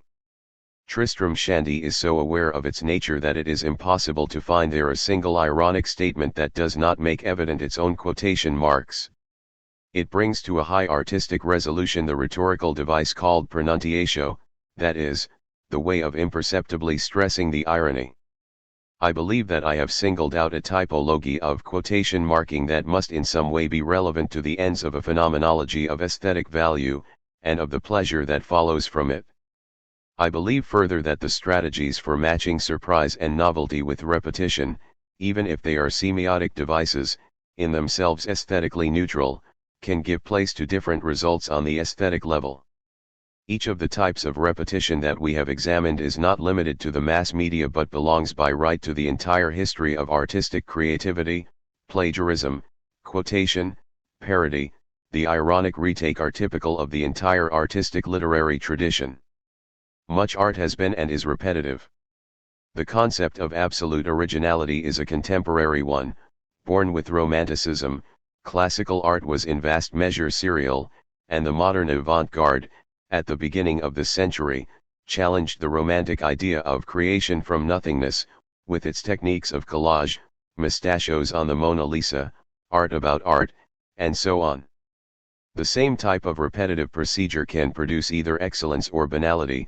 It can put the addressees into conflict with themselves and with the intertextual tradition as a whole, thus it can provide them with easy consolations, projections, identifications. It can establish an agreement with the naive addressee, exclusively, or exclusively with the smart one, or with both at different levels and along a continuum of solutions which cannot be reduced to a rudimentary typology. Nevertheless, a typology of repetition does not furnish the criteria that can establish differences in aesthetic values. Yet, since the various types of repetition are present in the whole of artistic and literary history, they can be taken into account in order to establish criteria of artistic value. An aesthetics of repetition requires as a premise a semiotics of the textual procedures of repetition. For a radical or postmodern aesthetic solution, I realize that all I have said until now still represents an attempt to reconsider the various forms of repetition in the media in terms of the modern dialectic between order and innovation. The fact, however, is that when one speaks today of the aesthetics of seriality, one alludes to something more radical, that is, to a notion of aesthetic value that wholly escapes the modern idea of art and literature, cf. Costa 1983, Calabrese 1987. It has been observed that with the phenomenon of television serials we find a new concept of the infinity of the text takes on the rhythms of that same dailiness in which it is produced and which it mirrors. The problem is not one of recognizing that the serial text works variations indefinitely on a basic scheme, and in this sense it can be judged from the point of view of the modern aesthetics.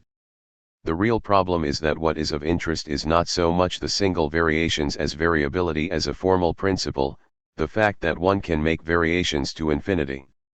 Variability to infinity has all the characteristics of repetition, and very little of innovation.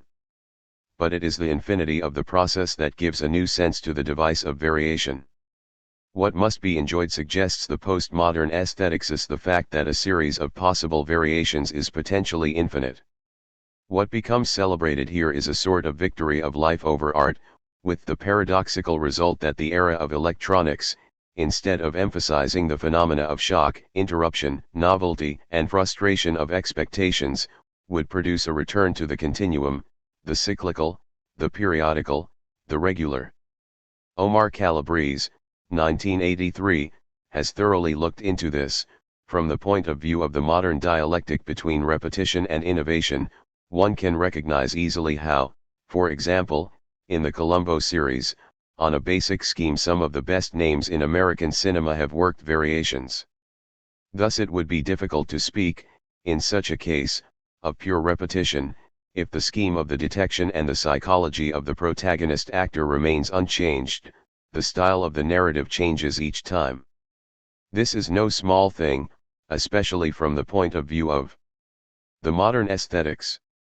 But it is exactly on a different idea of style that Calabrese's paper is centered. In these forms of repetition we are not so much interested in what is repeated as we are in the way the components of the text come to be segmented and then how the segments come to be codified in order to establish a system of invariants. Any component that does not belong to the system can be defined as an independent variable. 29. In the most typical and apparently degenerated cases of seriality, the independent variables are not altogether the more visible, but the more microscopic, as in a homeopathic solution where the potion is all the more potent because by further succussions the original particles of the medicinal product have almost disappeared. This is what permits Calabrese to speak of the Colombo series as an exorcista style a la Cano. We are thus facing a neo-Baroque aesthetics that is instantiated not only by the cultivated products but even, and above all, by those that are most degenerated. Apropos of Dallas, one can say that the semantic opposition and the articulation of the elementary narrative structures can migrate in combinations of the highest improbability around the various characters. 35. Organized differentiations, polycentrism, regulated irregularity, such would be the fundamental aspects of this neo-Baroque aesthetic, the principal example of which is the Baroque musical variations. Since in the epoch of mass communications the condition for listening, it is that for which all has already been said and already been written. As in the kabuki theater, it may then be the most minuscule variant that will produce pleasure in the text, or that form of explicit repetition which is already known. 38. It seems to me that these remarks apply perfectly to a typical Baroque corpus such as Der Fluit and Lusthof by Jacob van Eyck, first half of the 17th century. For every composition the basic melody is given by a psalm, a folk dance, or a folk song that contemporary listeners were supposed to know by heart. Each of the customary 3 or more variations follows a fixed pattern. The pleasure is given both by the recurrence of the same patterns on different melodies and by the skill with which the player is supposed to interpret the many possibilities of reinventing the pieces by a variety of portatos, non-legatos, staccatos, and so on. What results from these reflections is clear. The focus of the theoretical inquiry is displaced. Before, mass mediologists tried to save the dignity of repetition by recognizing in it the possibility of a traditional dialectic between scheme and innovation, but it was still the innovation that accounted for the value, the way of rescuing the product from degradation. Now, the emphasis must be placed on the inseparable scheme variation, not where the variation is no longer more appreciable than the scheme. As Giovanna Grignofani, 1983:45-46, observes, the neo-Baroque aesthetics has transformed a commercial constraint into a formal principle. Consequently, any idea of unicity becomes destroyed to its very roots. As happened with Baroque music, and as, according to Walther Benjamin, happens in our era of technological reproduction, the message of mass media can and must be received and understood in a state of inattention. It goes without saying that the authors I have quoted see very clearly how much commercial and gastronomical consolation there is in putting forward stories that always say the same thing and in a circular way always close in on themselves. But they not only apply to such products a rigidly formalistic criterion, they also suggest that we ought to conceive of a new audience which feels perfectly comfortable with such a criterion. Only by presupposing such agreement can one speak of a new aesthetics of the serial. Only by such an agreement is the serial no longer the poor relative of the arts, but the form of the art that can satisfy the new aesthetic sensibility, indeed, the postmodern Greek tragedy. We would not be scandalized if such criteria were to be applied, as they have been applied, to abstract art. And in fact, here we are about to outline a new aesthetics of the abstract applied to the products of mass communication. But this requires that the naive addressee of the first level disappear, by giving place only to the critical reader of the second level. In fact, there is no conceivable naive addressee of an abstract painting or sculpture. If there is one, in front of it asks, but what does it mean? This is not an addressee of either the first or second level, he is excluded from any artistic experience whatever. Of abstract works there is only a critical reading, what is formed is of no interest, only the way it is formed is interesting. Can we expect the same for the serial products of television? What should we think about the birth of a new public that, indifferent to the stories told, which are in any case already known, only relishes the repetition and its own microscopic variations? Despite the fact that today the spectator still weeps in the face of the Texan family's tribulations, ought we to expect for the near future a true and real genetic mutation? If it should not happen that way, the radical proposal of the postmodern aesthetics would appear singularly snobby, as in a sort of neo-Orwellian world, the pleasures of the smart reading would be reserved for the members of the party, and the pleasures of the naive reading reserved for the proletarians. The entire industry of the serial would exist, as in the world of Mallarmé, made to end in a book, with its only aim being to furnish neo-baroque pleasure to the happy few, reserving pity and fear to the unhappy many who remain. 5. Some questions in the guise of conclusions.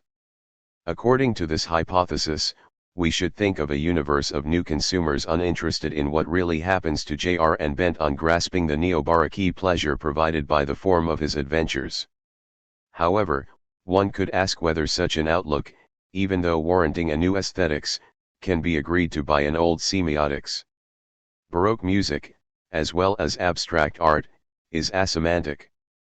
One can discuss, and I am the first to do so, whether it is possible to discriminate so straightforwardly between purely syntactic and semantic arts.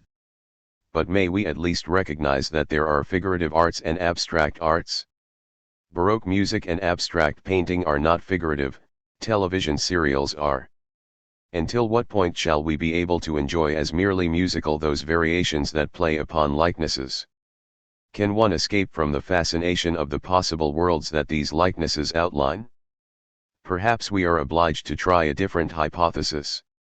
We can say then that the neo-baroque series brings to its first level of fruition, impossible to eliminate, the pure and simple myth.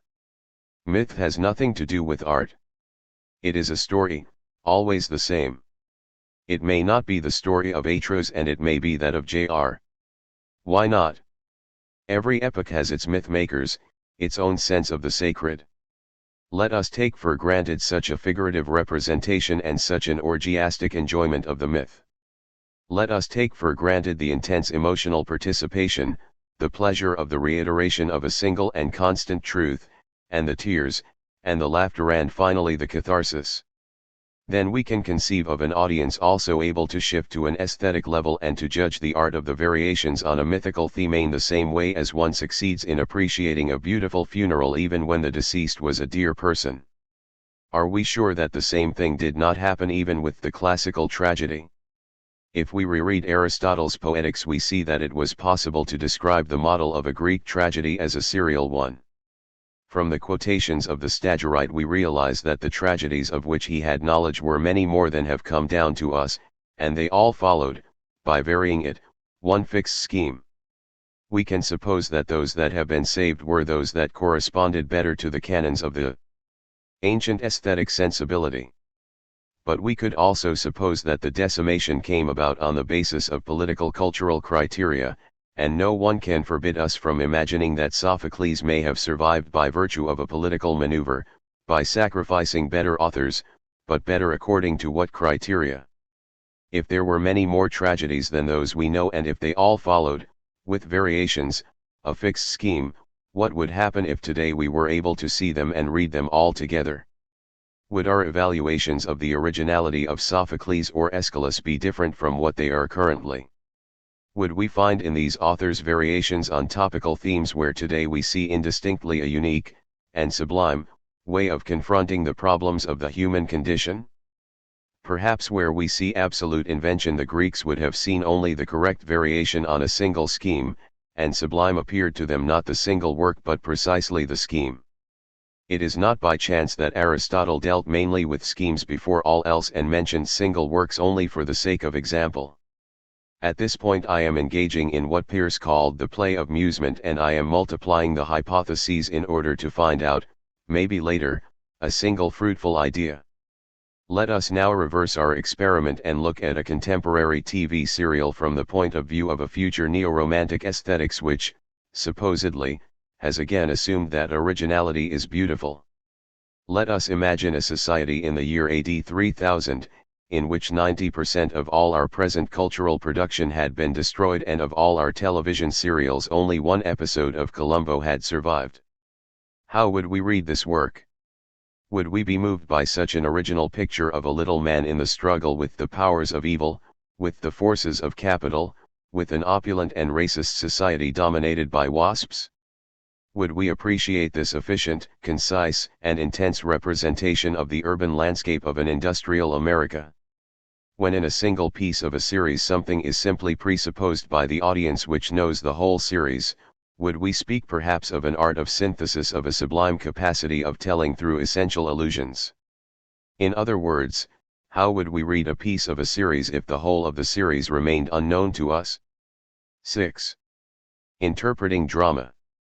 According to Jorge Luis Borges, Abulghwalid Mohammed ibn Ahmed ibn Mohammed ibn Rushd, better known as Averroes, was thinking something like 8 or 9 centuries ago, more or less about a difficult question concerning Aristotle's Poetics.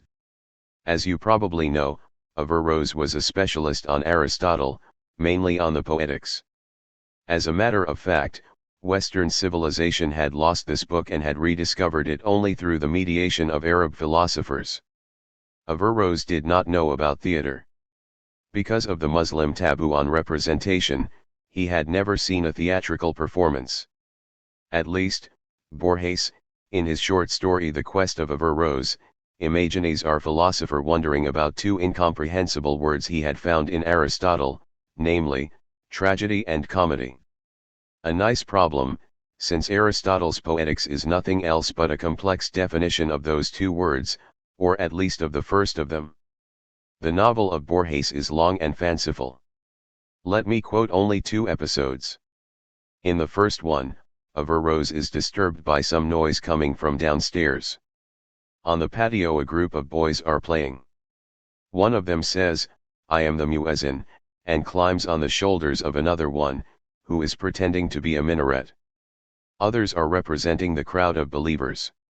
Averroes only glances at the scene and comes back to his book, trying to understand what the hell comedy means. In the second episode, Averroes and the coronist Farage are talking. A longer version of this chapter was published in the Drama Review 21, number 1, March 1977. With the merchant Al-Bukhasim, who has just come back from remote countries. Al-Bukhasim is telling a strange story about something he has seen in Sinkalan, Canton, a wooden house with a great salon full of balconies and chairs, crowded with people looking toward a platform where 15 or 20 persons, wearing painted masks, are riding on horseback, but without horses, are fencing, but without swords, are dying, but are not dead. They were not crazy, explains Al-Bukhasim, they were representing or performing a story. Averroes does not understand, and Al-Bukhasim tries to explain it. Imagine, he says, that someone shows a story instead of telling it. Did they speak? Asks Farage. Yes, they did, answers Al-Bukhasim. And Farage remarks, in such a case they did not need so many persons. Only one teller can tell everything, even if it is very complex. Averroes approves. At the end of the story, Averroes decides to interpret the words tragedy and comedy as belonging to encomiastic discourse. Averroes touched twice on the experience of theater, skimming over it without understanding it. Too bad, since he had a good theoretical framework ready to define it. Western civilization, on the contrary, during the Middle Ages, had the real experience of theatrical performance but had not a working theoretical net to throw over it. Once Pierce wondered what kind of sign could have been defined by a drunkard exposed in a public place by the Salvation Army in order to advertise the advantages of temperance. He did not answer this question. I shall do it now. Tentatively. We are in a better position than Averroes. Even though trying to keep a naive attitude, we cannot eliminate some background knowledge. We know Sophocles and Gilbert and Sullivan, King Lear and I Love Lucy, Waiting for Godot and a chorus line, Phaedra and No, Nanette, the Jew of Malta and Cats. Therefore, we immediately suspect that in that sudden epiphany of intoxication lies the basic mystery of theatrical performance. As soon as he has been put on the platform and shown to the audience, the drunken man has lost his original nature of real body among real bodies. He is no more a world object among world objects. She has become a semiotic device, he is now a sign, something that stands to somebody for something else in some respect or capacity. A physical presence referring to something absent. What is our drunken man referring to? To a drunken man. But not to the drunk who he is, but to a drunk. The present drunk insofar as he is the member of a class is referring us back to the class of which he is a member.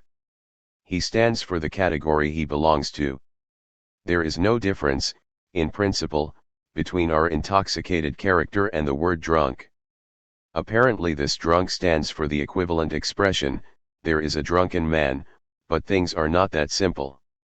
The physical presence of the human body along with its characteristics could stand either for the phrase there is a drunken man in this precise place and in this precise moment, or for the phrase once upon a time there was a drunken man. It could also mean there are many drunken men in the world.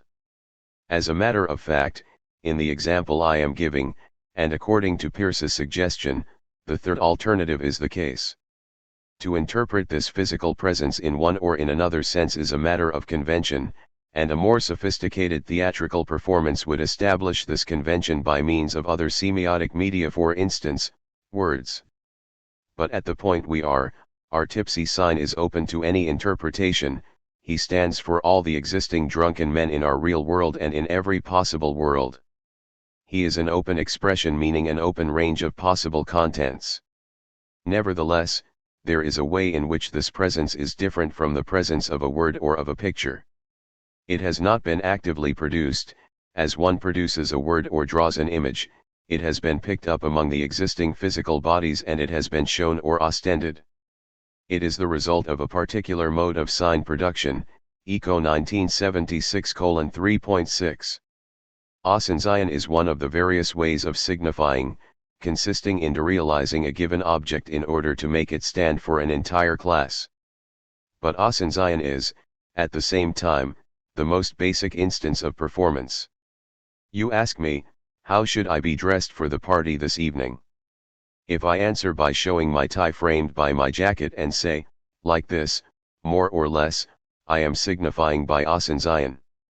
My tie does not mean my actual tie but your possible tie, which can be of a different stuff and color, and I am performing by representing to you the you of this evening. I am prescribing to you how you should look this evening. With this simple gesture I am doing something that is theater at its best, since I not only tell you something, but I also am offering you a model, giving you an order or a suggestion, outlining a utopia or a feasible project. I am not only picturing a given behavior, I am also in fact eliciting a behavior, emphasizing a duty, mirroring your future. In Jacobsonian terms, my message is at the same time a referential, a phatic, an imperative, an emotive, and, provided I move gracefully, it is aesthetic. By picturing your future way of dressing, through my present one, I have, however, added the verbal expression more or less. My performance, which was eminently visual and behavioral, has been accompanied by a verbal metalinguistic message establishing some criteria of pertinence. More or less signified making an abstraction from the particular stuff, color, and size of my tie. It was a rather important device. It helped you to derealize the object that was standing for something else. It was reducing the pertinent features of the vehicle I used to signify tie to you, in order to make it able to signify all the possible ties you can think of. The same happens with our intoxicated man. It is not necessary that he have a specific face, a specific eye color, a mustache or a beard, a jacket or a sweater. It is, however, necessary, or at least I think so, that his nose be red or violet, his eyes dimmed by a liquid obtuseness, his hair, his mustache or beard ruffled and dirty, his clothes splashed with mud, sagging and worn out. I am thinking of the typical Bowery character, but when I think of him I am ready to make abstractions from many features, provided that some essential characteristics are conserved and emphasized. The list of these characteristics is established by a social code, a sort of iconographic convention. The very moment our Salvation Army sergeant has chosen the right drunk, he has made recourse to a socialized knowledge. His choice has been semiotically oriented. He has been looking for the right man as one looks for the right word. Nevertheless, there is something that distinguishes our drunkard from a word. A word is a sign, but it does not conceal its sign quality. We conventionally accept that through words someone speaks about reality, but we do not confuse words with things, except in cases of mental illness. When speaking, we are conscious that something impalpable, flatus vocis, stands for something presumably palpable, except in cases of lying. But not every sign system follows the same rules as the others. In the case of our elementary model of mise en scene, the drunk is a sign, but he is a sign that pretends not to be such. The drunkard is playing a double game. In order to be accepted as a sign, he has to be recognized as a real spatio-temporal event, a real human body. In theater, there is a square semiosis. With words, a phonic object stands for other objects made with different stuff. In the mise en scene, an object, first recognized as a real object, is then assumed as a sign in order to refer to another object, or to a class of objects, whose constitutive stuff is the same as that of the representing object. Our drunk is representing drunkenness. His red nose has been selected as a natural unintentional event able to represent intentionally. The intention belongs to the Salvation Army, not to him, the devastating effects of intemperance. But what about his teeth? There is no specific convention establishing that an average drunken man lacks his incisors or has a set of black teeth. But if our intoxicated man possesses those characteristics, this would work very well. Insofar as the man becomes a sign, those of his characteristics that are not pertinent to the purposes of representation also acquire a sort of vicarious representative importance. The very moment the audience accepts the convention of the mise en scene, every element of that portion of the world that has been framed, put on the platform, becomes significant. I am thinking of the socio-psychological frame analysis proposed by Irving Goffman in his latest book. Goffman imagines two situations, both concerning a mirror and a lady. First situation, the mirror is in a beauty parlor, and the lady, instead of using it to adjust her hairdo, inspects the quality of its frame. That seems irregular. Second situation, the mirror is exhibited in an antiques shop, and the lady, instead of considering the quality of the frame, mirrors herself and adjusts her hair. That seems irregular. The difference in the mode of framing has changed the meaning of the actions of the characters in play. The contextual frame has changed the meaning of the mirror's carved frame, that is, the frame as situation has given a different semiotic purport to the frame as object. In both cases, however, there is a framing, an ideal platforming or staging, that imposes and prescribes the semiotic pertinence both of the objects and of the actions, even though they are not intentional behavior or non-artificial items. I should, however, stress that, until now, I have incorrectly put together natural and unintentional signs. I have done it on purpose because it is a kind of confusion frequently made by many semioticians. But we should disambiguate it. On one hand, I can produce a false natural event, as when I purposely produce a false imprint in order to fool somebody. I can produce a false symptom by painting red spots on my face to pretend I have measles. On the other hand, I can produce unintentionally what usually is conceived to be intentional. The most typical examples are psychoanalytic slips of the tongue or those common errors that everybody makes when speaking a foreign language, but I also can produce intentionally what is usually believed to be unintentional. For instance, his pronunciation shows that a man is, let me say, a Frenchman speaking English. The choice of English words is an intentional act. The way of pronouncing them, even though semiotically important, it means to me Frenchman, is unintentional. But what about an actor who purposefully and caricaturally emits English phonemes with a French accent in order to tell his audience that he pretends, theatrically, to be a Frenchman who pretends, in theatrical reality, to be an American? The elementary mechanisms of human interaction and the elementary mechanisms of dramatic fiction are the same. This is not a witty idea of mine. From Goffman to Bateson and from the current researches in ethnomethodology to the experiences of a Palo Alto group, Think also of Eric Berne's behavioral games models. In games people play, everyday life is viewed as an instance of theatrical performance. This finally explains why aesthetics and criticism have always suspected that theatrical performances were instances of everyday life. It is not theater that is able to imitate life, it is social life that is designed as a continuous performance, and because of this there is a link between theater and life. Let me outline an elementary matrix considering 8 possible types of interaction in emitting and receiving unintentional behavior as signs. Let me list under E the intention of the emitter, with plus meaning that the behavior is intentional and that it is not, under A the intentionality or the unintentionality of the reaction of the addressee, and under I the intention that the addressee attributes, or does not attribute, to the emitter. Case 1, an actor hobbles along, pretending to be a lame person. The addressee understands that he is doing it voluntarily. Case 2, I simulate a limp in order to make the addressee believe that I am lame. The addressee consciously receives this piece of information, believing that my behavior is unintentional.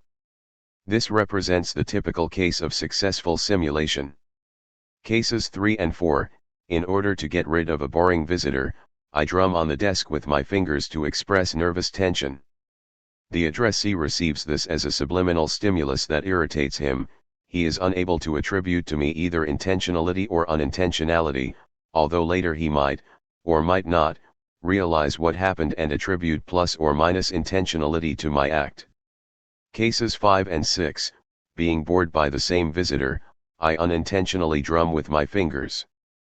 The visitor realizes the situation and attributes plus or minus intention to me. Case 6 is also the one of the patient emitting an involuntary slip of the tongue during a conversation with his psychoanalyst, who understands the sign and recognizes that it was not intentionally emitted. Cases 7 and 8 are variations of cases 3 and 5, with a different misunderstanding strategy. In fact, one can get from this matrix all the basic plots of Western comedy and tragedy, from Menander to Pirandello, or from Chaplin to Antonioni. But the matrix could be further complicated by adding to it a fourth item, that is, the intention that the emitter wishes that the addressee attribute to him. I tell you P so that you believe that I am lying and that, in fact, I meant Q while P is really the case. Remember the Jewish story reported by Lacan, why are you telling me that you are going to Krakow so that I believe that you are going to Lemberg, while as a matter of fact you are really going to Krakow and, by telling it explicitly, you are trying to conceal it. The new matrix would have 16 rows. Paolo Pagliatti, 1976, has applied this matrix to the well-known Nothing uttered by Cordelia, examining the different interplay of interpretations and misunderstandings taking place between Cordelia and King Lear, Cordelia and France, King Lear and Kent and so on. But Paolo Vallisio, 1980, has further complicated this analysis by interpreting the nothing of Cordelia as a witty rhetorical device aiming not to convince Lear but rather to inform France about her mental disposition and rhetorical ability. Coming back to our poor tipsy guinea pig, who, I believe, is rather tired from having been kept standing on his platform for an untenable amount of time, his presence could be reconsidered in the light of the matrix above. In any case, we could concentrate in this bare presence the whole set of problems discussed by Austin and Searle apropos of speech acts, and all the questions raised by the logic of natural languages or epistemic and doxastic logic apropos of all those expressions such as I want you to believe, I believe that you believe, I am asserting that, I am promising that, I am announcing that, and so on. In the very presence of that drunken man, we are witnessing the crucial antinomy that has haunted the history of Western thought for 2,000 years, that is, the liar paradox, everything I am saying is false. In the same way, should the drunken man open his devastated mouth and utter something like I love liquor or don't trust alcohol? Well, we ought to face at that precise moment the linguistic and logical set of problems concerning the difference between the sujet de l'énonciation and the sujet de l'énonce. Who is speaking, qui parle? That intoxicated individual? The class he is representing? The Salvation Army? Luis Prieto has pointed out that in theater, as well as in cinema, words are not transparent expressions referring to their content, and through it to things. They are expressions referring to other expressions, namely, to a class of expressions. They are phonic objects taken as objects and ostended as such. The statement "I love liquor" does not mean that the subject of the utterance loves liquor, it means that there is somewhere somebody who loves liquor and who says that. In theater and cinema, verbal performances refer back to verbal performances about which the mise en scene is speaking. In a certain sense, every dramatic performance, be it on the stage or on the screen, is composed by two speech acts. The first is performed by the actor who is making a performative statement, "I am acting." By this implicit statement the actor tells the truth, since he announces that from that moment on he will lie. The second is represented by a pseudo-statement where the subject of the statement is already the character, not the actor. Logically speaking, those statements are referentially opaque. When I say Paul has said that Mary will come, I am responsible for the truth of the proposition Paul has said P, not with the truth of P. The same happens in a dramatic performance. Because of the first performative act, everything following it becomes referentially opaque. Through the decision of the performer, "I am another man," we enter the possible world of performance, a world of lies in which we are entitled to celebrate the suspension of disbelief. There is a difference between a narrative text and a theatrical performance. In a narrative, the author is supposed to tell the truth when he is speaking as subject of the acts of utterance, and his discourse is recognized as referentially opaque only when he speaks about what Julian Sorrell or David Copperfield have said. But what about a literary text in which Thomas Mann says "I" and the "I" is not Thomas Mann but Cyrano's Zeitblom telling what Adrian Leverkuhn has said? At this moment, narrative becomes very similar to theater. The author implicitly begins his discourse by saying performatively, "I am Cyrano's." As in the case of the drunk, it is not necessary that he assume all the properties of Cyrano's. It is enough that he reproduce certain pertinent features, namely, certain stylistic devices able to connote him as a typical German humanist, a cultivated and old-fashioned middle bourgeois. Once this is said, once the methodological standpoint that both fiction and living reportage are instances of mise en scène remains. To ask, how does a character who acts as an element of a mise en scène speak? Do his words have a univocal meaning? Do they mean one thing only and nothing else? In 1938 Bogatyrev, in a fundamental paper on signs in theater, pointed out that signs in theater are not signs of an object but signs of a sign of an object. He meant that, beyond their immediate denotation, all the objects, behaviors, and words used in theater have an additional connotative power. For instance, Bogatyrev suggested that an actor playing a starving man can cat some bread as breadth actor connoting the idea of starvation but the bread eaten by him being denotatively bread. But under other circumstances, the fact of eating bread could mean that this starving man eats only a poor food, and therefore the piece of bread stands not only for the class of all possible pieces of bread but also for the idea of poverty. However, our drunken man does something more than standing for drunkenness. In doing so, he is certainly realizing a figure of speech, a metonymy, since he stands for the cause of his physical devastation. He also realizes an antonomasia, since he, individually taken, stands for his whole category. He is the drunken man par excellence. But, according to the example of Peirce, he is also realizing an irony by antonymy. He, the drunk, the victim of alcoholism, stands ironically for his contrary. He celebrates the advantages of temperance. He implicitly says, "I am so, but I should not be like this, and you should not become like me." Or, at another level, "Do you see how beautiful I am? Do you realize what a kind of glorious sample of humanity I am representing here?" But in order to get the irony, we need the right framing, in this case, the standards of the Salvation Army surrounding him. Since we have approached the rhetorical level, we are obliged to face the philosophical one. Our drunken man is no longer a bare presence. He is not even a mere figure of speech. He has become an ideological abstraction, temperance versus intemperance, virtue versus vice. Who has said that to drink is bad? Who has said that the spectacle of intoxication has to be interpreted as an ironic warning and not as an invitation to the most orgiastic freedom? Obviously, the social context. The fact that the drunk has been exposed under the standards of the Salvation Army obliges the audience to associate his presence with a whole system of values.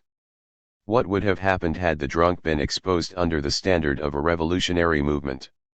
Would he still have signified vice or, rather, the responsibility of the system, the results of a bad administration, the whole starving world? Once we have accept that the drunk is also a figure of speech, we must begin to look at him also as an ideological statement. A semiotics of the mise en scene is constitutively a semiotics of the production of ideologies. All these things, this complex rhetorical machinery, are, moreover, made possible by the fact that we are not only looking at a human body endowed with some characteristics, we are looking at a human body standing and moving within a physical space. The body could not stagger if there were not an environing space to give it orientation up and down, right and left, to stand up, to lie down. Were the bodies two or more, space would establish the possibility of associating a given meaning with their mutual distances. In this way we see how the problems of the mise en scene refer to the problems of many other semiotic phenomena, such as proxemics or kind 6. And we realize that the same semiotic parameters can be applied to the semiotics of theater, of cinema, of architecture, of painting, of sculpture. From the idiosyncratic character of the theatrical phenomenon we have arrived at the general problems of semiotics. Nevertheless, theater has additional features distinguishing it from other forms of art and strictly linking it with everyday conversational interaction. For instance, the audience looking at the drunk can laugh, can insult him, and he can react to people's reactions. Theatrical messages are shaped also by the feedback produced from their destination point. So the semiotics of theatrical performance has shown its own proprium, its distinguishing and peculiar features. A human body, along with its conventionally recognizable properties, surrounded by or supplied with a set of objects, inserted within a physical space, stands for something else to a reacting audience. In order to do so, it has been framed within a sort of performative situation that establishes that it has to be taken as a sign. From this moment on, the curtain is raised. From this moment on, anything can happen. Oedipus listens to Krapp's last tape, Godot meets La Cantatrice Chauve, Tartuffe dies on the grave of Juliet, El Cid Campeter throws a cream cake in the face of La Dame Auxiliary Camellias. But the theatrical performance has begun before whenever Rose was peeping at the boy who was saying, "I am the muezzin." 7. Interpreting animals. How much, why, and in which way did a dog bark in the Middle Ages? The question is not so whimsical as it seems.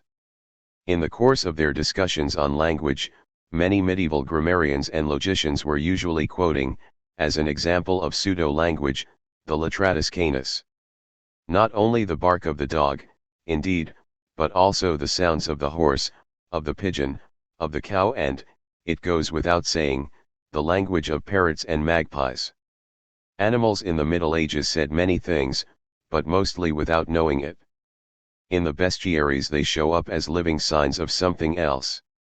Characters of a book scriptus digito dei, they did not produce a language but were themselves words of a symbolic lexicon. Philosophers and grammarians were interested in the Litratus as a linguistic phenomenon, however, and they mention it in relation to the gemitus infirmorum and to other kinds of interjections.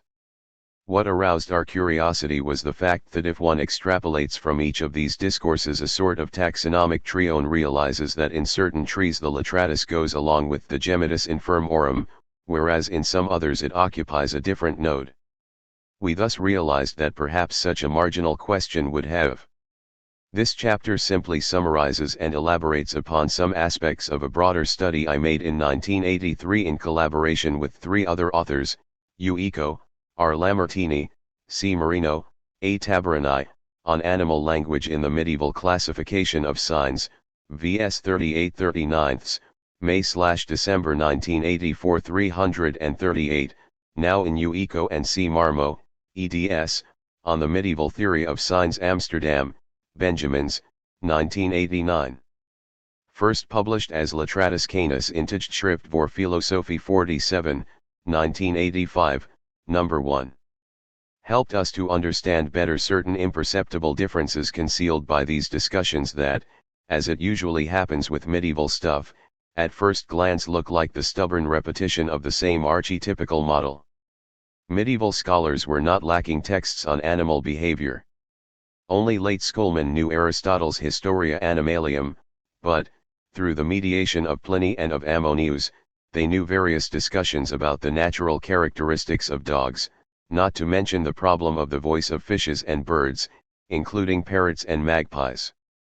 Likewise, something must have filtered down from the discussion which took place among Stoics, Academicians, and Epicureans about the possibility of an animal logos. Sextus Empiricus says, Pyrr January 1, 65-67, that the dogs manifest, through their behavior, various capacities of reflection and apprehension. Sextus quotes an observation of Chrysippus, according to which, when a dog follows his prey and arrives at a place where 3 roads meet, having sniffed the 2 ways by which its victim has not passed, makes a perfect dialectical syllogism, the beast has passed either by here, or by there or by some other part. It is controversial whether Sextus was known by the Middle Ages or not, but it is worth noticing that the same argument can be found in the Bestiary of Cambridge. That the idea does not appear in Isidore or in the Physiologus means that a great part of the Greek discussion had filtered in some way through other secondary sources. All this mass of naturalistic observation survived in some way in the work of philosophers tied, through the mediation of Augustine, to the Stoic legacy. However, in general, every appearance of the dog is dependent on that page of Aristotle's De Interpretatione, 16a and following, which influenced enormously the whole medieval discussion on human and animal language. Thus the dog circulates in the philosophical and linguistic literature mainly as a barking animal, making noise along with parrots, cocks sometimes along with the Gemitus infirmorum, sometimes under a separate heading. The barking of the dog, born as a topos remains. Nevertheless, the authority has a nose of wax, and below and beyond any literal appearance, every time the topos is quoted again, one is entitled to suspect that a slight shift of perspective has taken place. 1. Signs and words. To justify the embarrassing position of the Literatus Canis in the medieval theories of language, one should remember that Greek semiotics, from the Corpus Hippocraticum up to the Stoics, made a clear-cut distinction between a theory of verbal language, names, onomata, and a theory of signs, semia. Signs are natural events that act as symptoms or indexes, and they entertain with that which they designate a relation based on the mechanism of inference. If such a symptom, then such a sickness; if smoke, then fire. Words stand in a different relation with the thing they designate, or with the passions of the soul they signify, or, in Stoic terms, with the proposition lecton they convey, and this relation is based on mere equivalence and biconditionality, as it appears also in the influential Aristotelian theory of definition. As I have tried to stress elsewhere, Eco 1984, ch. 1, the fusion between a theory of signs and a theory of words, albeit vaguely foreseen by the Stoics, is definitely sanctioned only by Augustine, who is the first explicitly to propose general semiotics, that is, a general science of signa, the sign being the genus of which both words and natural symptoms are species. In doing so, not even Augustine resolves definitely the dichotomy between inference and equivalence, and the medieval tradition is left with 2 lines of thought which are not yet unified. This is a crucial observation because one of the main reasons why the Literatus Canis occupies different positions in different classifications of signs depends on whether they are classifications of signs in general, in the Stoic and Augustinian mode, or of voces, in the Aristotelian mode of a theory of spoken language. 2. Aristotle. The detonator of the controversy about the Literatus Canis is the passage of De Interpretatione, 1620a, where Aristotle, with the intention of defining nouns and verbs, makes some marginal statements about signs in general. To summarize the result of an unending discussion among interpreters of this passage, Aristotle basically says that nouns and verbs are cases of phone semantic kata synthekon, that is, in medieval terms, vox significativa ad placidum. Aristotle says that words are symbols of the affections of the soul, or, if you want, of concepts, just as the written words are symbols of the spoken ones. He takes symbol in the sense of pairs, as a conventional device, and that it is why symbols are not the same for every culture. On the contrary, the passions of the soul are the same for all since they are images, we could say icons, of the things. But in speaking of the passions of the soul, Aristotle adds, rather parenthetically, that words are, of these passions, before all else signs. Is that an instance of mere redundancy in which the word sign is synonymous with symbol? Certainly not, because when Aristotle speaks expressly of signs, semia, in the rhetoric, he means symptoms, natural events from which one can infer something else. Aristotle is simply saying that, even though words are conventional symbols, insofar as they are uttered they can also, or in first instance, be taken as symptoms of the evident fact that the one who speaks has something to say in his mind. All this becomes clearer a few sentences below, where Aristotle remarks that, since even vocal sounds can be taken as signs, or symptoms, also inarticulate noises, like those emitted by animals, can act as symptoms. He says noises, agrammatoi, not sounds, because, as Ammonius and all the subsequent commentators will explain, he is also thinking of certain animals, such as fishes, which do not emit sounds but make some noise, quidem enim pisces non voci, sed branchius sonant will se boethius et cicada perpectum sonum mitted. Aristotle says that these noises manifest, delausi, something. Now, what happens with the first influential translation of De Interpretatione, made by Boethius? Boethius translates both symbol and sign with nota, so that the Aristotelian nuance gets lost. Moreover, he translates delausi not as they show, but with significant, they signify. Aristotle spoke of the noises of animals, and lexically distinguished a noise from a sound. Unfortunately, from Boethius onward, the medieval commentators translated the Aristotelian phone, sound, with vox, and sophos, noise, with sonus. Thus from the medieval commentators animals without lungs emit sounds, but animals with lungs emit voices, and voces can be significativi. The road is open for a significant bark of the dog. 3 Boethius latrans. The bark of the dog appears for the first time in Ammonius, and in the Latin world with Boethius as an example of vox significativa not ad placidum, by convention, but rather naturaliter, see figure 7.1. Thus a sound that for Aristotle was a sign is placed under the headings of vox significativa, where also stand words or symbols. In the same category, Boethius places the genitus infirmorum, the whinny of the horse, and even the sounds of animals without lungs that tantu sinitu quodum concrepent. Why do these sounds signify naturaliter? Evidently because one is able to know, through them, their cause by a symptomatic inference. Boethius, however, disregards two important differences, the difference, which the Stoics acknowledged clearly, between natural events which happen but are not emitted by living beings, such as smoke from fire or a medical symptom, and sounds brought forth by animated creatures. 2. The difference between sounds emitted intentionally and sounds emitted unintentional, like infirm whale unintentionally, and so do dogs when barking. Or do dogs have an intention to communicate? Boethius says of the horse that hinitus quoque eorum cpalt equi consuetudinem querit, that is, the horse whinnies to call another horse, intentionally and, I suspect, with a precise sexual purpose. Boethius also says that frequently animals emit voices aliqua significatione preditas, that is, sounds endowed with some meaning. But endowed by whom? By the animal that emits them or by the man who listens? Boethius disregards this question because he has disregarded the difference, I.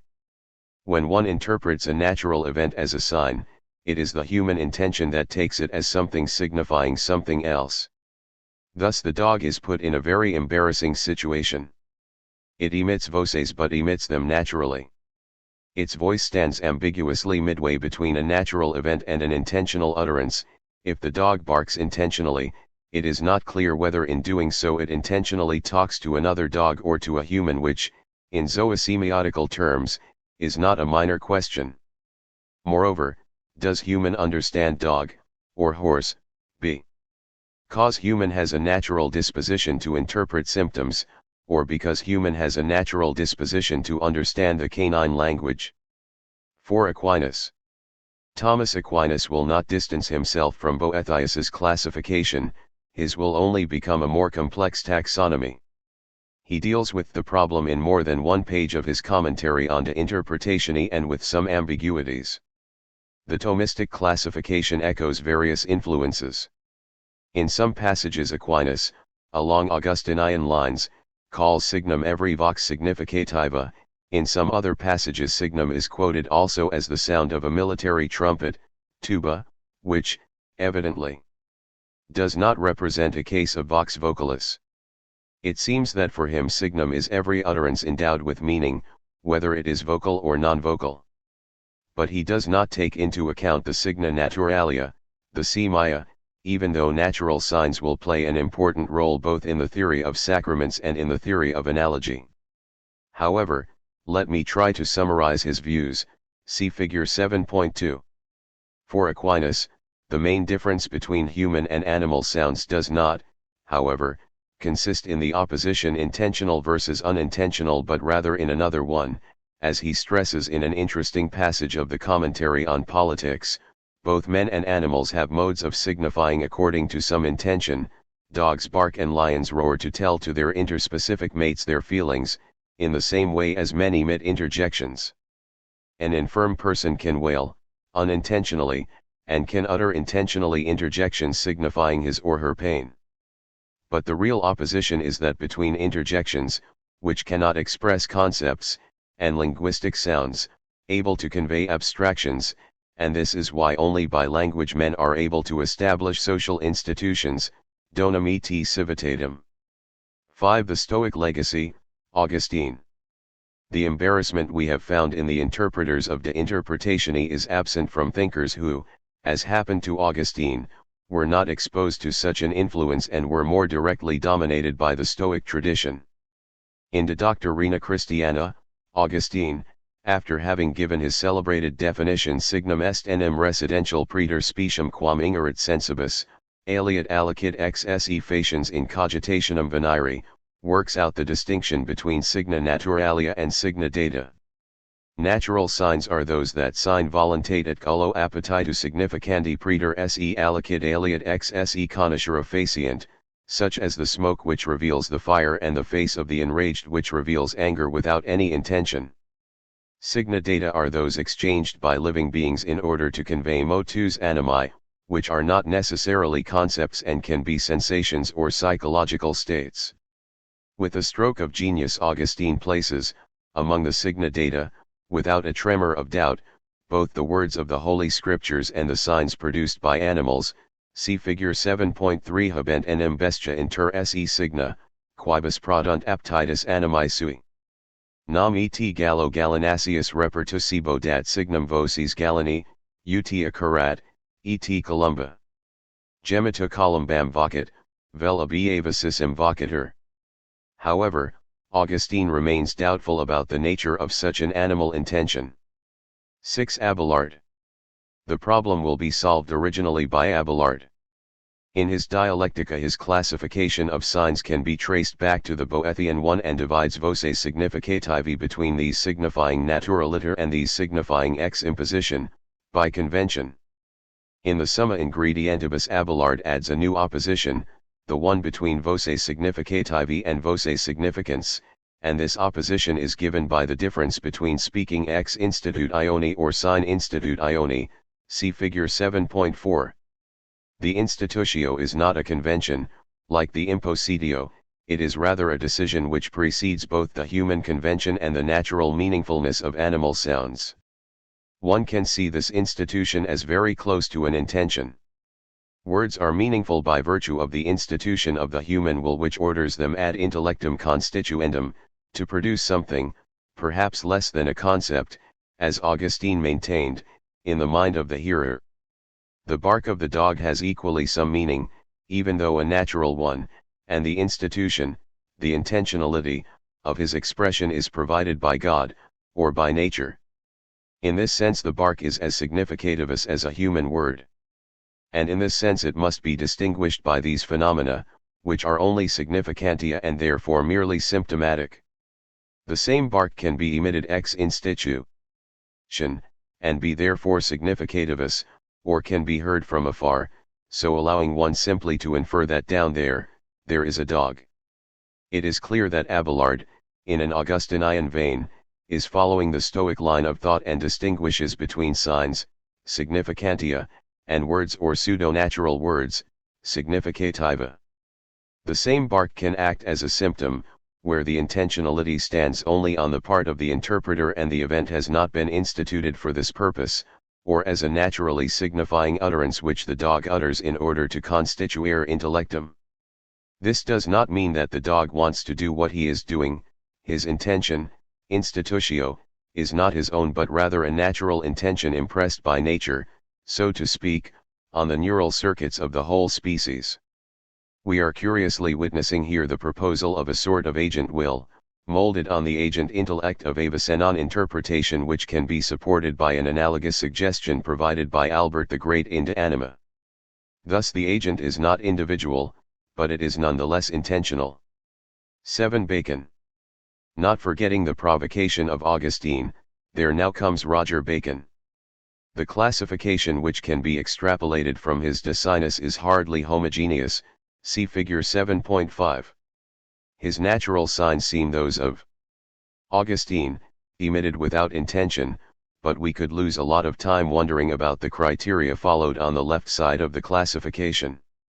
For the present purpose it is enough to remark that the signs of the right side are, as in Abelard, those produced by an intention of the soul, and on this side we, as in Abelard, find again the distinction between a voluntary intention and a natural one.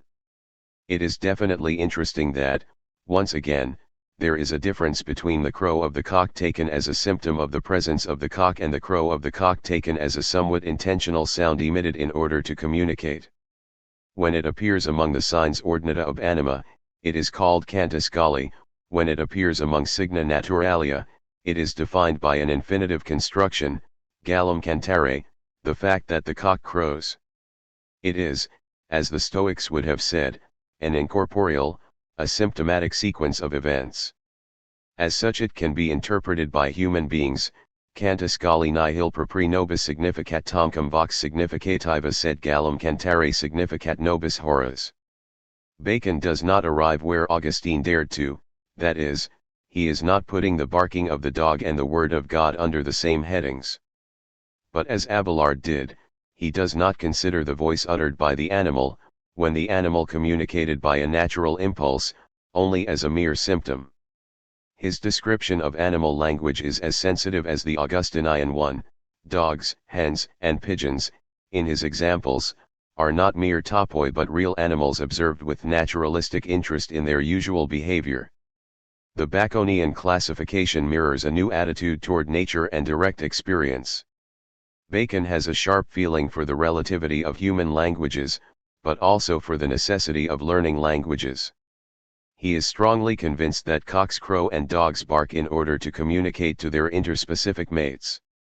Perhaps we do not understand their language in the very sense in which a Greek does not understand a Latin, and vice versa, but the ass is understood by the ass, the lion by the lion.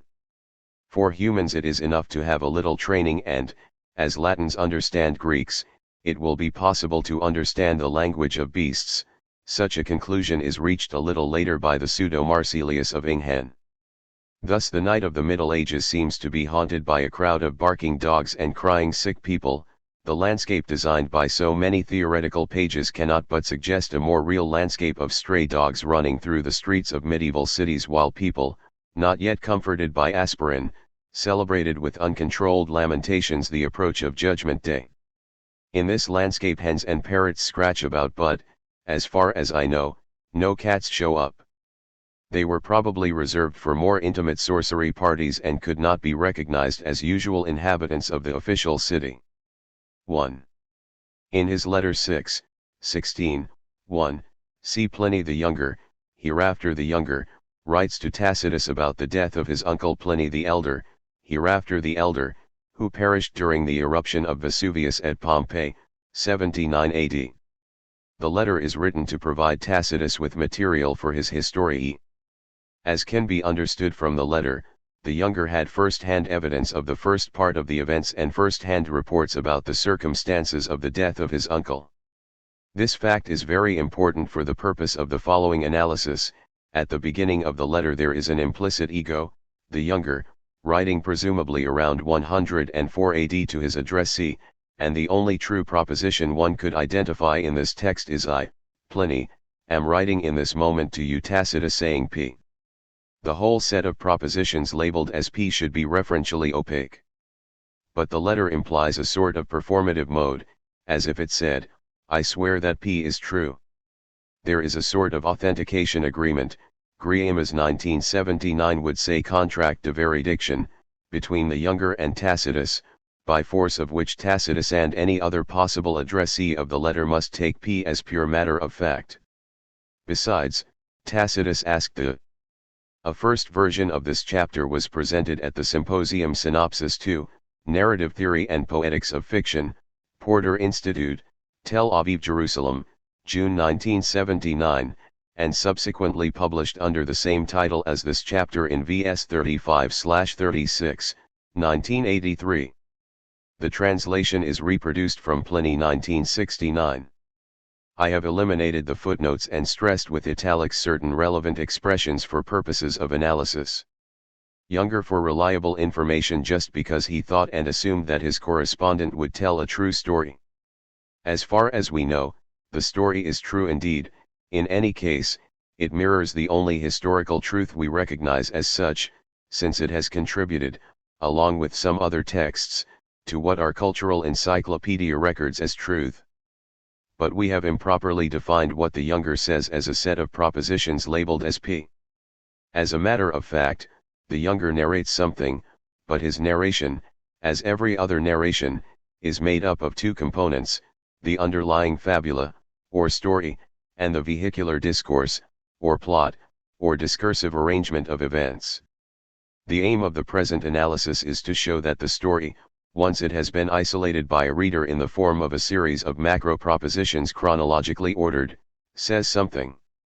However, the discourse says, if not something else, at least something more, in such a way that it is difficult to isolate the two levels clearly.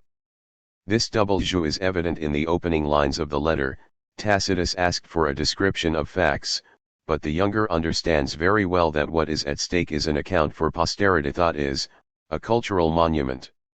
1 Petis ut tibia vunculi me exidem scribam, quo various trader post eris passes. Gracias ago, nam video morti eis si celebratura te immortalem gloriam esse propositam. Quam vis enim pulcherimurum clade ter erum, ut populi ut urbes memorabilique su, quasi semper victurus occiderit, quam vis ipsi plurima opera et mansura condidrit, multum tamen perpetuitatis eis script orum tuorum eternitas ade. Equidem beatos puto, quibus de orum munera datum est and facere scribenda aut scriberi legenda, beatissimos vero quibus utrumque. Horum in numero avunculus meus et sui libris et tuis erit. Quo libantius Scipio, de Pasco entium quod inungis. 1. Thank you for asking me to send you a description of my uncle's death so that you can leave an accurate account of it for posterity. I know that immortal fame awaits him if his death is recorded by you. It is true that he perished in a catastrophe which destroyed the loveliest regions of the earth, a fate shared by whole cities and their people, and one so memorable that it is likely to make his name live forever, and he himself wrote a number of books of lasting value, but you write for all time and can still do much to perpetuate his memory. The fortunate man, in my opinion, is he to whom the gods have granted the power either to do something which is worth recording or to write what is worth reading, and most fortunate of all is the man who can do both. Such a man was my uncle, as his own books and yours will prove. So you set me a task I would choose for myself, and I am more than willing to start on it. Pliny the Younger is explicit. Tacitus can provide immortal glory to the elder by representing him as a scientific hero. Such an introduction can be taken in two ways. It looks as if the younger were saying, I provide you with the facts, and they will speak for themselves, all the rest is up to you. On the other hand, the younger is providing facts and comments, or fact wrapped with comments. Only he is not so naive as to put forth comments as comments. He follows a different persuasive strategy. Tu erat misni classem imperio presens regbat. Nonum kal. Septembers orofir septima mater mea indicat eiad pareri nuubum inusitata et magnitudine et specie. Usus il sol, mox frigida, Gustav erat iasin studibat, possit solias, ascendit locum ex quo maxime miraculum illud conspici poterat. Nubis incertum procul in twentibus ex quo monti, Vesuvium fuis postea cognitum est, oribiter, quia similitudinem et formam non alia magis arbor quam pinus expresserit. Nam longissimo velut trunco elata in altum quibus dam ramus diffundibator, credo qui recenti spiritu evecta, dine sane sente eo destituta aut entium ponderisuo victa in latitudinem veins candida interdum sordida et maculosa prautarum cinerum siscularat. Magnum propiusquina ascendum ut eruditissimo viro visum. Iubet libernicam apteri, mi is veniri una velum facit copium, respondi studerami mal, et forte ipsi quad scriberum diderat. Egredibiter domo, accipit codicillos rectini tassi imminenti periculo exteriti, nam villa eas sub eas spat, nec ola nisi navibus fuga utse tanto discrimini eriperit orabat. Verdi il concilium et quad studioso animo incahaverat obit maximo. Deducit quadraremes, ascendit ipsi non rectini modo sed multis, erat enim frequens amoenitas ori, laturis auxilium. Properat illuc unde alii fugiunt, rectum cursum recta gubernacula in periculum tenet adio salutis metu, ut omnes ilius mali motus omnes figuras ut deprenderat oculis dicterat inoderec. I am navibus genes inside bat, quo propius accede rent, calidi or et densier, I am pumices entium nigric et ambusti et fracti igni lapides, I am vadum subitum ruinac montes litera obstantia. Cunctatus Paulum II. My uncle was stationed at Misenum, in active command of the fleet. On August 24, in the early afternoon, my mother drew his attention to a cloud of unusual size and appearance. He had been out in the sun, had taken a cold bath, and lunched while lying down, and was then working at his books. He called for his shoes and climbed up to a place which would give him the best view of the phenomenon. It was not clear at that distance from which mountain the cloud was rising. It was afterwards known to be Vesuvius. Its general appearance can best be expressed as being like a pine rather than any other tree, for it rose to a great height on a sort of trunk and then split off into branches, I imagine because it was thrust upwards by the first blast and then left unsupported as the pressure subsided, or else it was borne down by its own weight so that it spread out and gradually dispersed. Sometimes it looked white, sometimes blotched and dirty, according to the amount of soil and ashes it carried with it. My uncle's scholarly acumen saw at once that it was important enough for a closer inspection, and he ordered a boat to be made ready, telling me I could come with him if I wished. I replied that I preferred to go on with my studies, and as it happened he had himself given me some writing to do. As he was leaving the house he was handed a message from Rectina, wife of Tascus, whose house was at the foot of the mountain, so that escape was impossible except by boat. She was terrified by the danger threatening her and implored him to rescue her from her fate. He changed his plans, and what he had begun in a spirit of inquiry, he completed as a hero. He gave orders for the warships to be launched and went on board himself with the intention of bringing help to many more people besides Rectina, for this lovely stretch of coast was thickly populated. He hurried to the place which everyone else was hastily leaving, steering his course straight for the danger zone. He was entirely fearless, describing each new movement and phase of the portent to be noted down exactly as he observed them.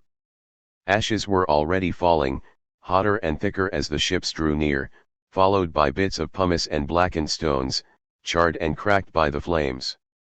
En retroflectoret, mox gubernatori ut ita faceret monanti fortes inquid fortuna iovat, Pomponianum pede. Stabius erat dirempta sinu medio, nam sensum circumactus curvatis glitteribus mare infunditer, ibi quamquam nondum periculo ad propinquante, conspicuo tamen et cum cresceret proximo, sarcinas conchularat in naves, certus fugae si contrarius ventus recedicit. Quo tunc avunculus meus secundissimo invectus, compliciter trepidantum consolatur hortator ut qui timerum eius sua securitate lenirat, deferit in balanium iubet, lotus accubat senet, aut hilaris aut, quod ec magnum, similis hilari.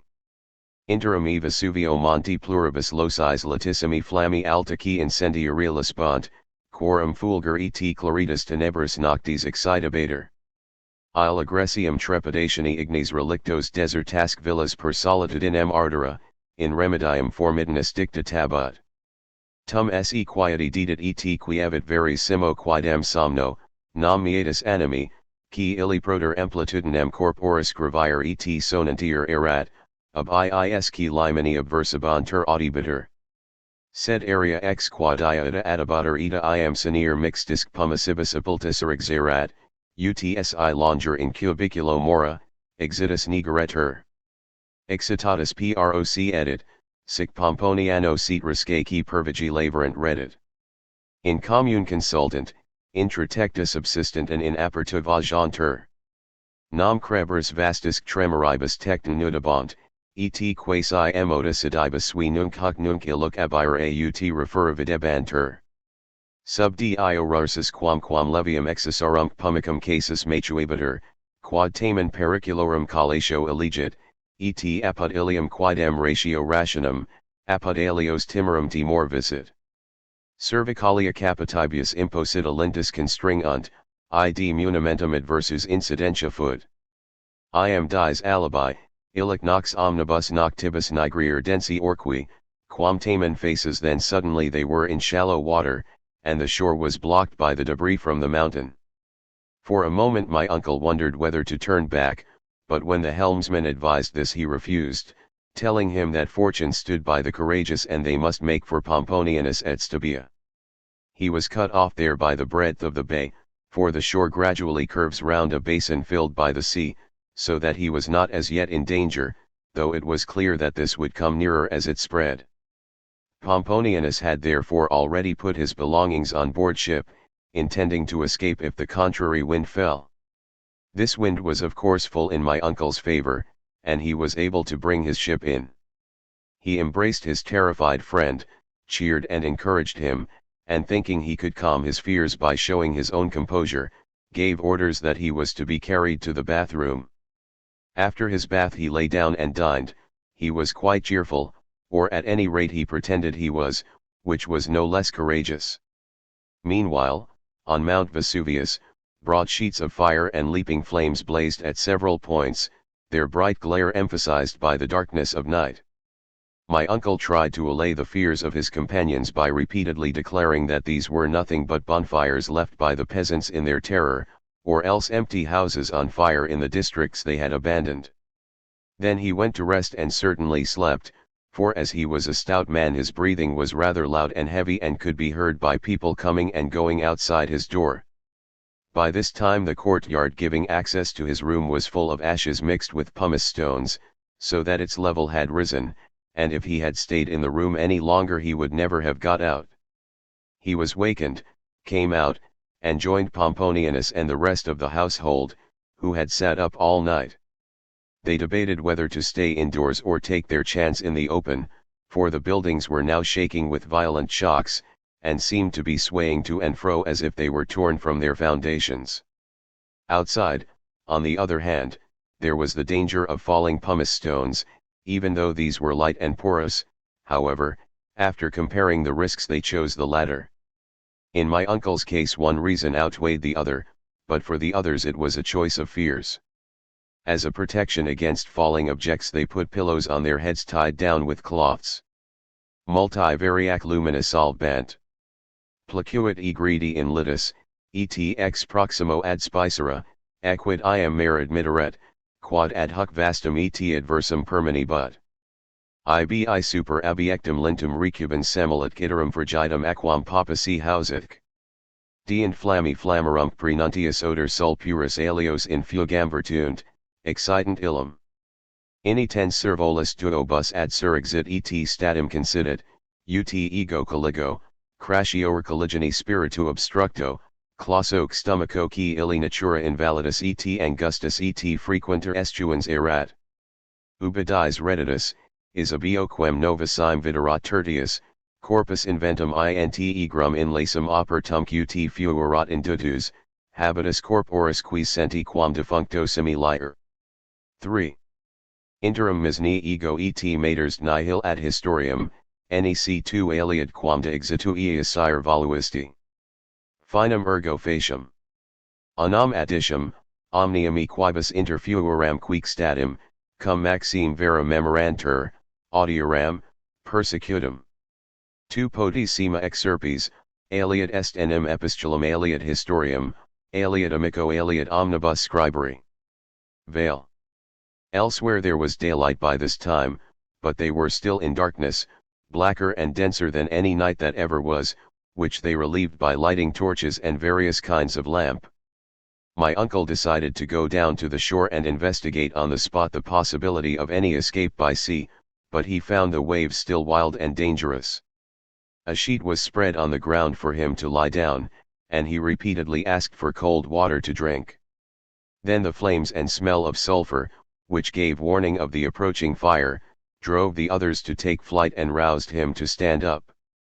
He stood leaning on two slaves and then suddenly collapsed, I imagine because the dense fumes choked his breathing by blocking his windpipe, which was constitutionally weak and narrow and often inflamed. When daylight returned on the 26th days after the last day he had seen, his body was found intact and uninjured, still fully clothed and looking more like sleep than death. 3. Meanwhile, my mother and I were at Misenum, but this is not of any historic interest, and you only wanted to hear about my uncle's death. I will say no more, except to add that I have described in detail every incident which I either witnessed myself or heard about immediately after the event, when reports were most likely to be accurate. It is for you to select what best suits your purpose, for there is a great difference between a letter to a friend and history written for all to read. The first impression one receives in reading this letter is that the elder was indeed a hero of science who lost his life sailing courageously to the source of the eruption because of his sense of duty and of his erudite curiosity. The acknowledgement of such an effect is not only a matter of intuition. Unfortunately, we do not know how Tacitus, as an empirical reader, reacted to the letter, since his Historiae stops at 70 AD and its second part is lost. But we know how other readers reacted, since our encyclopedia records the fate of the elder as a paramount example of scientific holocaust. Nevertheless, if one puts the underlying fabula into a sequence of propositions, the crude facts are the following: the elder moves toward the eruption before knowing that it is an eruption. Moreover, at that time nobody considered Vesuvius an active volcano, and the same Pliny the Elder, in his Naturalis Historia 3.62, describes Vesuvius as a pleasant and harmless component of the Neapolitan land. Scape, see Sherwin-Wythe 1966, 372,375. Even when he arrives at Pomponianus's home in Stabia, he is still unaware of the proportions of the disaster, understanding neither its format nor its definitive effects. He says with nonchalance that the flames raging on the mountain are only bonfires left by the peasants. It is true that, according to the younger's interpretation, he says so in order to allay the fears of his companions, but afterward he really goes to sleep without realizing that he was risking burial by ashes had somebody not awakened him. When he finally understands that there is no escape and that the situation is really dramatic, it is too late. He dies as quickly as possible, because he was also asthmatic, as some commentators suggest. When one carefully reconsiders the bare fabula, one gets the impression of reading the story of a very narcissistic and narrow-minded Roman admiral, completely unable to cope with the situation. In short, this efficient rescuer not only did not help anybody but also succeeded in depriving the fleet of its commander-in-chief, just when some efficiency was needed from the local military authority. Pliny the Younger does not conceal anything. If Tacitus had wished, he could have extrapolated the real story, perhaps he did, precisely as we are now doing. The Tacitus we are interested in, however, is not the real Tacitus, it is the planned addressee of Pliny's letter, that is, what I have elsewhere called the model reader of a text, Eco 1979a. Pliny's letter is a text which, as any other text, is not empirically addressed to an empirical addressee. It builds up, by a discursive strategy, the type of reader who is supposed to cooperate in order to actualize the text, such as the model author, that is, the objective textual strategy, wants it to be.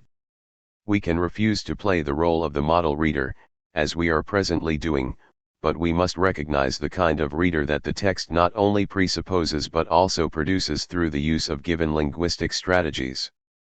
To read the discursive maneuvers of the Younger at a metatextual level means to acknowledge the way in which the text gives its model reader the appropriate instructions as to how to realize a certain persuasive effect. This letter not only aims at saying something true, in an assertive mode, it also wants to make Tacitus, or every other possible reader, believe that the elder was a hero, as well as wanting Tacitus to write that the elder was one. Griamus would speak of modalities, fair crower and fair, or, how to do things with words.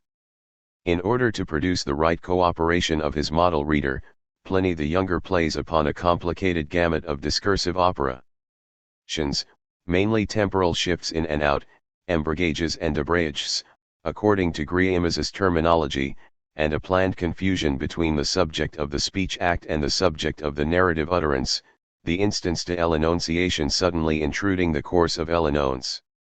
Moreover, as we shall see, the fabula concerns not only the world of events but also the epistemic worlds, or the propositional attitudes, of the characters, and these epistemic worlds continually overlap with the supposed epistemic world of the model reader. Different propositional attitudes are thus focalized at the same moment. The final result is that the reader does not understand, provided he or she does not perform a metatextual analysis, who is speaking in a given moment. For such a dialectics of voices, see also Genet 1972. 2. A portrait of the young Pliny as an old reporter. At the beginning of the letter, 1, there is an implicit ego, the subject of scribam, which clearly refers to an individual, Pliny the Younger, author of that letter, presumably in 104 AD. Let us define this Pliny as P1, writing at a time moment T0 in a world W0 conventionally taken as the real world. This oversimplification is due to the fact that we assume that the letter is not a piece of fiction but of natural narrativity, like a newspaper article. If it were a piece of fiction, like the letters of Clarissa or of Les Liaisons Dangereuses, we would assume that there is another subject, AP0, the empirical producer of the speech act, while the ego of the discourse is a fictive subject, not to be identified with the author. In other cases, fiction written in the third person, the subject of the speech act can interfere with the discourse as a semi-fictive subject, an ego who comments on the facts and who can or cannot be identified with the empirical author. See, for instance, the comments provided in the first person by Fielding or by Manzoni throughout Tom Jones or The Betrothed. In our case we can assume that the historical Pliny and the ego speaking from 1 to 3 can be taken as the same entity, the sender of the letter whose addressee is Tacitus. However, from 2 onward, P1 tells Tacitus a story concerning P2, that is, what happened to himself 25 years before, at Misenum, in AD 79, on August 24. Thus we have a letter written into which tells about another time, or a given series of temporal states that we shall register as follows.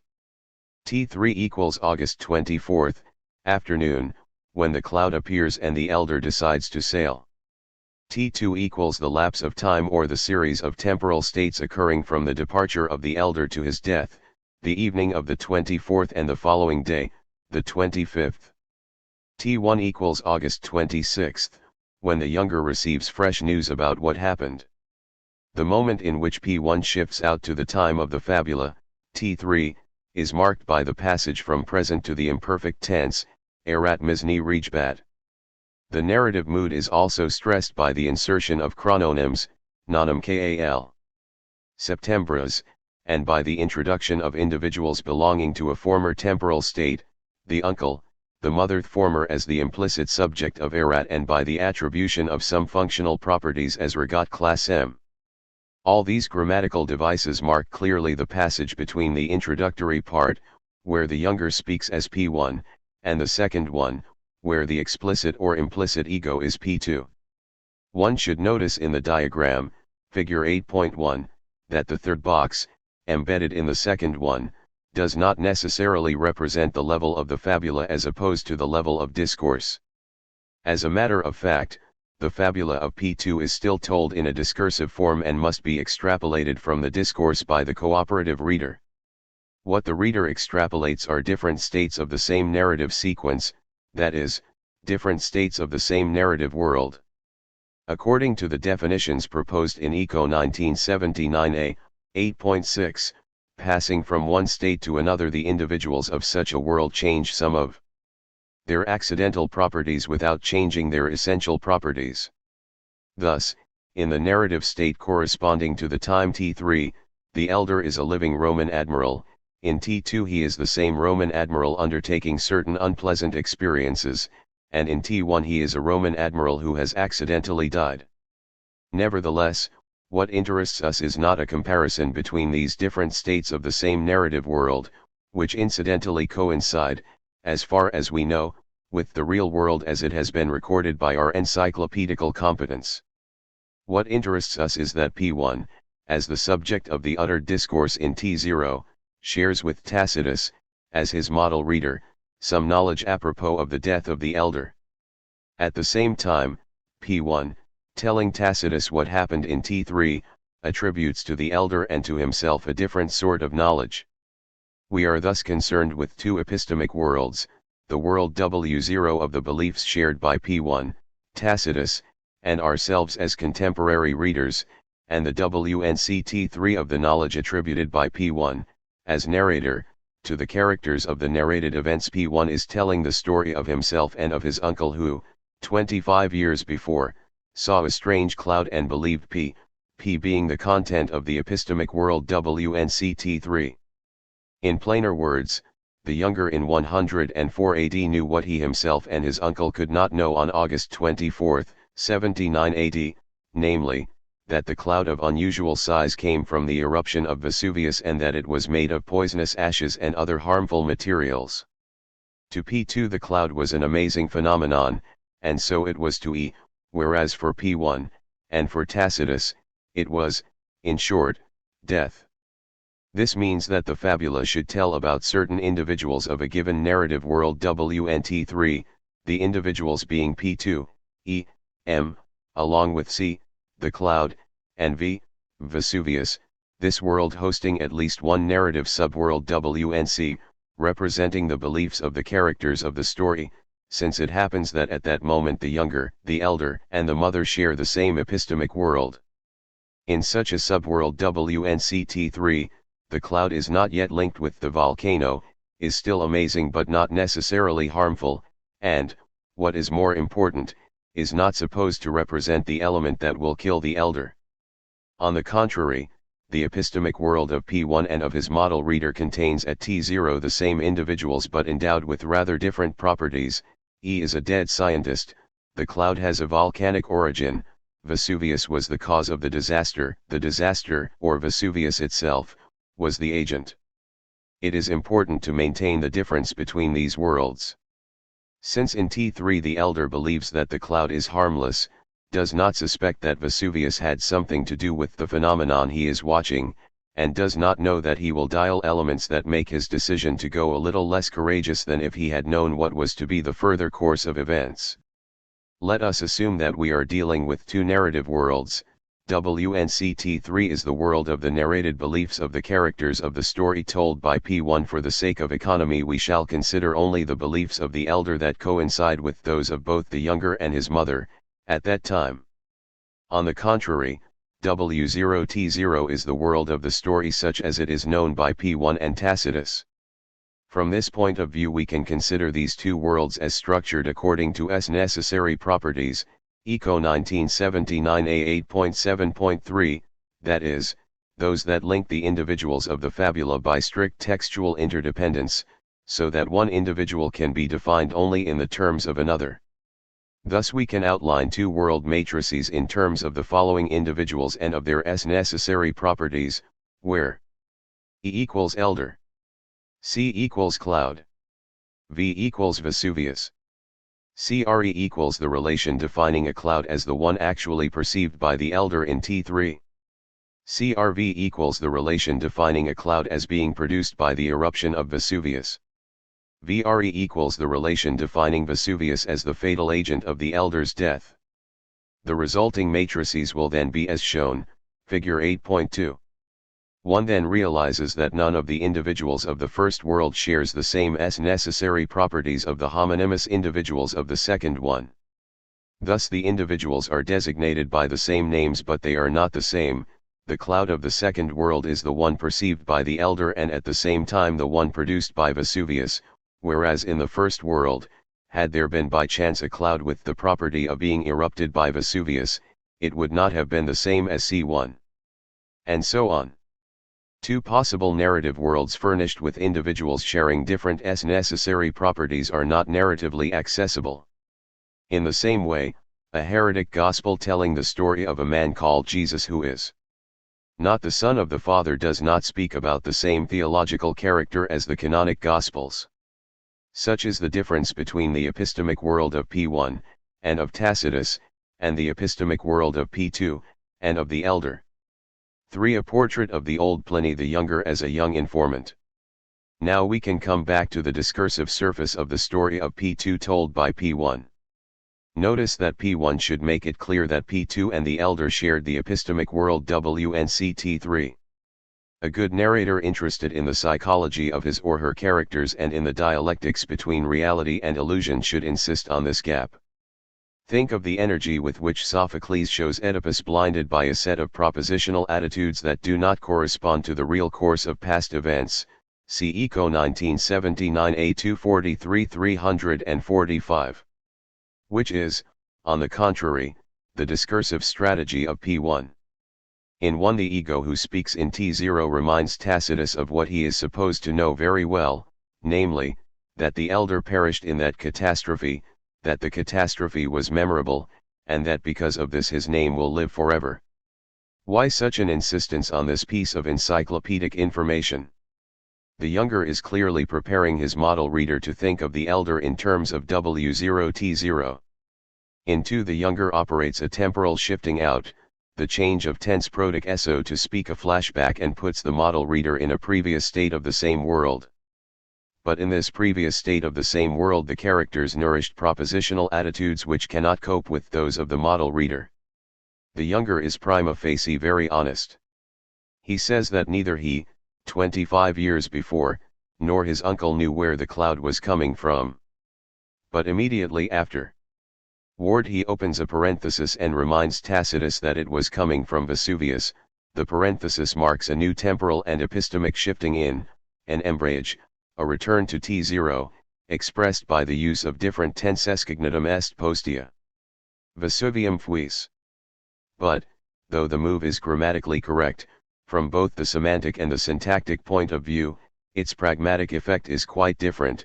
it reintroduces into the core of the epistemic world of P2 and of E the epistemic world of P1 and of Tacitus. The cloud is without any shadow of doubt the one that the model reader is supposed to know as CRV, knowing also that VRE. The following move is more interesting. P2 and E are watching a cloud which is candida interdum sordida, sometimes white, sometimes dirty, and these are indeed the accidental properties of CRE, the cloud such as the elder witnessed it in T3.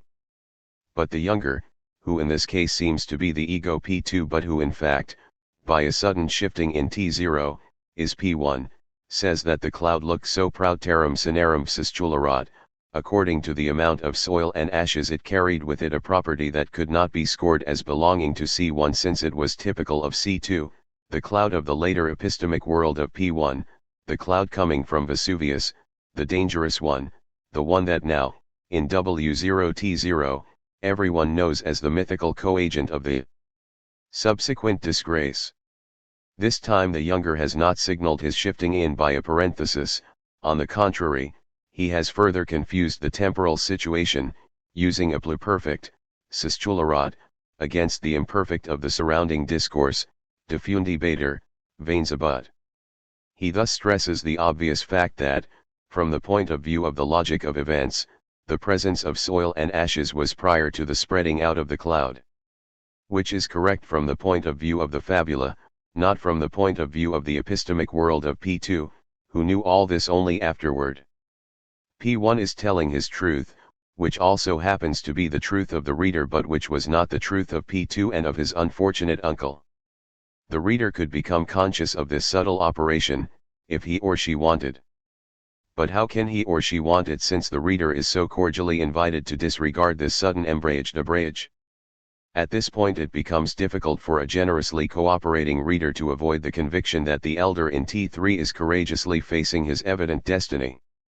The double jeu of shifting has, so to speak, projected onto a mirror, or a screen, the future that the encyclopedia has definitely recorded. The model reader is the only one able to watch that mirror, but he nourishes the impression that the elder is watching with him. 1. Thus it is very easy for P1, always acting as P2, to say that, since Rectina is terrified, the elder verdi concilium and quod studioso animo incahaverat obit maximo, the translator, caught in the trap displayed by the text, emphasizes, and writes as a hero. One can suspect that, from the moment the elder receives Rectina's message, he already knows that CRV.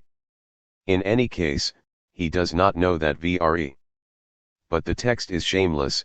The elder rectum cursum recta gubernacula in periculum tenet adios lautus metu, hurries to the danger, his own danger, steering his course straight, entirely fearless of his incumbent death. The same elder who, according to P1, after his arrival, goes peacefully to bed.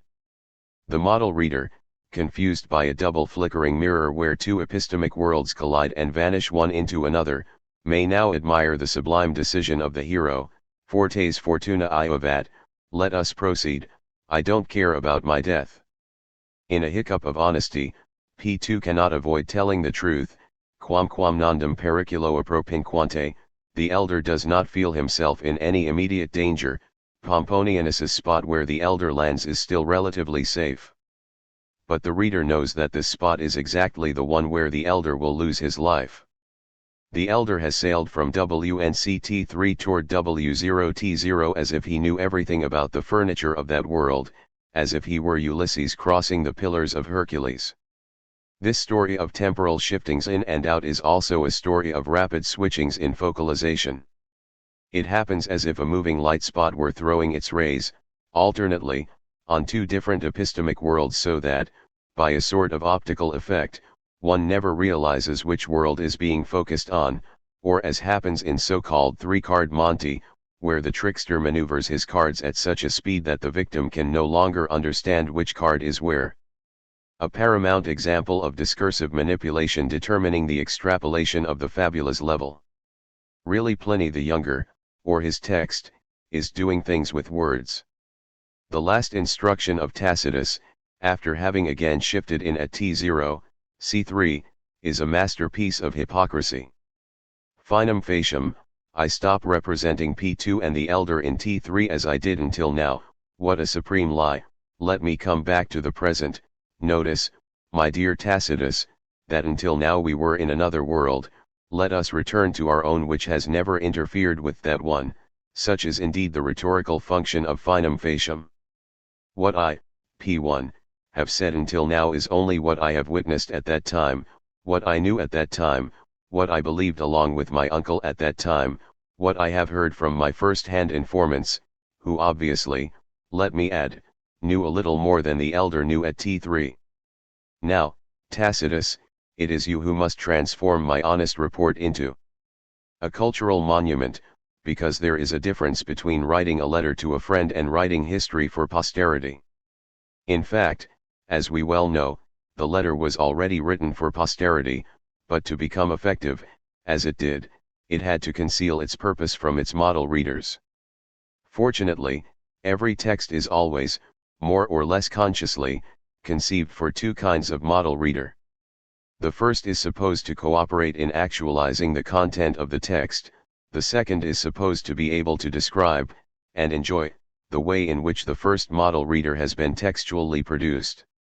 One wonders whether Pliny the Younger would have preferred a reader accepting his glorious product, monument to the elder, or a reader realizing his glorifying production, monument to the younger. 9. Joyce, Semiosis, and Semiotics. 1. Introductory remarks. During the last years many critics have tried to apply semiotic tools to Joyce, and with interesting results. For further bibliographical information, see Bocinelli et al. 1986. But I am convinced that, if one were to look at a complete Joycean bibliography of the last 20 years, one would remark that those critics represent a generous but modest percentage. A parallel inquiry into a complete bibliography of theoretical semiotics, narratology, and text pragmatics would lead to the same results. Despite many interesting exceptions, only a modest percentage of theoretical semioticians have drawn their examples and evidence from Joyce's works. Among the Pilgrim Fathers of Semiotics, Roland Barthes has subtly analyzed Balzac, Griamas has carefully scrutinized Maupassant, Jacobson has carried out acute analyses of Baudelaire and Shakespeare, and others similarly have analyzed Faulkner, Beckett, and Borges. Literary semiotics has left little territory unviolated, but Joyce has been confined to a region where only a few courageous pioneers have dared to venture. Naturally, reasons can be sought for this silence.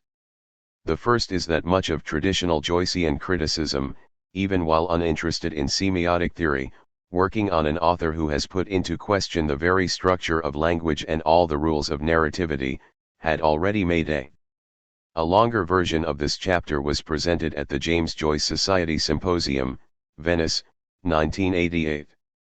Noteworthy contribution toward the clarification of many semiotic problems. To take only one example, Wolfgang Isser has largely based his semiotic theory of the implied reader upon the researches of Joycean criticism. The second reason is that semiotics in its first phase of development usually analyzed isolated sentences, dialogues, newspaper stories, trivia literature, and even when it has approached texts with aesthetic ends, it has preferred to work on more traditional narrative works. This is so because a semiotics of literature was first of all interested in acknowledging rules, codes, and systems of conventions. In order to analyze works such as those of Joyce, which question rules, codes, and systems of conventions, it is first necessary to have clear ideas on what is being questioned. In other words, it would seem that to establish a semiotics of the avant-garde it would first be useful to establish a semiotics of tradition. 2. Semiotic problems in Joyce. I think, on the contrary, that the whole opus of Joyce is a paramount playground for semiotic research. Since linguistics isolates and analyzes, alongside grammatical sentences, also the ungrammatical ones, Joyce is able to offer endless examples of deviations from phonological, lexical, syntactic, and narrative rules. Text semiotics, for example, is interested in the rules of coherence and cohesiveness of a given text. It seems problematic to say what is wrong in the expression "John came home very late." Napoleon died in St. Helena. Such texts are usually scored as grammatically correct but textually incoherent. Naturally, linguists and semioticians know that similar texts can become coherent if they are seen as a part of a larger textual environment that in some way makes the lateness of John relevant to the death of Napoleon, or vice versa. But the problem of text semiotics is to ascertain by which strategies a context signals its topic or its aboutness. Now, every instance of stream of consciousness in Ulysses is the paramount playing ground for this kind of analysis. In text pragmatics, scholars are puzzled by the different truth value of metaphors and symbols. A metaphor is easily recognizable as such because, if it were taken literally, it would not tell the truth, since it is not true that Achilles was a lion.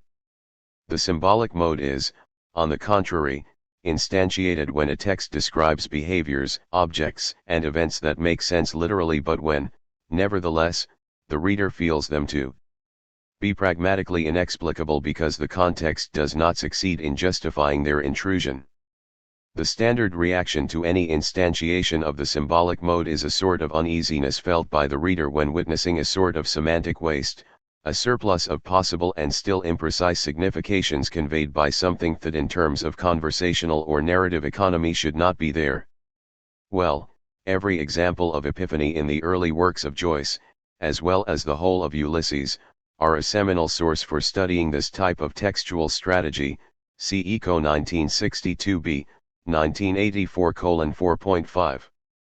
There is an immense literature on Joyce's puns, and there is an immense literature on the semiotic revisitation of rhetoric. In its Rhétorique Générale, 1970, group has widened the field of rhetorical figures by distinguishing four types of operations which usually arise and work on both the level of expression, signifier, and that of content, signified, of the semiotic system, as well as on both lexical unities and synctatic chains. Therefore, such figures as alliteration, apocope, and metathesis are cases of metaplasm. Metaphors which act upon the content are metasyms, figures such as hypallage or hystheron proteron, which play on the syntactic structure of the expression, are metasymptom, whereas a figure of thought, such as irony, is a metalogism. See figure 9.1. All the puns of Finnegan's Wake are metaplasm with a metasememic effect, where the structure of the linguistic expression is acted upon in order to produce alterations also at the level of content, similar to those which operate in metaphors. A metaphor substitutes one expression for another in order to produce an expansion, or a condensation, of knowledge at the semantic level. The Joycean pun obtains analogous effects, but through two new procedures. On the one hand, it modifies the very structures of the expression, a pun such as scherzerade in fact. Unit symptom. Content metasemina metalogism. Expression metaplasm metasymptom. Figure 9.1. Produces a word which did not previously exist in the English lexicon. On the other hand, it produces a metaphor in presentia because it does not annul one term, substituting it with another, but unites three pre-existing words, scherzo, charade, and scheherazade, in a sort of lexical monstruum, metaplasm, and in so doing it obliges us to see similarities and semantic connections between the joke, scherzo, the enigma, charade, and the narrative activity, scheherazade. 3 Pun and unlimited semiosis. In Eco 1979, 2.4, I tried to show that each metaphor produced in Finnegan's Wake, FW, is comprehensible because the entire book, read in different directions, actually furnishes the metonymic chains that justify it. I tested this hypothesis on the atomic element of FW, the pun, seen as a particular form of metaphor founded on subjacent chains of metonymies. Such a chain of metonymies is presupposed by the text as a form of background knowledge based on a network of previously posited cultural contiguities or psychological associations. But at the same time it is the text itself which, by a network of interconnected puns, makes the cultural background recognizable. I thus propose to consider FW as a contracted model of the global semantic field. Let us take the lexeme Neanderthal, not found as such in the text, and see what mechanism led the author to modify it into Neanderthal. Naturally, we could also follow the inverse process. We could take the pun found in the text and trace it back to its original components. But the very fact that we can conceive of two possible courses indicates that, in this case, the two moments coincide. It was possible to invent the pun because it is possible to read it. Language, as a cultural base, should be able to allow both operations. It should be noted also that, for reasons of a simple operative convention, we will start from one of the component words of the pun in order to deduce the other. Probably another one would serve our purpose equally well. Our experiment thus has two senses. First, to see if, from a point outside Joyce's linguistic universe, we can enter into that universe, then, departing from a point internal to that universe, to see whether or not we can connect, through multiple and continuous pathways, as in a garden where the paths fork, all the other points. It will then come down to defining whether or not this entrance and this traversability are based on simple relationships of contiguity. For the moment, however, we will attempt to reason in terms however imperfectly defined of association, phonetic and semantic. Let us take the word Neanderthal. In the schema, see figure 9.2, we will notice how the lexeme generates, through a phonetic association, three other lexemes meander, Tal, in German, valley, and tail, which combine to form the pun Neanderthal. In the associative course, however, intermediate modes create themselves from terms that are all present in the text of FW. Here the associations can be of either a phonetic or a semantic type. It would be noted that all the lexemes mentioned here are only those which are to be found in the text of FW.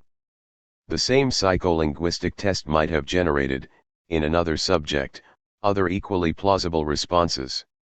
Here we have limited ourselves to this type of response, not only because it is the Joycean one, in which case the experiment would seek to understand only how the pun is born, not how it is read, but also for reasons of economy and, in addition, because the reader of FW, controlled by the text, is in fact led into a game of associations that were previously suggested by the co-text, which means that every text, however open it is constituted, not as the place of all possibilities, but rather as a field of oriented possibilities.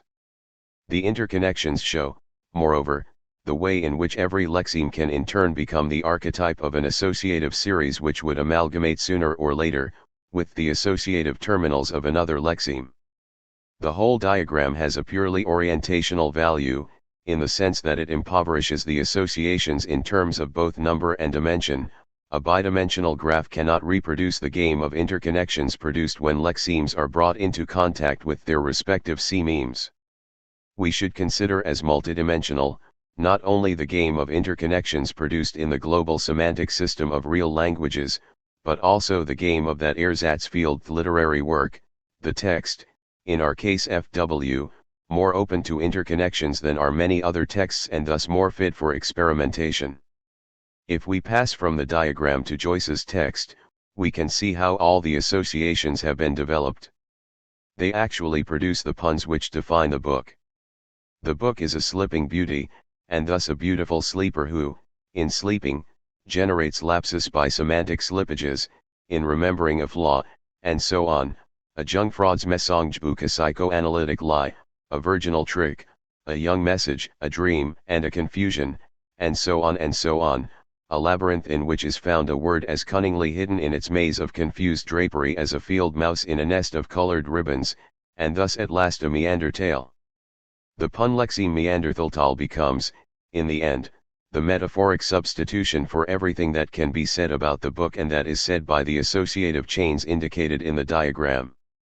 Thus, dealing with Joyce, Semiotics is obliged to study as a specimen of object language a work which is nothing else but an example of metalinguistic representation of the nature of language.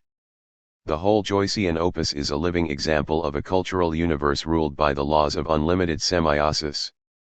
FW seems to instantiate such notions as infinite regression and infinite series or interpretation as another representation to which the torch of truth is handed along, Pierce 1934:1.339.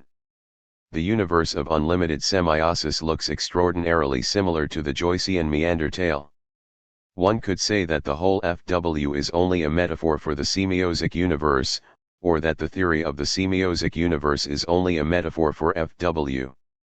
If it were only so, then the semiotic theory of unlimited semiosis would simply portray the very peculiar universe of a category of literary open works, to which FW belongs, whose aim is to stimulate an ideal reader affected by an ideal insomnia to perform free, uncontrolled, infinite readings.